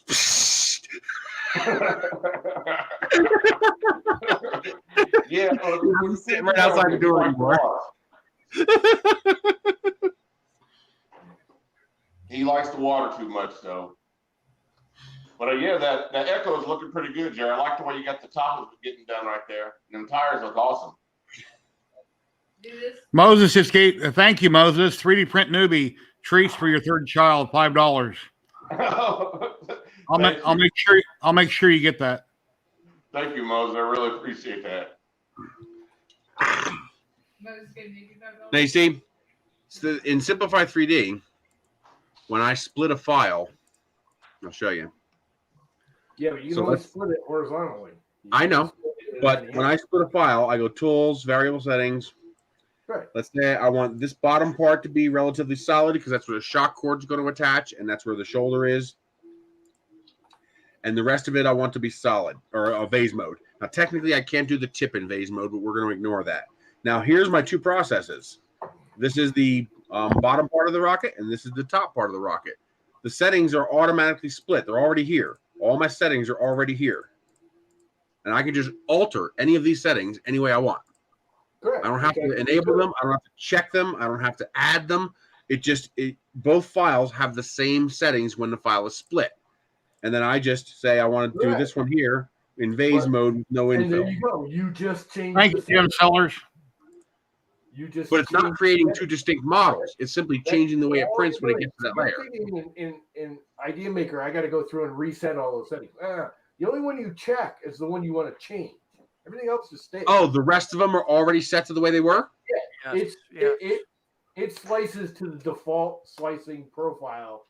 Whatever you currently default slicing profile or whatever settings you currently have in your project. That's what they consider you. You select one, do your multi-processing, and that's your default slicing profile. Whichever one you do, it's considered the default. Okay. That's a little better then. Yeah, I just add modifiers. You want to change. That's all you do. Okay. I thought you had to turn on all those settings and start setting them all over again. No. You're thinking it would just be a void and there's nothing there now. It still slices it. If you don't check anything, it just pretends it's not even different. It's one. Okay. Item. No, you don't. That looks interesting as hell. The hell do you got there, Pets Fan? I'm gonna have to try that. Is that a pizza? Yeah, I just add a modifier and I stick something somewhere in the middle of whatever I need to be solid. The wife just made Kung Pao chicken. Cool. It looked like a pizza in your lap when you were sitting there with the little screen. I was like, dude, he's got a whole freaking pizza. I'm sorry for eating in front of you guys. I apologize. I don't care. Maybe you guys have an answer to this. Here's the biggest problem I have with slicers. Simplify 3D, all of them do the same boneheaded thing. What the heck? I have a solid object. Okay? And I want to print another solid object on top of that solid object. Okay? So this is my new object. Okay. Okay? Now my problem is the interface between these 2 objects. Now the interface between those 2 objects is going to be infill. Okay? But if I tell this to give me, 3 top layers, it's going to put 3 top layers out here, but not under here. Under here is just going to be infill. 3 bottom layers. Huh? Yeah, it combines the two. It combines the two, so there's no top or bottom layers there at all. Well, what do you mean? If I take them two shapes and I tell them, Hang on, I have a better way of showing you. Separate item. yeah, but you can do that by had two Hang on. separate pieces, and you have 3 bottom layers, 3 top layers on the other one. Now you just Simplify 3D gets rid of the top and bottom layers at the interface. Yeah, see, Idea Maker doesn't. If you So that might be a good reason. Now, the new Simplified 3D isn't doing it like it used to. One item. If you split it like I did with that splitting tool, it will put a new top and bottom layer on it. You'll see it as 2 completely separate items sitting on top of each other.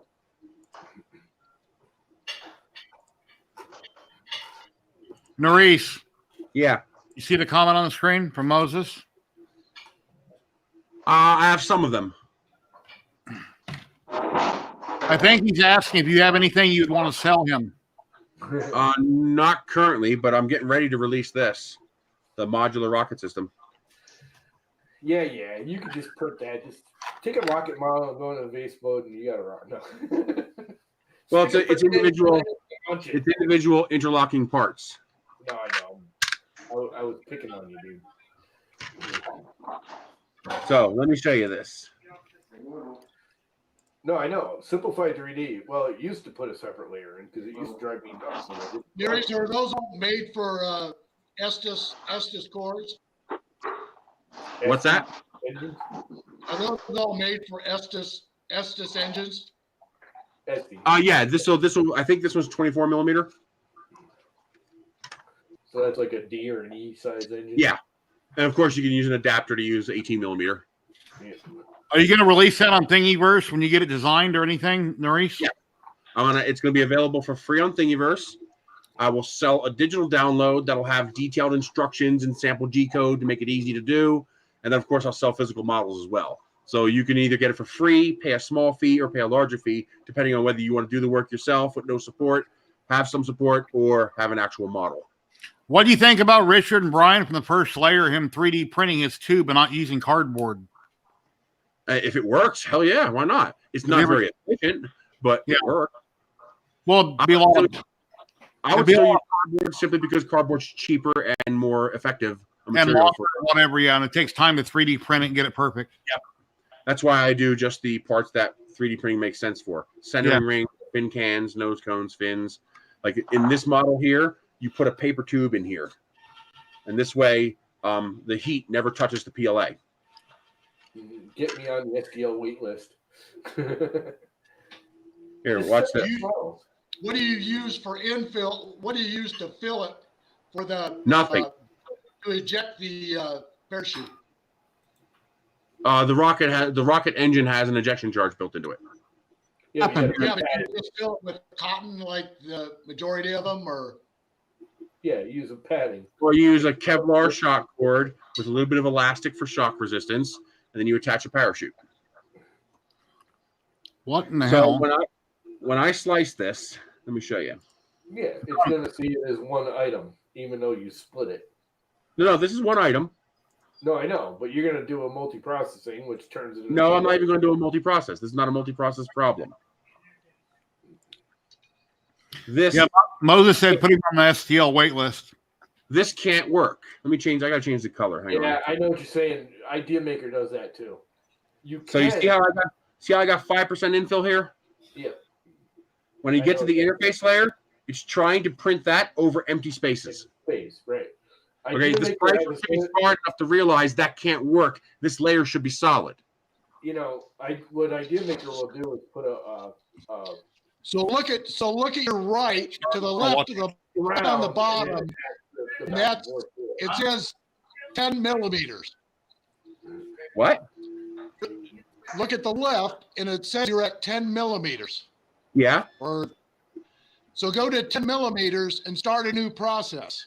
No, I don't want to. I want the goddamn slicer to be. I want the goddamn slicer to be smart enough to know that you can't print in midair. Now, it used to be easy. I used to be able to just add a solid diaphragm wherever I want. But now you can only add a solid diaphragm every X number of layers, which means there's no easy way to add a solid diaphragm anymore. On top of that, what you're describing by creating a process, and then keep in mind, I cannot create one process. I got to create two processes. I have to split the part into two pieces, and then I have to split one of those parts into two pieces with a 3-layer thick section so that I can tell it to use solid diaphragm every one. Because otherwise, even if I create two processes, let me show you. So tools, variable settings. We go down till we are splitting this right in half, just like that. Add location, 20 millimeters, exactly where it's at. Split. Now look at this. Layer, 4 top, 4 bottom. Layer, 4 top, 4 bottom. Prepare this print. Where the hell is my top and bottom layers? They're not there. It ignores those commands. It used to do So it. it used to, yes. It doesn't anymore. Okay, on top, but even that is only a Band-Aid fix. That only works on a simple model like this where I only have to create one split. Now imagine printing a 3-foot tall rook piece with 120 stair steps. So now you'd have to create 120 processes to get to put a solid layer for each stair step. Forget it. You're not going to do it. Which means the only solution is the solution Simplify 3D gave me with an attitude. Well, you have to use more infill to support the next part of the model. I was like, or you could just tell the damn thing not to print in midair. Because I don't want to add more infill because that's going to make the part heavier. It's going to make the part cost more. And it's going to make it take longer to print. So now what I do is I have to basically, I take this first section and I go variable. And I lower it down to, let's see, 0.2 millimeters. So we're going to use 18 millimeters. And I add a location, and then I tell this section here, and I increase the infill of this section to 25%. But again, that only works when it's a simple model like this. See, I got that. I got my 5%, then it does the 25%, and that gives me better support for the next part that comes up. But the problem is that only works when you only have 1 or 2 places where you have to do that. When you have to do that 100 times, you're not going to do it.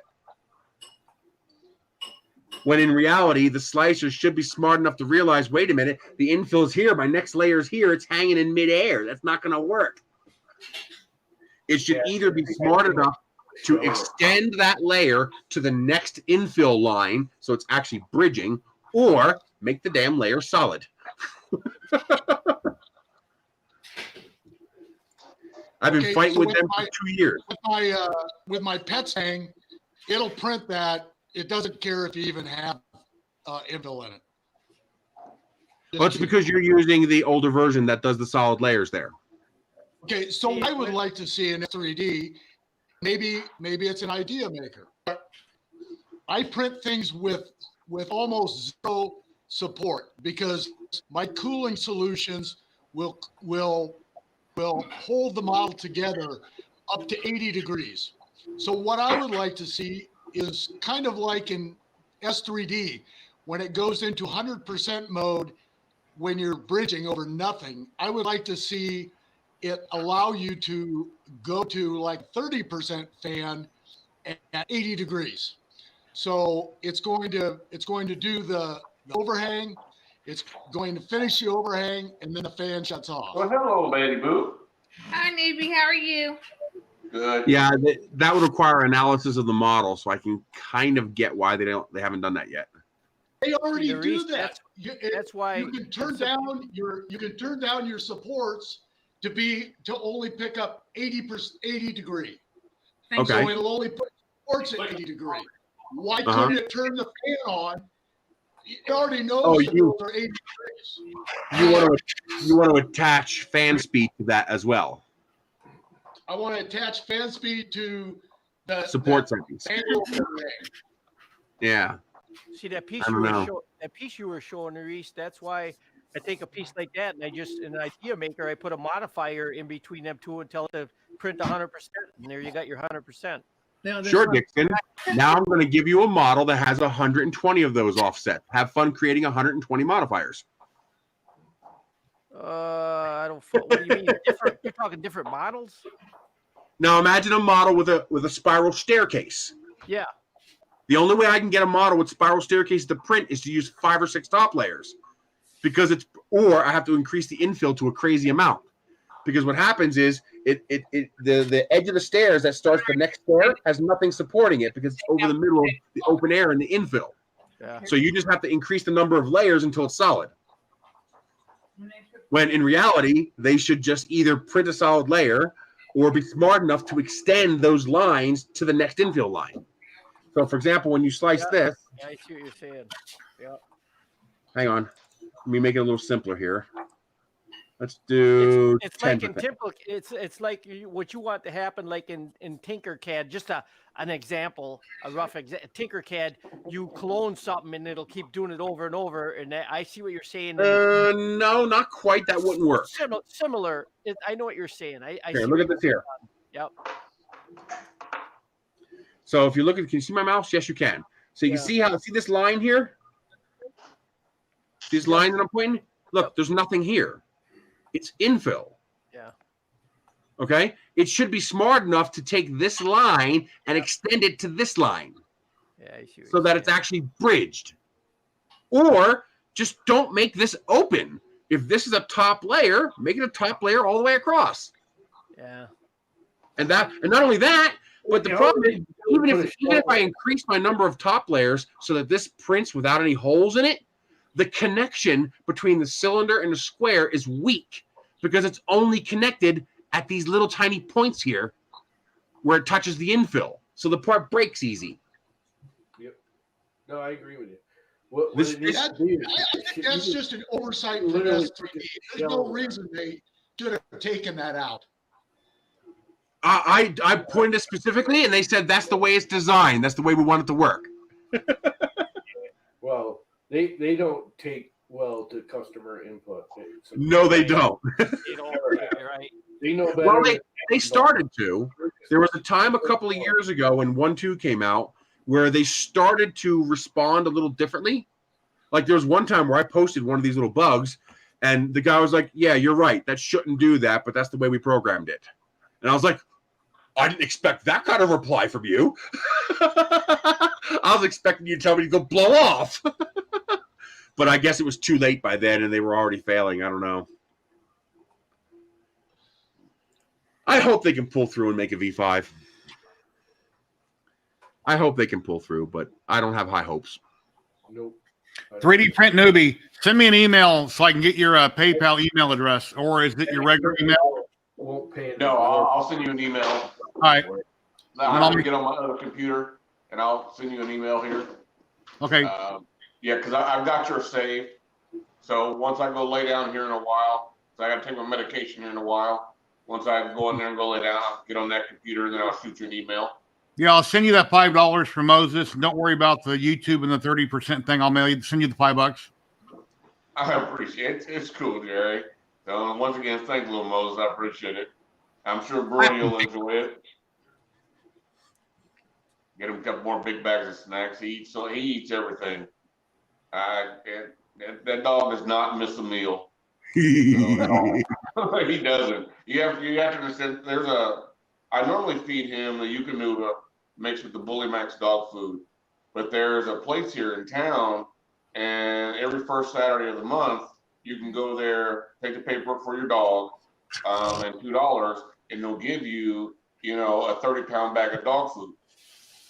Well, I mix them. I'll end up with 3 or 4 bags of dog food, so I'm mixing them all together.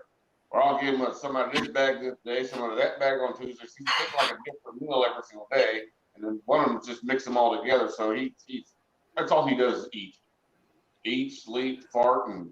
Is this what you want?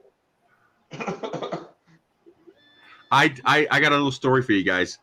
I had a dog a long time ago, little Pekingese Shih Tzu, little all-white dog, wonderfully intelligent dog. Like he was like toddler level intelligent, and he was getting older, arthritis, a little bit of pain, and one time he cried, he was hungry, so of course I gave him some food and I went upstairs to go to bed. I stopped halfway up the stairs because something wasn't right. Like the dog stopped eating. I didn't hear any more crunching. It's like, wait a minute, he just said he was hungry. You know, why isn't he eating? I turned the light back on and looked down, and that dog is standing there next to that food bowl doing this. He's looking at the food bowl, he's looking up at me, he's looking at the food bowl, he's looking up at me, and it just broke my freaking heart because I realized that that dog was deciding between eating and following me upstairs. So I did the only damn thing I could. I went back downstairs, put a chair next to that bowl, and sat there so he could eat. Dogs, we taught dogs this, and then we lost it, and we need to learn it back from our own pets. Unconditional love. Yes. That dog wants nothing but food, a place to pee and poop, and love, and that's all they want. It sucked when he died. Did you ever show my screen for a second, and then I'll stop doing it? This is what you want in the area right here, right? Goes down, infill, infill, infill, infill, infill, infill, infill. Solid. Yes. Now, can you do that automatically without me having to create processes? No, you have to go in and manually do it. So again, you have the same problem. If you have 120 of those transitions, you got to do it 120 times. Yeah, no, because you can do multiple top layers. So, but that ends up being solid, like you say. But Exactly. just the tread ends up being solid because it's the top layer. So if you do it like you're saying, you're doing a stair step. If you're doing a stair step, you say, I want my top layers to be, 10 layers thick. It'll just do them. The rest of the model will still be infill. Only that stair. Yeah, but now you're wasting all that filament time. I agree with you 100%. But because you got 120 stairs, that's 1,200 top layers you're creating that you didn't need when you only needed 300 top layers. I mean, it is only a little step, but I totally agree with you, man. Remember, my models are this big. No, I know. So those extra, those extra 900 layers for the stairs could equal half a kilogram of plastic. Okay, guys, I gotta go get the wife some food. Yum yum. Good talking to you. Thank you very much for coming by, Dixon. You have a great Christmas. Yeah, Dixon, have a happy holidays. Thank you.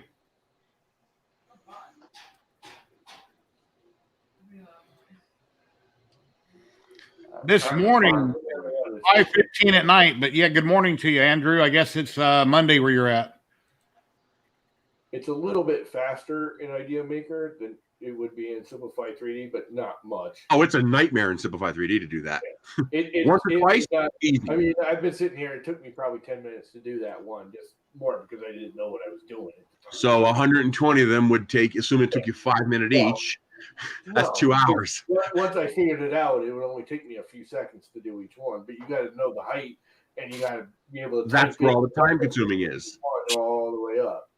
You got to go into the preview and do a slice and move to each of those layers and write down all those numbers. You're talking 2 hours. You know what a stair step is, you know its approximate height.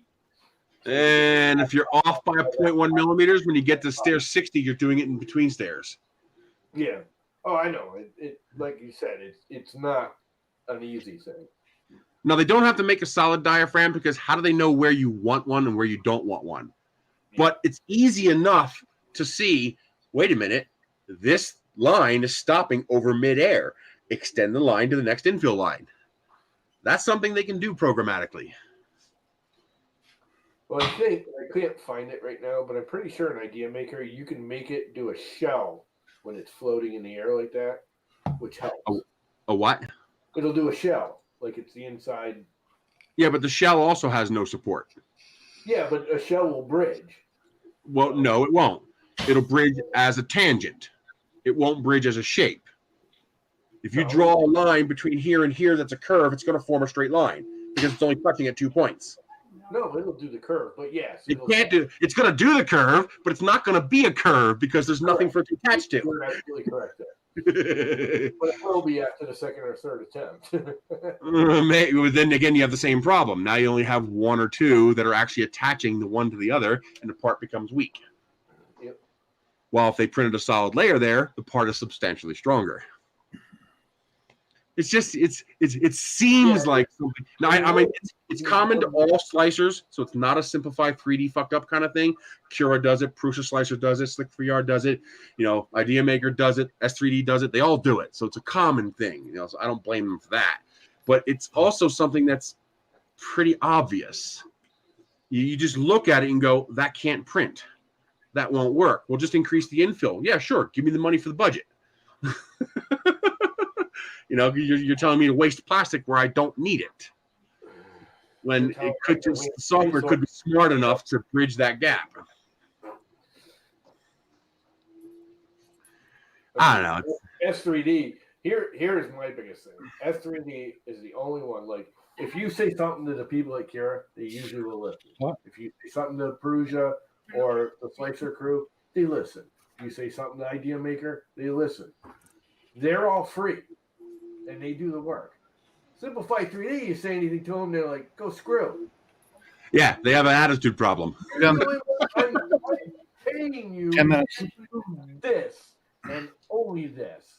And you're telling me I'm wrong or that you're not going to waste your time? I had guys. 10-minute warning. 10-minute warning. I'm ending the stream in 10 minutes. I had the tech rep tell me, well, just create multi-processes and increase the amount of infill. And I was like, I guess you missed the part of your software's name that says simplify. Hey, Llama, I have a question. He didn't like that. So if I go into Idea Maker, can I assume that my settings for each machine, like extruder settings and that, can I assume that Idea Maker is going to pick those up and be similar? When you set up Idea Maker, you set up all your printers. Your printer, when you select a printer, has its very own filament profiles. Every printer has a different set of whatever if you want. You can have them all the same if you want. But like, I have a separate set of filament profiles for the Llama Core than I do for the Pumpkin King. So I guess my question is, I have a completely different list of filament settings. My question is, are those the same settings in S3D? They transfer over 99.9%. There's a couple of weirdos that don't actually coincide, but I couldn't even tell you what they are because it's been so long since I used S3D. The main one for me would be the extruder. Yeah. Because I'm running direct extruders on everything. So I want to make sure, like my Tornado, I'm at 88%. And on my CR10, I'm at 92%. Your extruder settings, your retractions, your speeds, all of that will transfer right over. Your extrusion multiplier, exactly. They both they just cross right over. You can plug those. They're in different locations, but the layout is very similar. It'll take you. You'll get a little pissed off at first because, like in Simplify 3D, it might be in the layer one, where in Idea Maker it might be in the extrusion one, or you know what I mean. There's a couple of settings that are in different locations, but most of them transfer over. Yeah, most of them. I think there was like 3 I found that like they were still there and they still worked. They were just different in Idea Maker than they were in S3D. They were like, I'm like, that didn't work. Why? And you're like, oh, in Simplify 3D, I got to set it at 5, and Idea Maker, I got to set that at 3, kind of thing. But there was only like 2 or 3 settings that I had that problem with. Hey, Jerry, let me give you this PayPal account number. No, don't give me an account number. Just give me an email or email me. Yeah, it's under Brody's. Put it in the private chat. It is. Put it in private chat. Type it in private chat. Hey, how do I private chat only goes to us here. Yeah, none of us are going to email. I don't know. I'm ready. I got my pen ready. Spam, are you? Yeah, no. in all honesty, Neres, if you use Idea Maker and you go to Idea Maker's forum and you point that out, you take pictures of it and say, this doesn't make sense. I guarantee you in the next version of Idea Maker, they'll have that fixed. They'll have it setting. If they can fix it, maybe there's a programming reason they can't. But I'm going to ask them. I used to use Cura for one thing. Cura has a setting called alternating shells, where it interlocks the infill with the shell every other layer or every third layer. Or I do that intentionally. It was the only app that did it. Huh. Okay. I said to Idea Maker, I still use Cura for this. Jared, how do I get to the private chat? In there. Should be a button that says comments or says private chat. Exactly what you're talking about. I on the right side. I made a screenshot and showed them what I meant. Very next version of Idea Maker had it in it. Dots. Wow. That's pretty cool. And they actually made it better because Cura was like weird the way they did it, and it was, I don't know. Idea Maker, if you want an extra shell every other layer, you put 3.5 shells. You don't put 3. Are you put 3.5? Every other layer will have an extra shell. Are you in StreamYard? That's pretty damn cool feature. I have a lot of ways I could use that. When you're trying to make a watertight model, that would come in very handy. Yep. Because it's usually the infill perimeter interface where you lose your watertight. Yeah. Well, if you do the continuous infill, which when it hits the shell, it doesn't just travel and then go. It actually draws a line. Yeah. If you do that and you do the alternating infill, your model, when you go to break it, is like twice as strong. Hell yeah. Jerry, I'll send that to Bill once I get on my other computer, once I go take my medication here. Yeah, just send it to my email. Okay, I'll do that. Well, you guys have a good night. Have a happy holiday. That's freaking cool. Get out of here. You too, Thank TD. I actually use that in Simplified Trading manually with multiple processors. To be able to automatically do that is awesome. Yeah, no, that was one of the number one reasons I stopped. I used Cura for that. It was the only one that did it back in the day. So if I tell it 3 perimeters, and I say alternate with 4, it'll go 3, 4, 3, 4, 3, 4, 3, 4. You put 3.5. Okay. You type in 3.5. I'll have to give them a suggestion then that would to say instead of saying 3.5, just tell it how many I want to add. I want to add 1. That's what the 0.5 does. Yeah, but that's not intuitive. It's every other 0.5 tells it to add 1 every other layer. There should be 2 options. To add 1 every 4th layer. Repetition number and value. So I should be able to say every 2 layers or every 1 layer add a layer, or every 4 layers add a layer. Raymond Remakes, we had up to 10 people earlier, so if you want rewatch this, there were a lot of things going on, a lot of different people earlier. And I'm in stream in 3 minutes. We got chicken in the oven. I got to go make mashed potatoes and heat up some beans and wrap some Christmas presents and burn some laser stuff and clean the bathroom. And I got grandkids coming over tomorrow, so lots of little things to do. They're not honeydews because I usually do everything anyway. Anyway, so she helps. Come in and slap you. Yeah, she helps a little here and there. I just noticed the T-shirt, Dave. I like that. Now, is Idea Maker open source or is that closed source? It's closed source. That's not good. I believe they're talking about making it open source. Because the fear is if Raise 3D goes under, then no more updates for Idea Maker. Yeah, but you're not paying for it. I know. Doesn't matter. I'm paying. Yes, I am paying for it. I'm paying a lot for it.